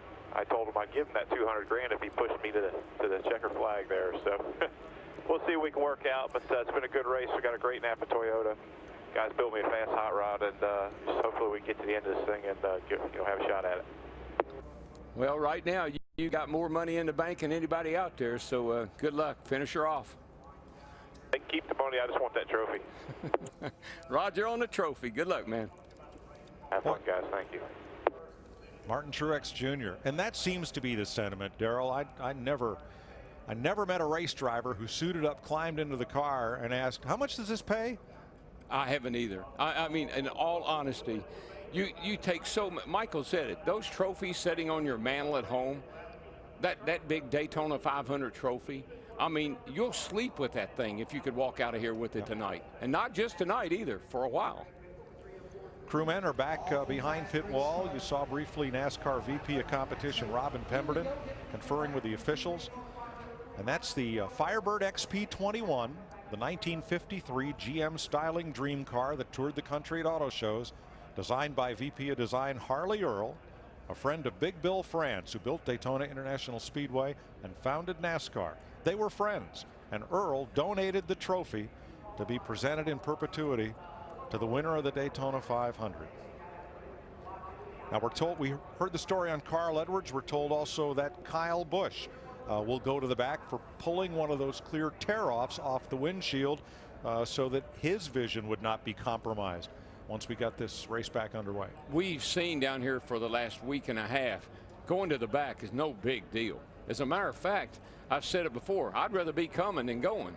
And when you're in the back, it's like a big old vacuum cleaner's got a hold of your car and just sucking you right to the front. Especially if you got a fast race car. So here we see one of the jet dryers being fired up to run and try to blow away some of that speedy dry and remaining residue. And they've got the front blower operating right now. Is he trying to move some of that? I'm still just a little bit worried about this dark area right here. I think they're going to I'm not sure what that. I'm not sure I want to run into. I'm not sure I want to hit that at 200 miles an hour. They look like they need to dry that up a little bit more. Maybe that's what they're going to do with the jet dryer. Now there is where the street bond was put down, and you see a little darkening on the wall. That's where that jet dryer that was hit by Montoya's car was stopped, and the rest of what is cleaned up there was the spill of both jet fuel and off-road diesel for running that truck. But it looks like they've got things pretty well in hand. I think the bad news is, if there is any, we're not going to know if that's going to hold or not till those race cars run across it. That's the whole deal. I mean, you don't really know if it's strong enough to hold up or not until they run the cars over it. Well, looks like we'll find out shortly. Drivers are in their cars and at the ready. Still quite a number of emergency vehicles and personnel on the scene. We have 100 miles left to race in Daytona tonight, and that area is right up into the banking in turn number 3, just about when it gets to its full tilt of 31 degrees. And so the cars will come through there, suspensions will compress, and it's a place where you've really got to have maximum grip to hold on to that race car. Yeah, I mean, that's right where you really start to turn off in the turn 3 and 4. And it looks like to me, other than drying up the wet spots, that which is what the jet dryer is doing right now, we're gonna go back racing here directly. Let's see if we can talk to the closer. What do you say? Sure. Kevin Harvick, it's DW. Got a copy?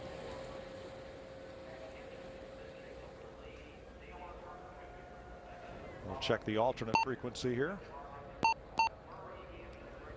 And Kevin Harvick, it's DW. Got a copy, buddy? Gotcha, man. All right, it's about time for you to start showing what you got. You got just a little under 100 miles to go. You got anything for them? Got to. I think we're going to be about 4th here on this restart, so it's all about positioning yourself so when the fiasco starts here with all the pushing and shoving, hopefully we're at the front of it and can time it right. So everybody on our Budweiser crew's done a good job. We got into a little argument with that orange cone earlier, had to fix the tape and kind of took care of our motor for the first half of the race, but everything's gone well. Yeah, that orange cone, he is annoying. What are you guys saying about the track? What are they saying to you guys back there on the back about the track?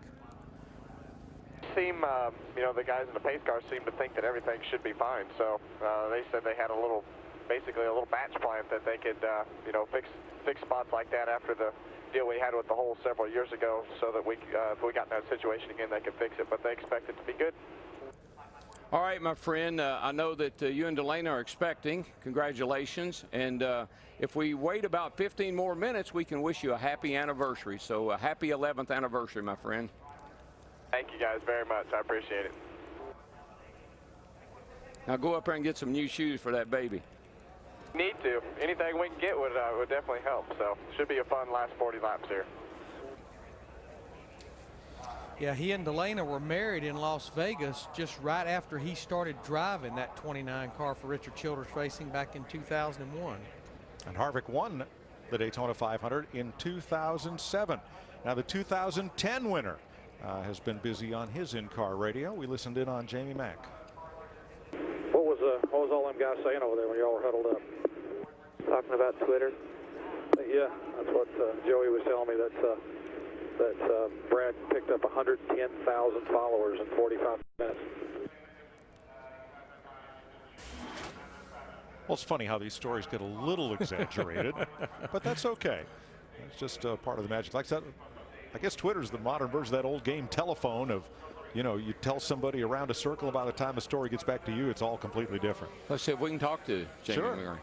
Hey, Jamie Mack, it's DW. Got a copy, buddy? Hey, man, I do. What have you guys been doing over on the back straightaway, all huddled up over there? Well, initially we were asking Brad why he had his phone in his car.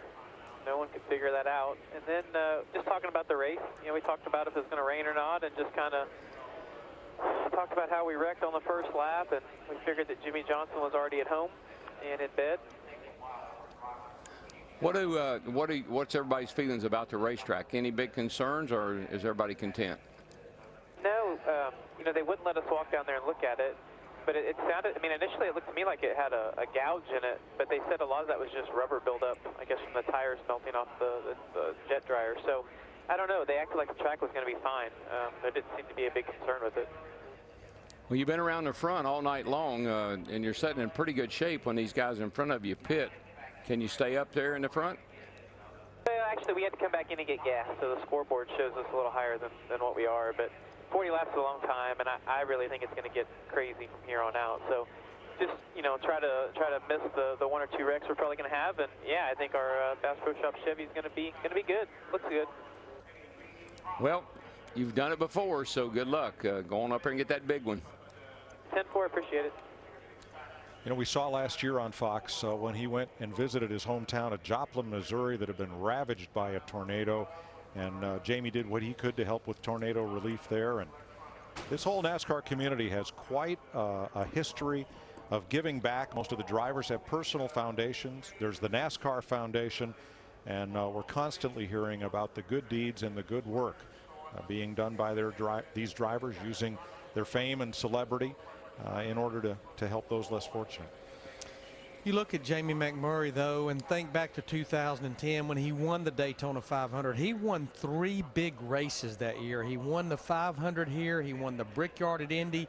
He won the Fall Charlotte race. Came close to making the chase. And then last year, just a disastrous 2011. Didn't even finish in the top 25 in points. The only way he got in the Budweiser shootout was by virtue of being a past winner. He was not even in the top 25 in points. And I heard Chip Ganassi doing an interview, and he said most of the car owners in the garage area are not very happy with him right now. He realized after such a great 2010 and a disaster, I mean, he won Indy and everything, and then a disastrous 2011. He went to work. He hired a bunch of new people. He said he got a couple from Hendrick, a couple from Roush, and a couple from Childress, and a couple over here, and had to redo his organization. And so Jamie's been running really well down here. We'll see how he can close out here. In 9th, and we'll have to make one more stop. We talked about drivers off seasons. Jeff Gordon visited hospitals in Africa, where his foundation has donated $1.5 million to fight childhood cancer. Trevor Bayne went to Mexico with Carl Edwards to work with orphans as part of back-to-back ministries, and Bayne went on a humanitarian trip to Kenya. So not just nationwide, but worldwide.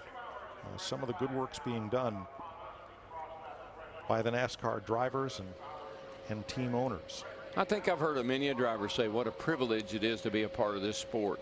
And because of how good this sport's been to so many of us, it just means a lot to us to be able to share and give back and help people that, you know, sometimes it just takes a little bit of help, and it can make all the difference in somebody's life. And some of these guys have got foundations, and they do a lot of charitable work, sponsors involved. I am always impressed and proud of my driver fraternity. They do a great job. Looks like we're close to completion up there in turn number 3. That street bond looks to be pretty dry. Hopefully we'll have cars fired up and running here shortly.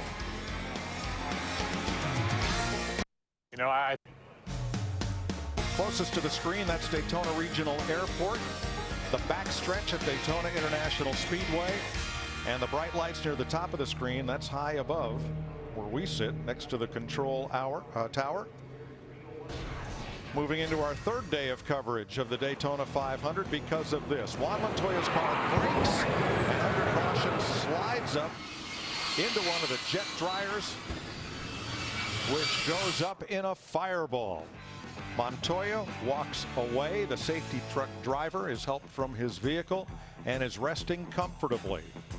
But the fire blazed out of control for several minutes, and it has taken quite a bit of cleanup and some bonding to make sure that the asphalt surface is raceable for the last 100 miles of this 500. When I looked at Montoya coming down that back straightaway on a second look, he was going pretty fast. Martin Truex has banked the midway payday, $200,000. 7 caution flags, 1 red flag, the one we're working right now. But there are still 29 drivers hopeful of winning this race, and another 8 or so that are multiple laps down and trying to make it to the finish.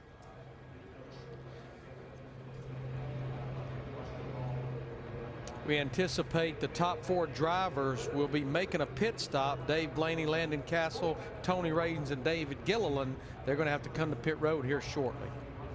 Kurt Busch has had a tough week.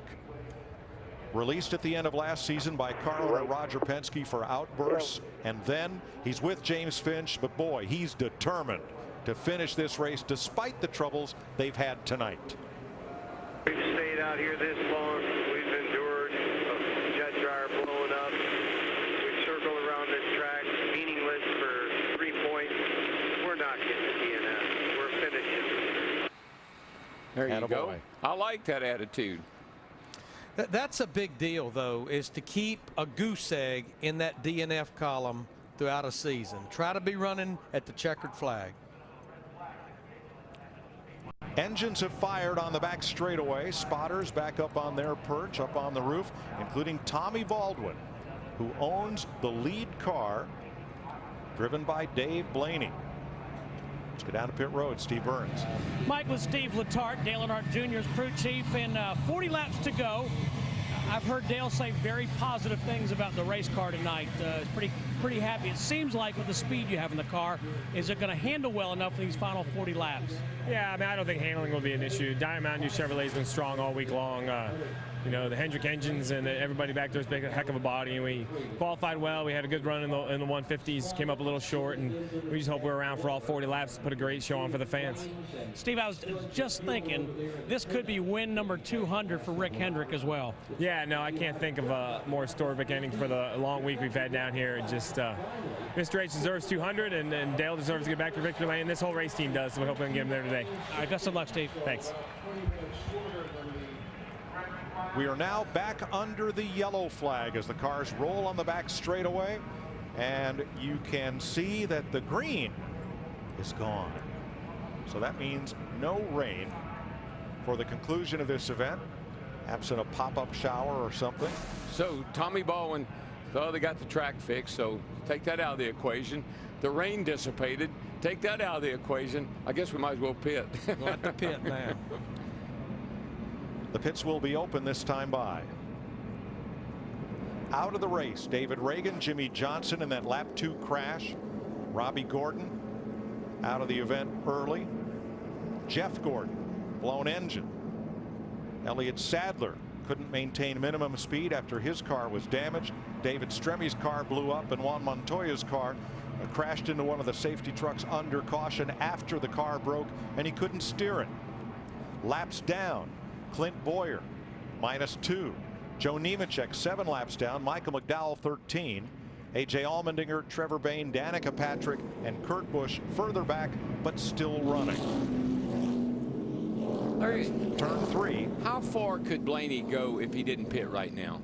Well, another 20 laps? No, he was on pit road at lap 130, so he could probably go about 14 to 16 laps. But Krista, I get a feeling they're going to be on pit road pretty quick here.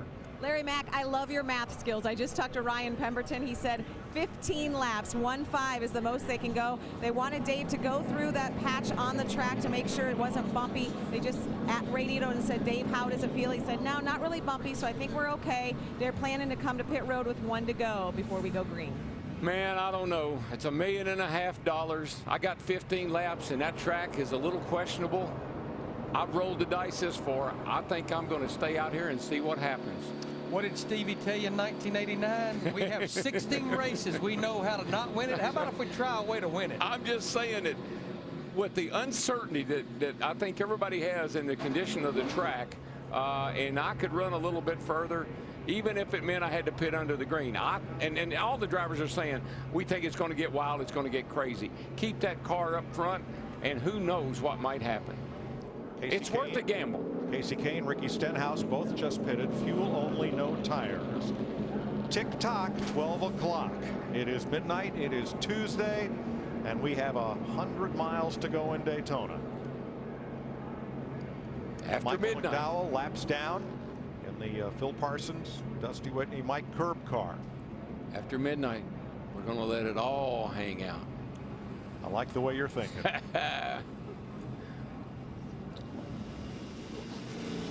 And Landon Castle in that 83 car, he pitted 6 laps earlier than Dave Blaney, Tony Raines, and David Gilliland, so he doesn't have very many laps at all left in his tank of fuel. So, Darrell, this is quite a dice roll. If any of these 4 drivers stay on the track, they are betting that we won't be able to go many laps through that patch in turn number 3, and the race would be stopped with them up front. And if they are wrong and we're able to race to conclusion, their chances of winning the Daytona 500 are dashed. It's a gambler's call. I'm just telling you. But if I was in any of those 4 cars, I'd roll the dice. Steve?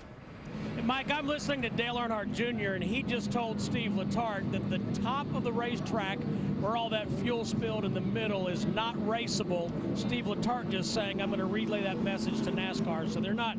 Dale Earnhardt Jr., for one, is not entirely confident right now with the track's condition. There's reasonable doubt, and that's why I say, man, if I'm sitting up there in the lead right now, and I got a little fuel left in the tank, I can't hear you. We'll take a side-by-side break from Daytona as they get ready to go back to racing.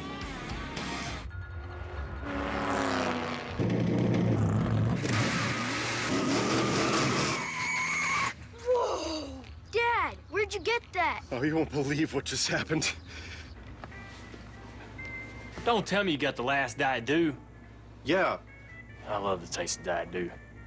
What do you want for it? Deal. Diet Mountain Dew. Yeah, it tastes that good. Hey, Hotshot. Meter's running.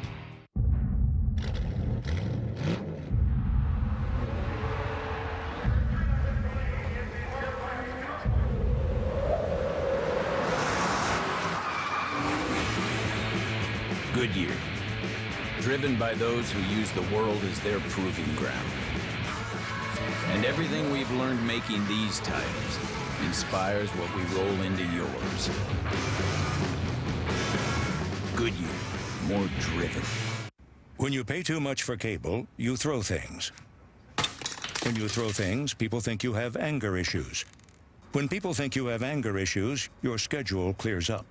When your schedule clears up, you grow a scraggly beard. When you grow a scraggly beard, you start taking in stray animals. And when you start taking in stray animals, you can't stop taking in stray animals. Stop taking in stray animals. Get rid of cable and upgrade to DirecTV. Call 1-800-DirecTV. They say that with great power comes great responsibility.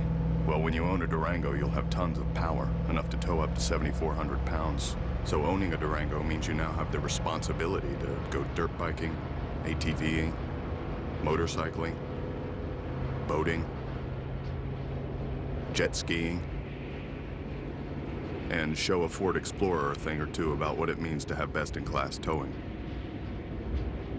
The SUV is back.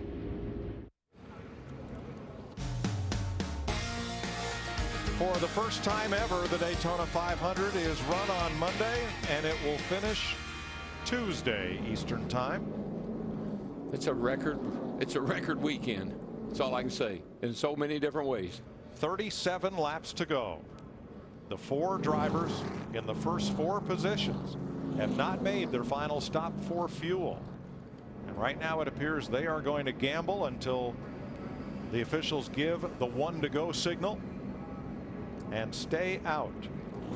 So NASCAR's checking in with the teams and the drivers as to the condition of the track and how close we are to going back to racing. Here's Landon Castle. Did it feel pretty rough when you went through there? Yeah, I kind of felt like a sand pit. Do you want me to go ahead and drive on the flat here, Doug? Yeah, do all you can just to keep fuel on that pickup. That's Doug Richard, his crew chief. Landon Castle, as we mentioned, he has not been to pit road since lap 124, which coming to the line this time will be 40 laps ago. He's staying on the flat. Jeff Hammond did the piece down there at our Ford Tech car earlier about these pumps in the fuel cell. Old habits are hard to break. You really don't have to do that with this system, but it can't hurt, doesn't hurt. They don't want to lose their prime, Larry. You know, they just want to keep those pumps primed up. And signaling 2 laps to green. Here's what Kevin Harvick has to say about track condition. honest with you, I don't even see a patch. I just see a bunch of white, like speedy dry. Just past it. Oh, it's the same old thing. If you ask the drivers in the front, is it raining? They're going to say it's pouring down. If you ask the guys mid-pack to the rear, they'll say, man, it hadn't rained all afternoon. What are you talking about? That's just how it goes. Terry Labonte comes to the pits, as does Trevor Bayne. They fuel up the Wood Brothers car for Bayne and pull a tear off the windshield to give him a clear view. Make a chassis adjustment in the right rear. And Bayne, though he is 38 laps down, it's also his goal to finish this Daytona 500. And see, that's a big deal. Uh-oh, is this the 13 car here? Casey Mears is on the apron here, Larry, and looks like he may have stretched it a wee bit too far. Yeah, I was trying to look and see. He was last on pit road at lap 158, so no, this should not be a fuel issue. No way. Casey has run up near the front a good portion of tonight's race. Safety truck going to his aid and push him the remaining 2 miles back around to the pits. What a shame, Larry. I mean, this team, they've been running so well all night long. They've been up front. Qualified up front and just kind of played it safe in the Gatorade dual race to make sure nothing happened to that race car. And he'd run up in the top 5, top 10 quite a bit. Let's see if we get 1 to go this time by, or if they wave it off to get Mears' car back around to pit road. They got 1 to go in the air. The flagman's got his signal for 1 to go. Let's see if he sticks with that. And the dreams of the front 4 may be dashed right here. They can't go the distance without fuel. Blaney, Castle, Rains, and Gilliland come in to top off the tank. Krista? The sound of heartbreak in the 36 pit. Dave Blaney said it actually felt gravelly the last time by. He said, tell them the track's not ready to go. That was his hope. When they gave 1 to go, they said, we have to come in. 4 tires is a call, also a chassis adjustment. Again, a planned stop for Dave Blaney. They were hoping this race would not get back underway so that they could stay in the lead and win the Daytona 500. Dick?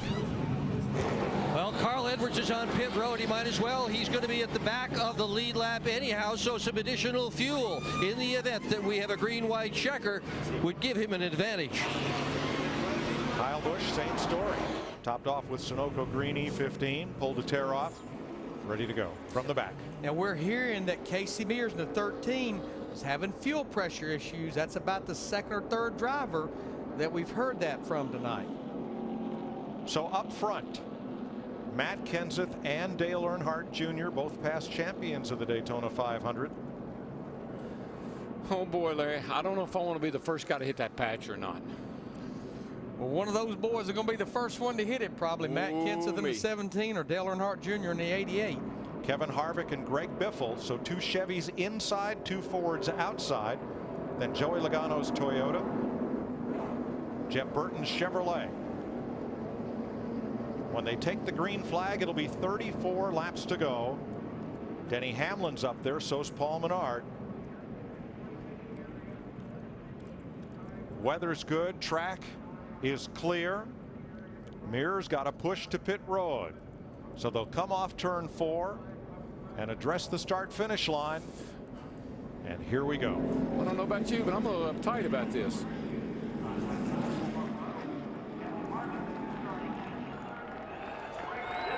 Those 2 drivers battled each other for Rookie of the Year in 2000. Dale Earnhardt Jr. Matt Kenseth. Matt Kenseth actually ended up winning the Rookie of the Year that year. Some drivers hanging way back on this restart as they come to the green flag. 34 to go. Green. Kenseth, Biffle pull a car length on Jr. and Harvick. That's 2 fast Fords in that outside lane, and Dale Jr.'s got a fast car down on the bottom with Harvick pushing. I think you're looking at the two really fast cars that have a good shot at hanging on to this lead, with Biffle and Kenseth up there in the 16 and 17. Double wide off turn 2. Boy, you got to wonder, you got to worry, you got to think.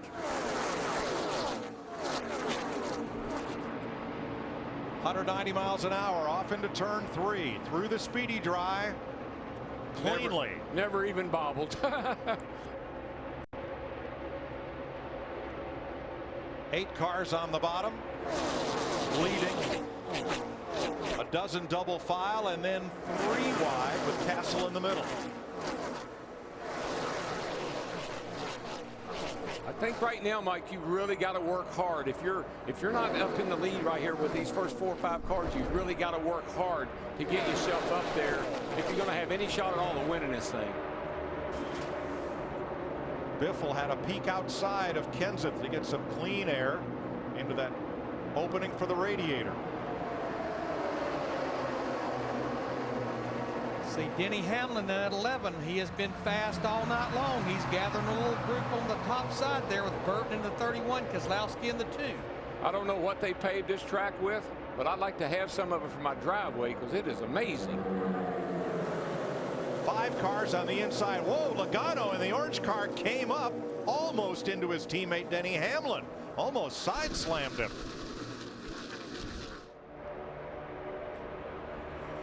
Darrell, from what we've seen so far, the only way that outside line's going to get to the front is they're going to have to hook up in tandem and push. Well, you know, I see Burton out there, and he had a fast car that could push to the front when he had Biffle in front of him, but I don't know if he's got anybody out there right now that can go with him. There's some cars from the back, though. Carl Edwards and a couple of guys that'll be coming up through the pack that may hook up here in a second and make a move.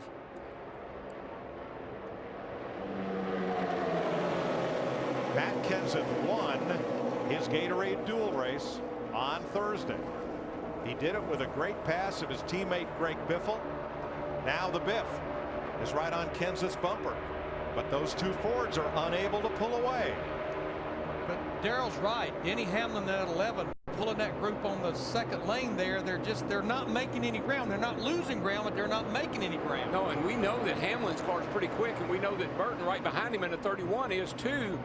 If anybody can do it, and then you got the 2 Keselowski, so they got some pretty good cars right there that maybe could make some progress up that outside. We'll have to wait and see.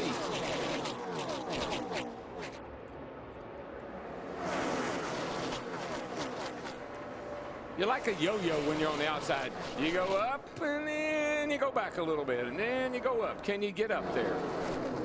30 laps to go. They're going to have to buddy up to make it to the front on the outside as we go side by side.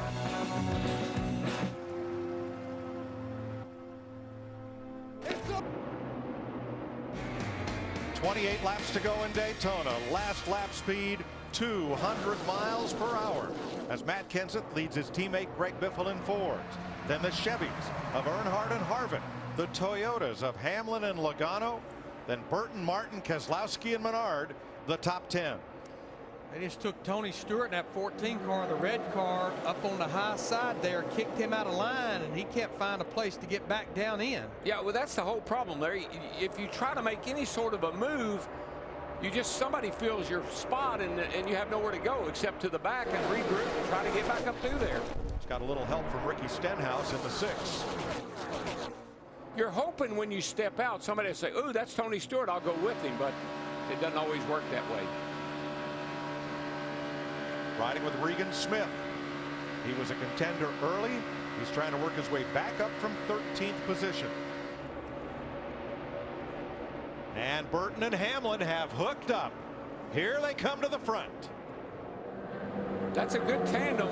Oh, but Burton's, for some reason or another, just lost a bunch of ground right there all at once. I don't know if he got loose or what happened, but he fell off the back of the 11 car of Hamlin all at once.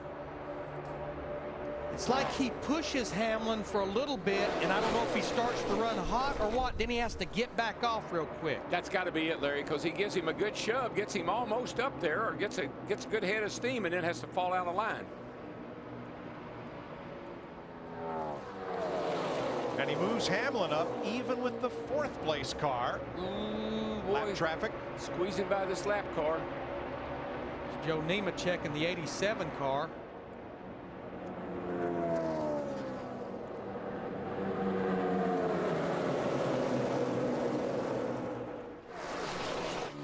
$25 laps to go. I'm glad. It's making me nervous. Hamlin has worked his way up alongside Kevin Harvick, who is 4th. Just keeps chipping away at it, just little by little. Everybody moving around, trying to get a little clean air to that radiator and keep those engines cool. Well, that's the problem. If you're down there in that bottom line, you've got to get some air to that engine sooner or later. One thing about Hamlin and them on the outside, Hamlin's got pretty much clean air, so his car's not going to get hot. Hamlin remains side by side with Harvick. They're going to catch the lap car of Casey Mears in the 13, the white car. They'll have to go around him. There's Clint Boyer in the 15 as well, just left pit road.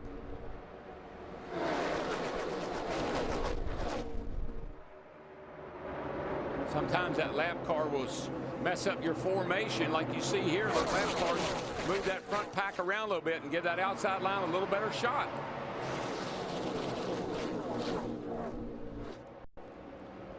Three wide mid pack, but moving. Oh, baby. Moving around a lap car. Everybody hold a pretty wheel here.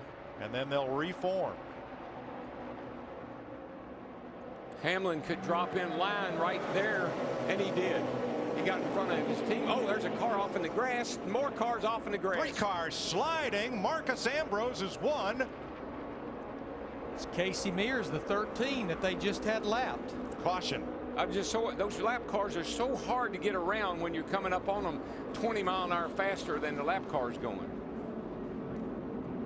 And there's Mears, and Ambrose gets away after that big spin. Fortunate, Darrell, that more cars weren't involved. It looked like it was going to be a wad of them, but they all got them straightened out.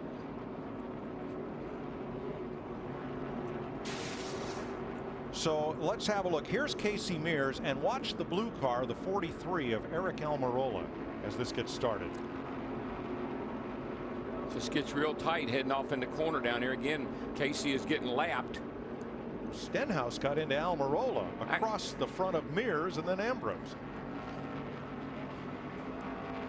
Well, Almirola just about. I'm telling you. He just barely slid through there after that happened.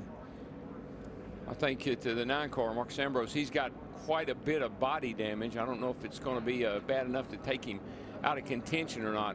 Look at Almirola right there. Whoopee. Nice save. Watch this right here, though. Wow. Well, in 2 of those cars, the 9 and 43 are teammates at Richard Petty Motorsports, Ambrose and Almirola. But Ricky Stenhouse was trying to move from the outside to the middle, and that hole just wasn't open. Boy, you just don't get down on the apron very often in the trial and get it straightened up and keep on going. So the caution waves with 22 laps to go. Now, there's Stenhouse in the number 6. There's the first contact with the 43. I think the 13 was just forcing the 43. He had nowhere to go, and the 6 was on the outside there, and they did make contact.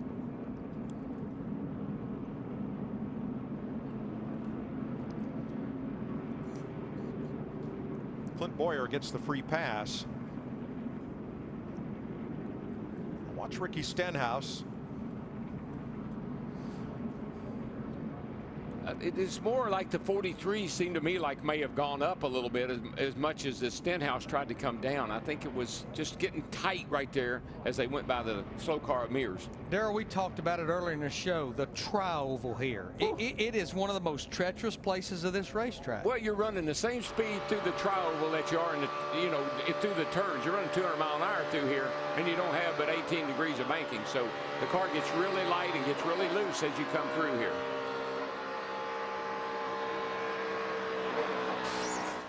Mears and Ambrose have pitted. Let's get Michael Waltrip's take on that. It just looked like what we see a lot of times here at Daytona, Darrell. Anytime you're lapping a car, people have to do something different, something that they're not prepared to do. It looked like to me the 43 car of Almirola moved up and clipped that other car and caused that accident. I think Casey Mears was doing everything he should, but you're running 200 miles an hour. You're coming into the tri-oval. It's a tough turn, like you said, Darrell, and he just moved up a little bit too far and caused that accident. Yeah, I see there's some fire under the 9 car here. I'm not sure if that's something's dragging on the front of it, and it's caused a small fire up under the hood of that car. Krista?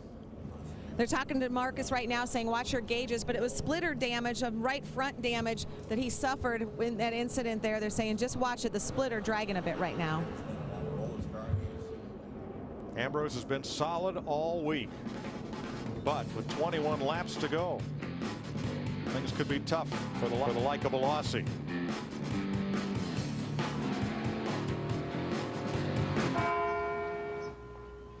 Agents, when it comes to insurance, people feel lost. That's a dead end. Don't know which way to turn. This way. Turn around. That's why we present people with options, to help them find coverage that fits their needs. Almost there. That's a new Maze record. Really? I have no idea. We don't keep track of that kind of stuff. Oh, you should. We are insurance. We are farmers. Bum, ba, bum, bum, bum, bum.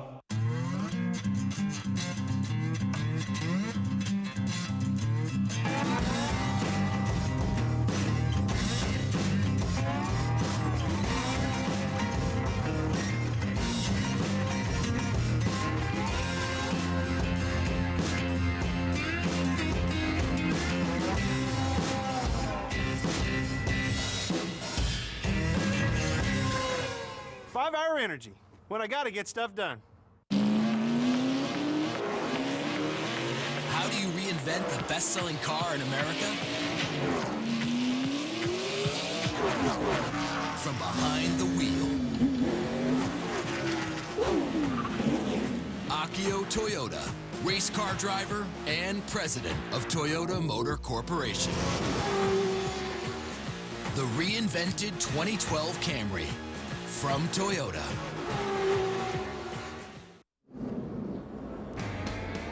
Ready for the restart.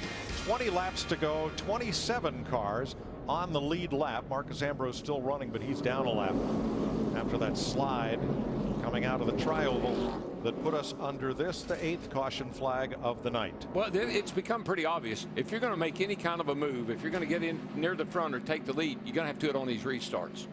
And this is one of those times right here when it's going to get desperate and you're going to start forcing your way in, trying to get down in line or make a pass here is what's going to happen. Teammates together no longer. Kenseth and Biffle are on the front row in Fords. Earnhardt and Harvick, the second row Chevrolets. Hamlin's Toyota, Burton's Chevrolet. And we pack up Sunday and head for Phoenix to duel in the desert on Fox. I get a feeling Dale Earnhardt Jr. in that 88, he is going to stay glued to that 17 of Matt Kenseth. We are getting a report that Matt Kenseth can hear his crew and his spotter, but they can't hear Matt, which honestly, with 19 to go, no more pit stops, that's the best of the two evils.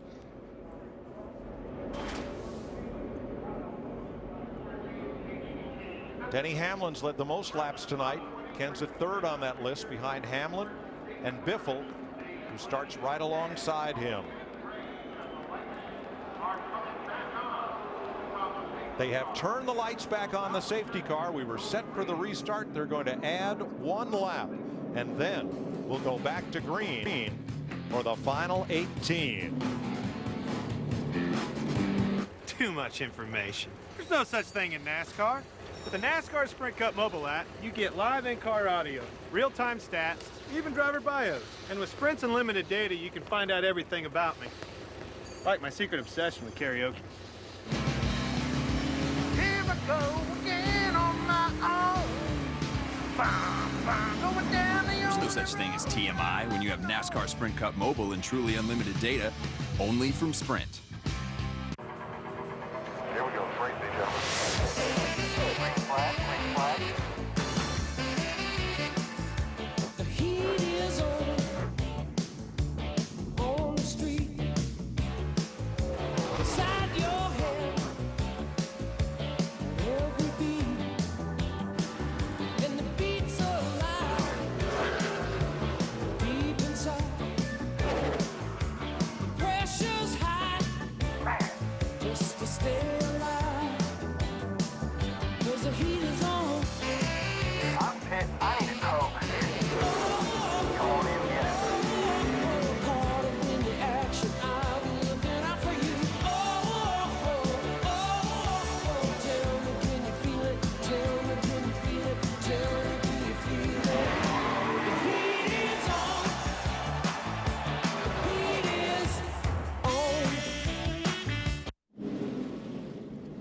ready to restart.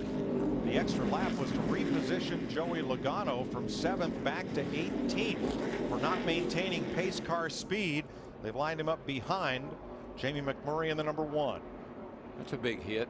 Fords on the front row, Chevys in the second, a Chevy and a Dodge in row 3, 2 Toyotas row 4, 2 Chevys row 5. Who will win the Daytona 500? 18 laps from the checkered flag. Green flag.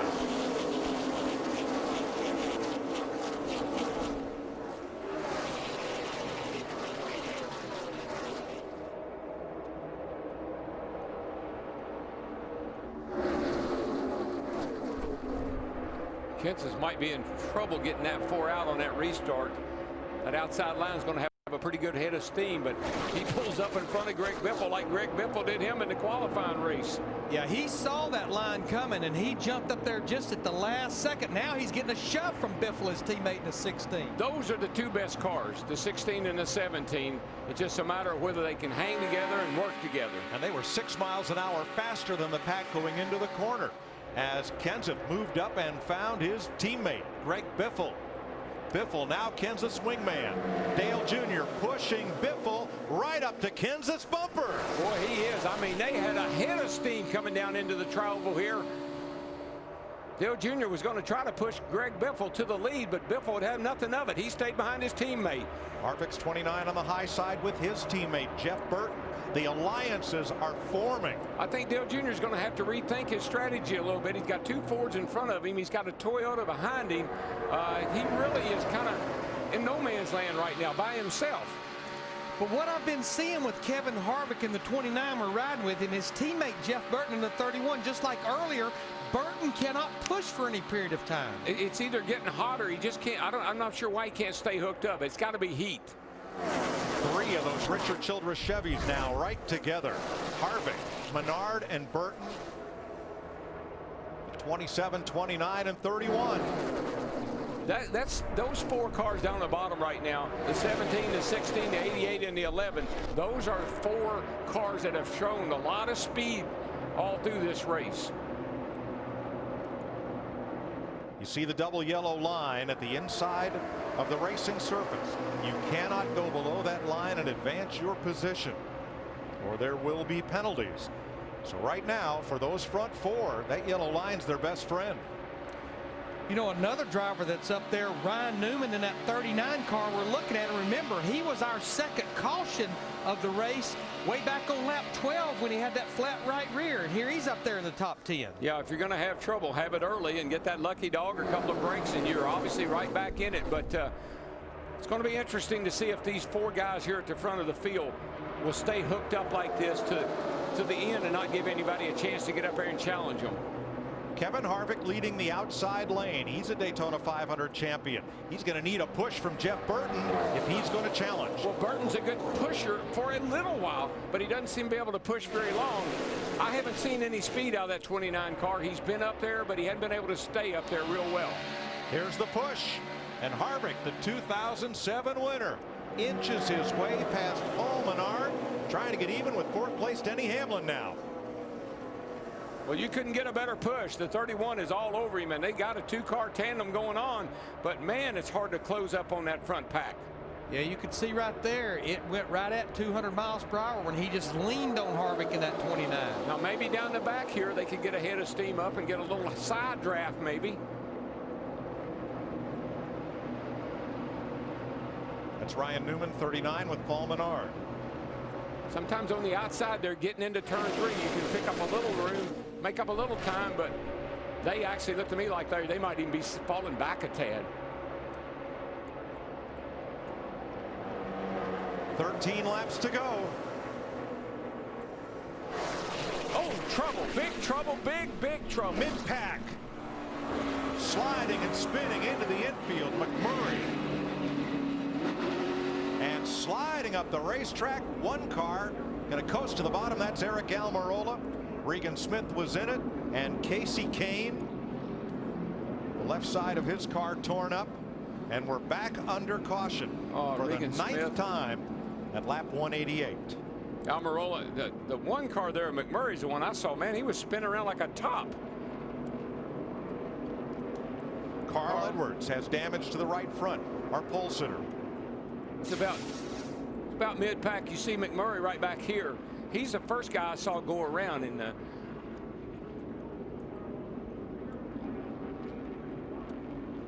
Got a little wobble. I believe he blew a left rear tire. That thing started wiggling around, and as he came into the tri-oval, it spun out, and when it came to a stop, you can see the left rear tire is completely torn apart. So I think he had a cut tire, and the thing just got away from him. Yeah, he was wobbling through the tri-oval there, and finally went around with him. Another driver involved, Brad Keselowski, right there. Wonder if Brad twittered that. Right Probably there is McMurray.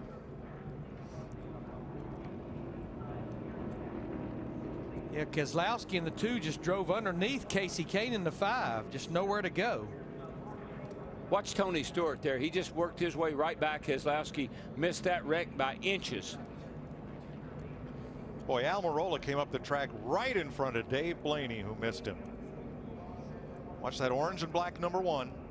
Yeah, right side of your screen. Right here. He starts wobbling right here, and then the car starts goes around, and it looked like a top. I saw that orange car just spin around, and look at Tony Stewart right there getting right through that mess. Well, Stewart did get some damage in the first part of that crash, yes, though, Darrell. He did. Yes, he did. And from Casey Kane.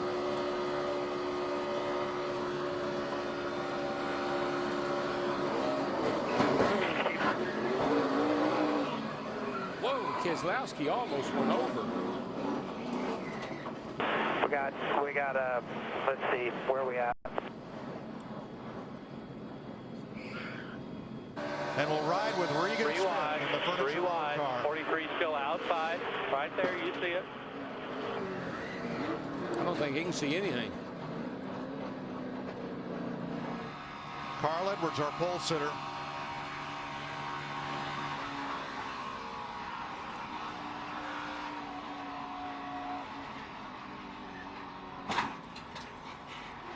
He almost made it through, got some damage right there near the end of it.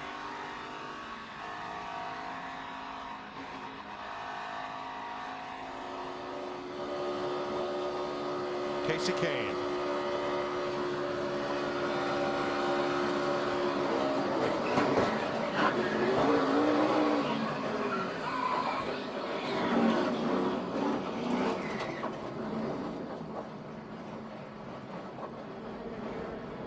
Darrell, he did the same thing with his hands that Jimmy Johnson did in that wreck on lap 1. We've had in-car cameras in these cars for years, and up until recently have I seen drivers let go of the wheel and tuck their hands out of the harm's way like that. They've learned a lot about this over the last year or two.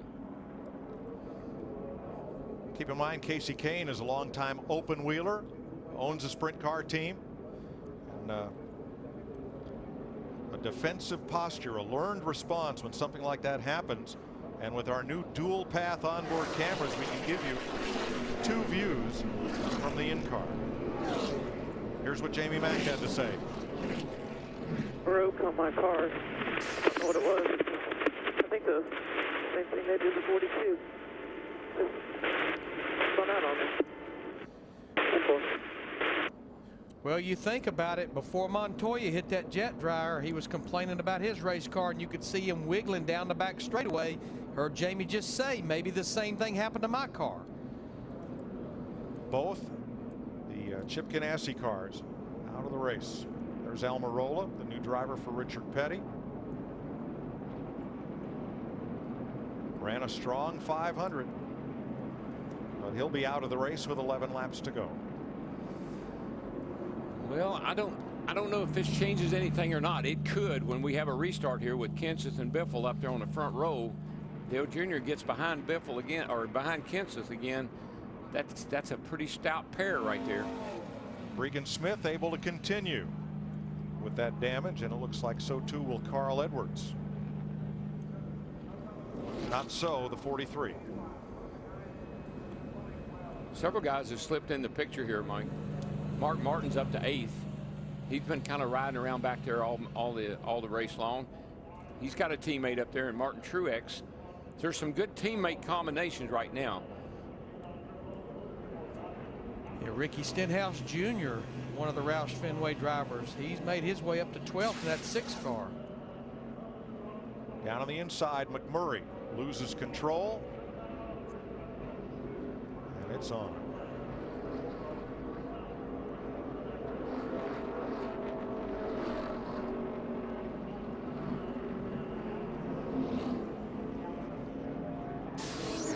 They're going to wreck. There's no doubt about that.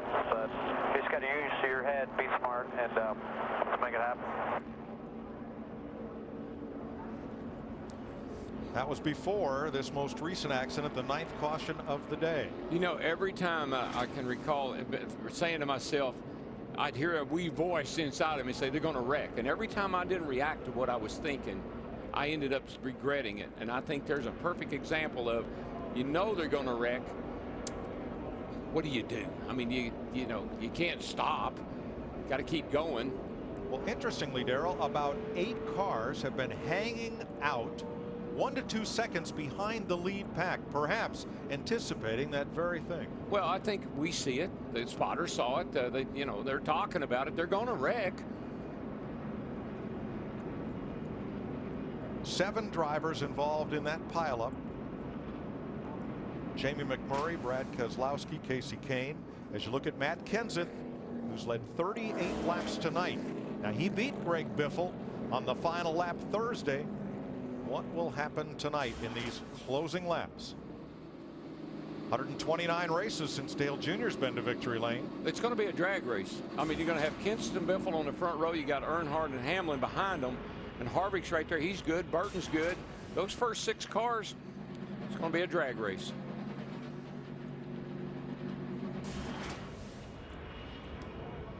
Jeff Burton trying to win the Daytona 500. He's run second here a couple of times. Paul Menard, that big win at the Brickyard last year. Mark Martin, 3 decades of trying to win this race. You know, just a little bit ago, Clint Boyer was 2 laps down. Now he's back on the lead lap in 22nd spot. So he's made up a couple of laps here in the last little bit. Just saw Ryan Newman there. He's got the free pass 2 times in this race. 2-time champ Terry Labonte, he's on the lead lap in a 23rd place, hanging around. And in the closing laps of the Budweiser shootout a week ago Saturday night, Kyle Busch took a wrecked car, drove it to the front, and won. Joey Logano, his teammate, can he give Busch the boost to get to the front? Ricky Stenhouse didn't have a cup ride for this season. Jack Roush had a golden ticket for the number 6, a guaranteed start in the first 5 races. Tapped Stenhouse to drive. This kid's a really good little shoe, Stenhouse is. And of course, my old buddy David Ruderman. It's good to see him. He's kept that thing out of trouble. He's sitting there in 14th place. And here's my man. Series champion Tony Stewart, 15th. He's won 17 races at Daytona, but never the Daytona 500. David Gilliland, 3rd last year, trying to prove that was no fluke. Well, you know, when I was 17 and I was trying to win my 17th, I said, maybe I'm going to finish 17th. Right now, Smoke's running 15th. So he's 14 on his 14th try. The only number I'm concerned about, Darrell, is 200. That's the lap number I want to see up on that scoreboard. Ooh, baby. 9 to go. Continue making repairs to Carl Edwards' car. He's still on the lead lap. We've got 23 drivers on the lead lap.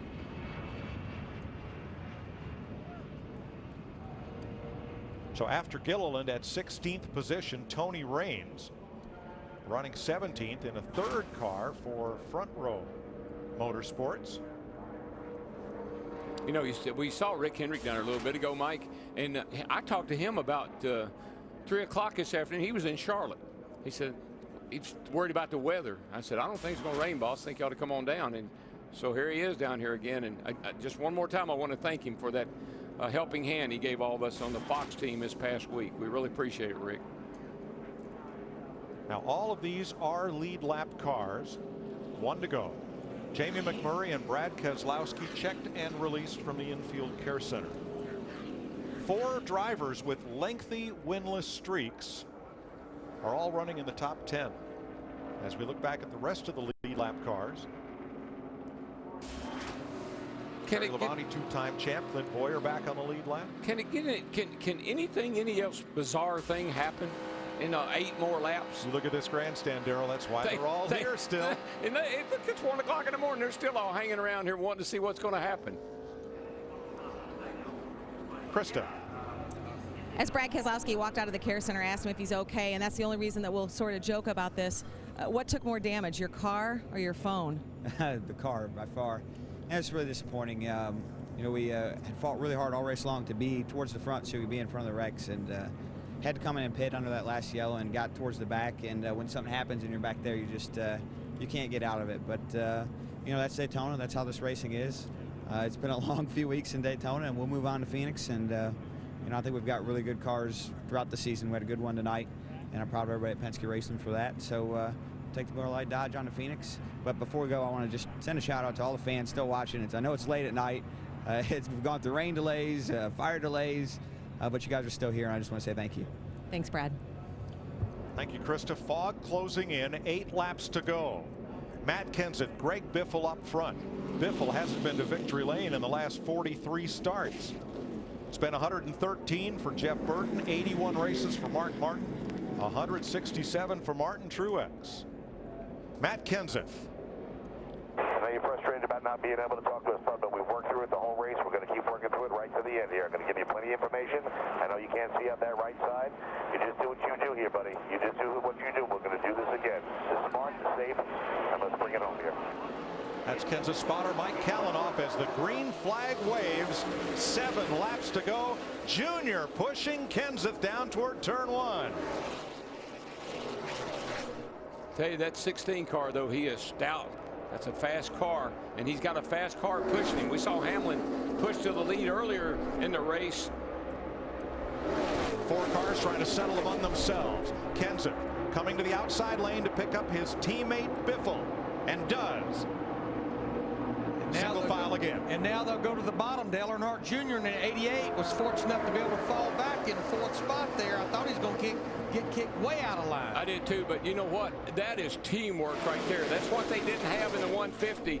Kenseth really helped Biffle out right there by pulling out and getting him and pulling him up there behind him. Now they should be able to settle it probably between themselves. 6 laps to go. On the outside lane, teammates Mark Martin and his new teammate Martin Truex. 2 Toyotas going to try to push their way to the front, but a long way to go to get there. And Darrell, unless that outside line gets to moving, Matt Kenseth, his best friend right now is that double yellow line. Oh, I think right now, Larry, everybody say, okay, let's ride right here. Let's hold what we got. Don't anybody panic, because it's going to be a drag race off turn 4. That's where these races have been won every time down here this week.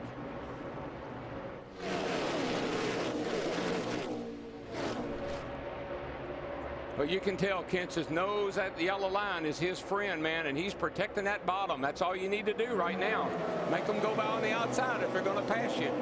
5 laps to go. And here's what's going to happen, Larry. Biffle is he's got to make a decision. Am I going to stay behind my teammate, or am I going to let that 11 push me right past him? That's a question that Biffle's got to sit there and ask himself. And that's probably the question Matt Kenseth is asking himself about Greg Biffle. I got to believe that Kenseth is a little skeptical based on the way they raced each other in their qualifying race. And Denny Hamlin in 3rd in the number 11. Has no friends. 2 Fords, Hamlin's Toyota by itself, and 2 Chevrolets behind, Earnhardt and Burton. More Chevys, Harvick, Menard, Newman, and 14 Tony Stewart. And there's Tony Stewart's teammate, Ryan Newman. Oh, Tony's going around. Another wreck to the tri-oval. Kyle Busch, hard slide through the grass, no contact.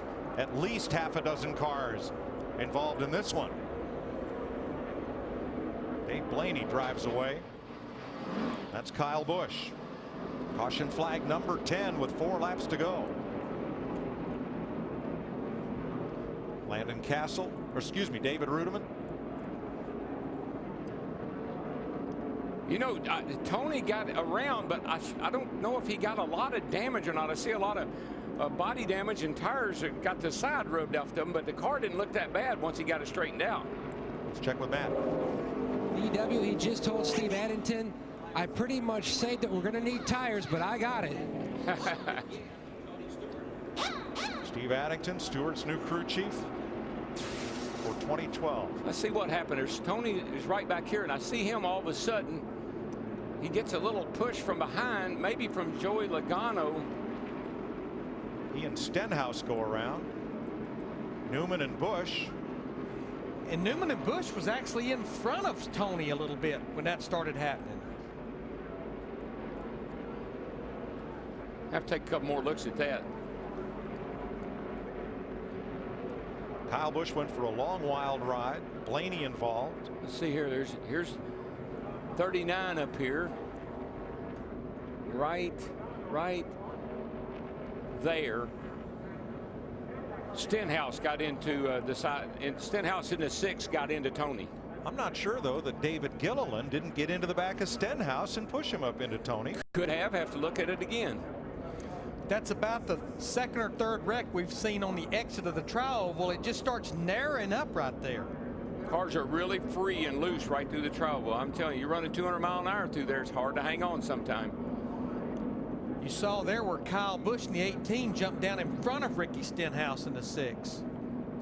I know Stenhouse hit Tony. I'm not sure if he got forced into him. Here's smoke right out here. All right, there's Stenhouse with Gilliland behind him.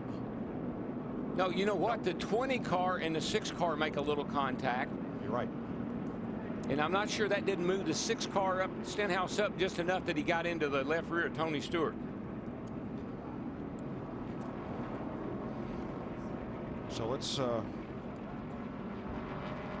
regroup here. Joey Logano and Ricky Stenhouse make contact. Stenhouse moves up into Tony Stewart.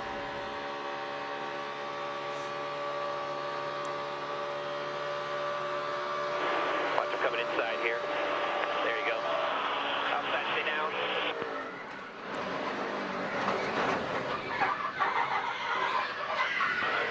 Lock it down, get it rolling here if you can. Watch him coming across at you. Get it rolling here if you can. Leaders are in 2.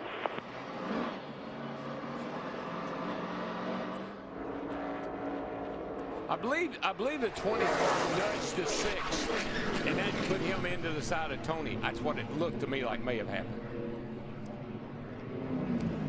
Michael, how do you see it? What do you see, bud? It just looked like to me that Stenhouse came into the tri-oval there and had a really good run.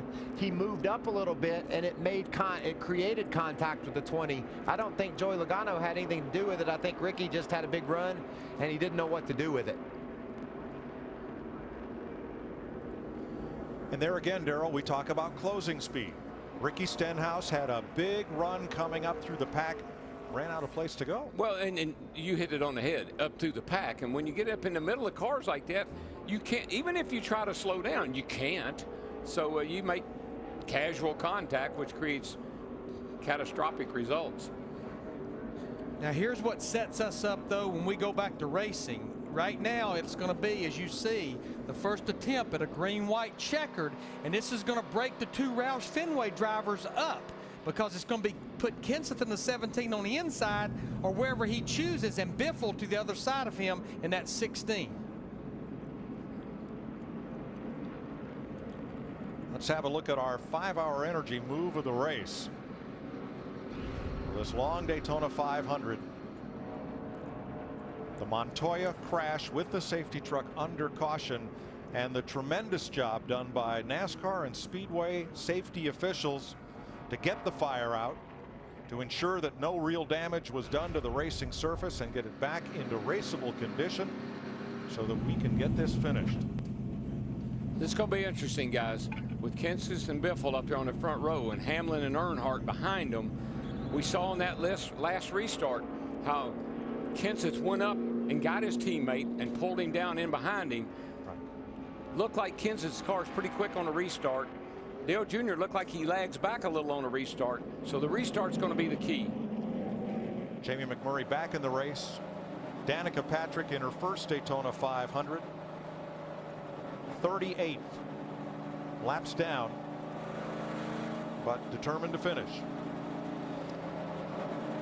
Michael, you've been in the race car earlier in the week. You know there's 2 to go. Is this where you just kind of block out those gauges as far as how hot you might be running if you start pushing another driver? Finally, Larry, we're there.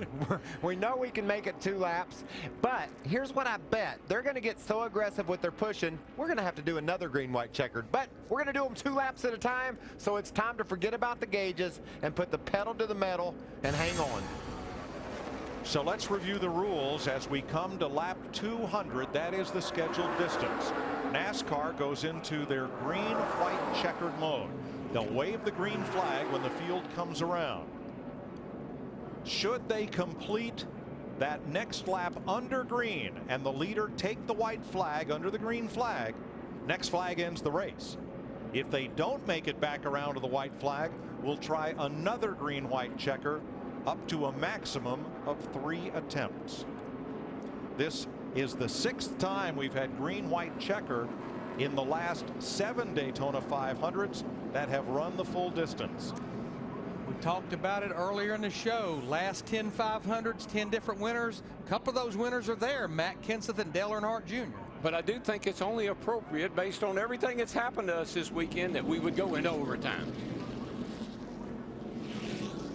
Still 22 cars on the lead lap as we get set to settle it in the 37 hours of the Daytona 500 since we first got ready to race yesterday. I think Kenseth is in the catbird seat. It just depends on the pushers. Depends on whether Dale Earnhardt can push Greg Biffle or not. Ford's at the front, a Toyota and Chevy in row 2. Green flag, and Biffle gets about a half a car length away from Denny Hamlin here and moves up to pick up his Ford teammate, Greg Biffle. Boy, that is a teammate right there, buddy. I mean, he jumped out there, got him. Dale Jr. had no help, but he locks on the back of Biffle, 2nd and 3rd. I don't think it'll do Dale Jr. any good because I don't think Biffle's going to go anywhere. If he's a team player like Kenseth has been, he'll sit right there. They've got a lap and a half to find out. Now, when they come off of turn 4 and Dale Jr. is still pushing him, could be a whole different story. I'd say things might pick up. They're looking for the white flag this time. Once we get into this lap, if anything should happen down in turn 1 or 2 or 3 and 4, it's over. 3-car breakaway. Junior tucked up tight under the bumper of Biffle. Kenseth leads to turn 1, final lap. Denny Hamlin in the 11s there with no one to push him. Actually, he might actually be hurting those 2 cars in front of him if he gets back too far. But here we go. If it's going to happen, it's going to happen pretty quick. We've seen where the timing of where you do it is so critical. Those 2 cars, the 16 and the 88, should be able to get by Kenseth if Biffle elects to take the chance. Ford Chevrolet off the final corner. Matt Kenseth trying to win it for the 2nd time. Here comes Junior to the outside. Side by side with Kenseth. He runs out of time. Matt Kenseth wins the Daytona 500. I tip my hat. I know Matt can't talk to you, but thank you, Jimmy. 2009 and 2012.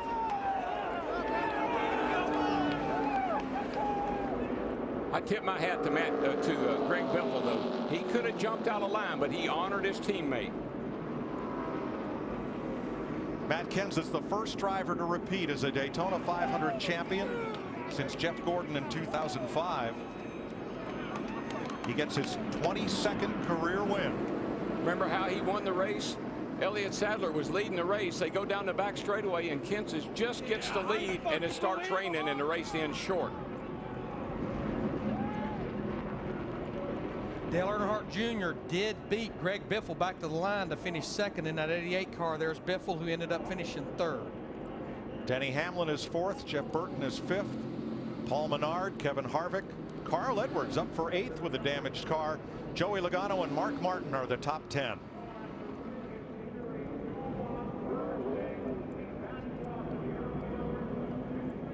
Great job by Mark Martin to get a top 10 finish. Driving for Michael. Good job, buddy.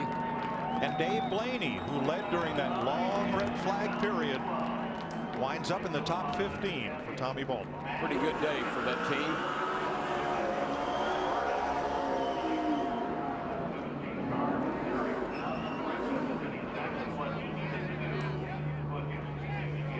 The last time we were here in July, Matt Kenseth pushed his teammate David Reagan to the checkered flag. And Matt Kenseth gets to play capture the flag here in Daytona.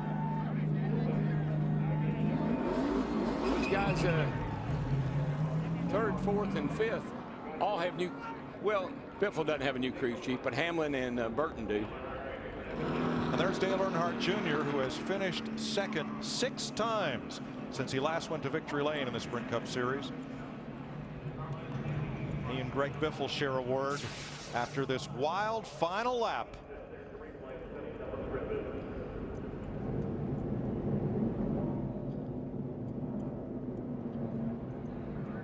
Right there was when Biffle started to go with Dale Jr. and he thought better of it.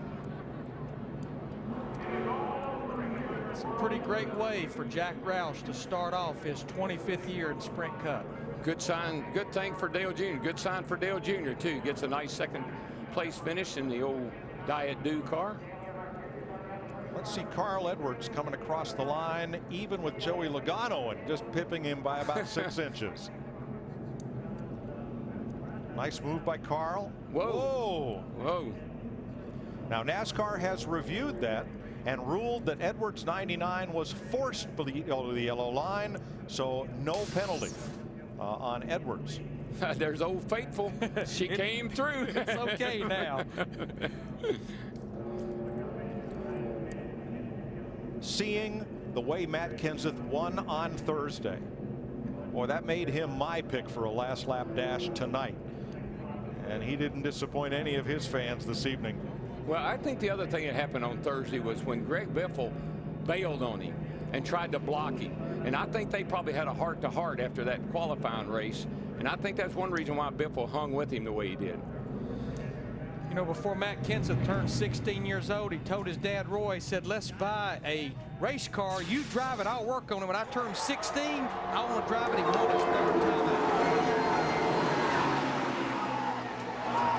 Jimmy Fennig and the Roush Fenway crew have plenty to celebrate. That's not Jimmy Fenning's first Daytona 500 win. He won it in 1988 with Bobby Allison. Steve Burns. And Mike, Dale Earnhardt Jr. just out of the car, and a great way to start this 2012 season. Dale, tell us about the end of the race. Yeah, I'd have liked to have won, but I told Greg that I was going to push him on that last restart, and I pushed him, and I thought he was waiting and waiting and waiting. It looked like he might have been trying to make a move on the back straightaway, but nothing materialized there. And then we come off 4, and I kind of waited to the last minute for him to have his opportunity to try to pass Matt, and nothing was happening. So I just pulled out and went around him. Matt had a strong car. The Roush guys were really quick all week. I was proud of the horsepower we had in our Hendrick car. It was great. We had great speed all week down here. Our car is performed well all week. The guys did a great job on the body. I want to thank everybody at the shop and all the guys that painted this car. This car looks so good every time it comes down here. The craftsmanship inside and out is amazing. It performed well. The team did a great job. Steve did a good job calling a good race.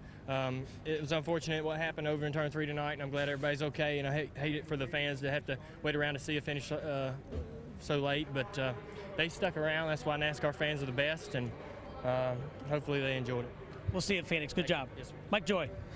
Thank you, Steve. Great run for Dale Jr. Let's go down to the Dean of NASCAR's Pit Road Reporters, Dick Berggren in Victory Lane.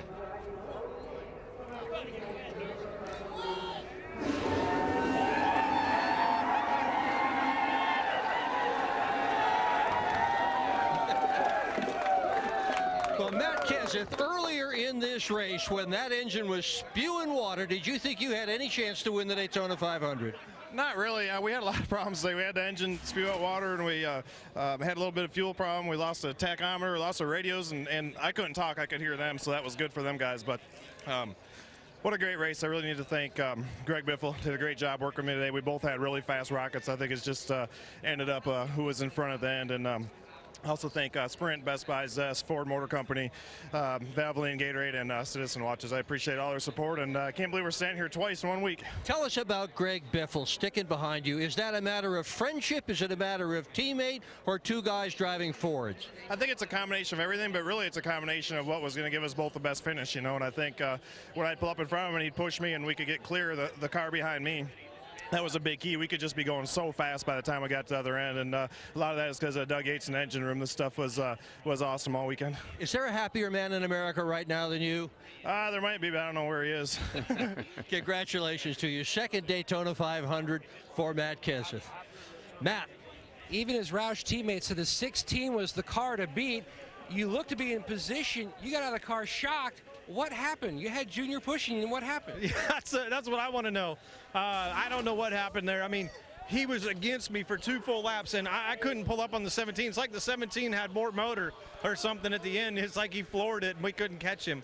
But, you know, I think I was shoving him out, and I tried to make a move maybe on the back to kind of move up, but we didn't have a run. We needed a run. I needed a gap between us and the 17, and we just didn't have that gap. I maybe needed to drag the brake and try and push the 88 back and slow him down so we could get a run at it. But, you know, I thought Junior would push me up to the back bumper of him, and I'd side draft him and go by him. But and then it would be me and Junior over here at the line. But it wasn't meant to be. I learned a little bit there, and I think Junior's shocked too that the car didn't push up. But you know, 3M Ford Fusion, these guys, and Doug Yates, everybody, I'm so happy for starting the season out like this.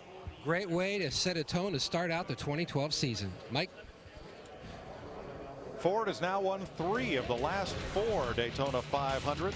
It's the 13th win for Ford in the Great American Race as Matt Kenseth and his team celebrate.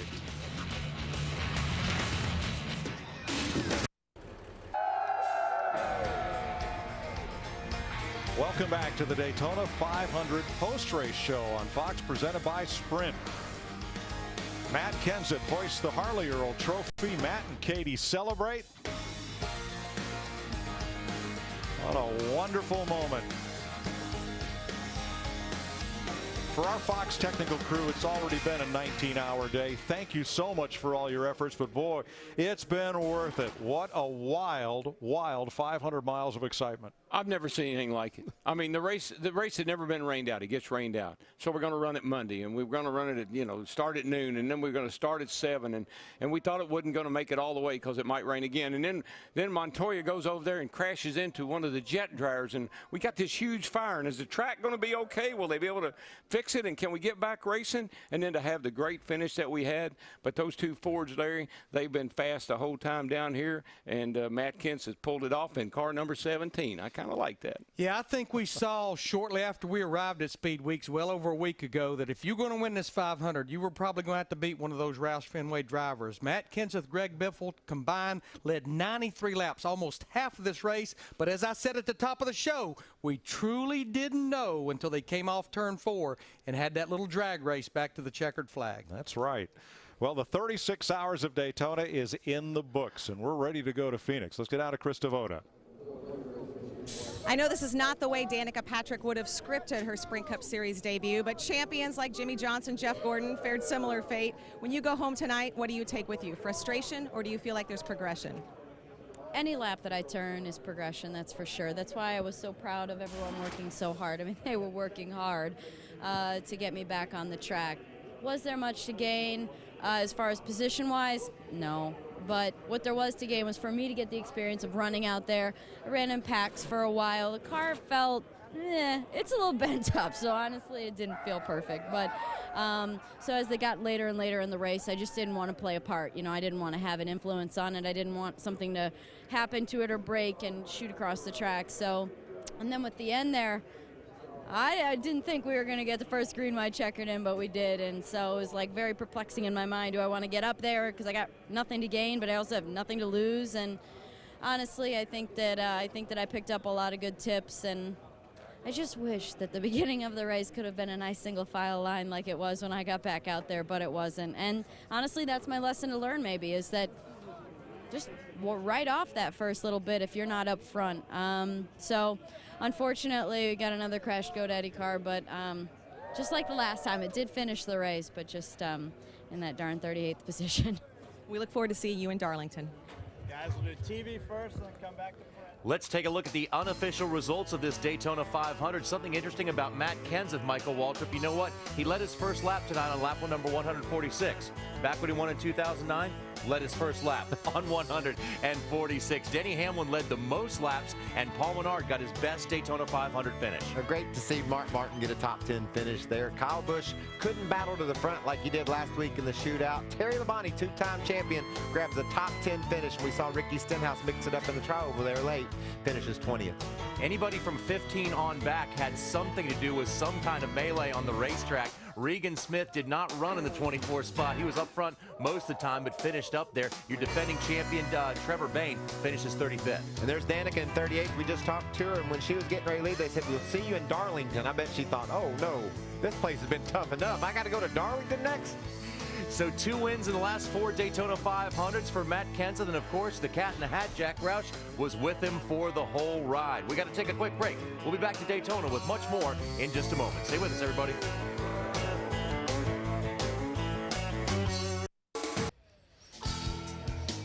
Promotional considerations provided by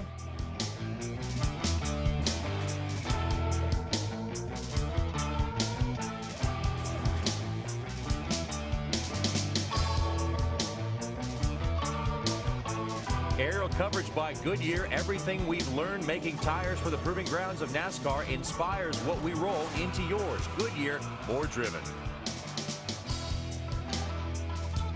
And back in the Hollywood Hotel, John Roberts alongside of Michael Waltrip. And boy, what a wild couple of days. We were supposed to start this thing way back on Sunday afternoon. Here we are finishing on a Tuesday, Michael, but what a start to the season. Yeah, and you saw Matt Kenseth obviously elated with his second Daytona 500 trophy. Dale Earnhardt Jr. and Greg Biffle, they seem pretty happy. But you know, tomorrow, they're going to hurt. You're that close to winning our greatest event, and you come up short, they're going to turn on Fox News in the morning. There's going to set Matt Kenseth. Everywhere they look, Matt Kenseth, Matt Kenseth. And they're going to be thinking, what could we have done? How could I have moved out? How could I have done something to be sitting where Matt is right now? And what would you have called us if we said Juan Pablo Montoya would hit a jet dryer? Well, I wouldn't have not thought that could have been good, but I'm telling you, the pavement they use here, Darrell said it best, I want to pave my driveway with that stuff. I don't have a driveway, but if I did, I'd want to use that stuff because amazing, it settled, it lit up, but yet they put it out, and away we went racing. Wow, is all we really can say. Coming up next, tonight on Fox, it's your late local news, except on the West Coast. And Sunday, it's the Subway Fresh Fit 500 coming your way from Phoenix. Then, of course, next on Speed, we have the Race Hub that will wrap up the entire day. Again, the Subway Fresh Fit 500 is coming your way from Phoenix. Race Hub coming up next on Speed. And also, we want to congratulate Matt Kenseth and Greg Biffle and Roush Fenway Racing once again for a huge win in this 54th Daytona 500 that showed us just a little bit of everything that racing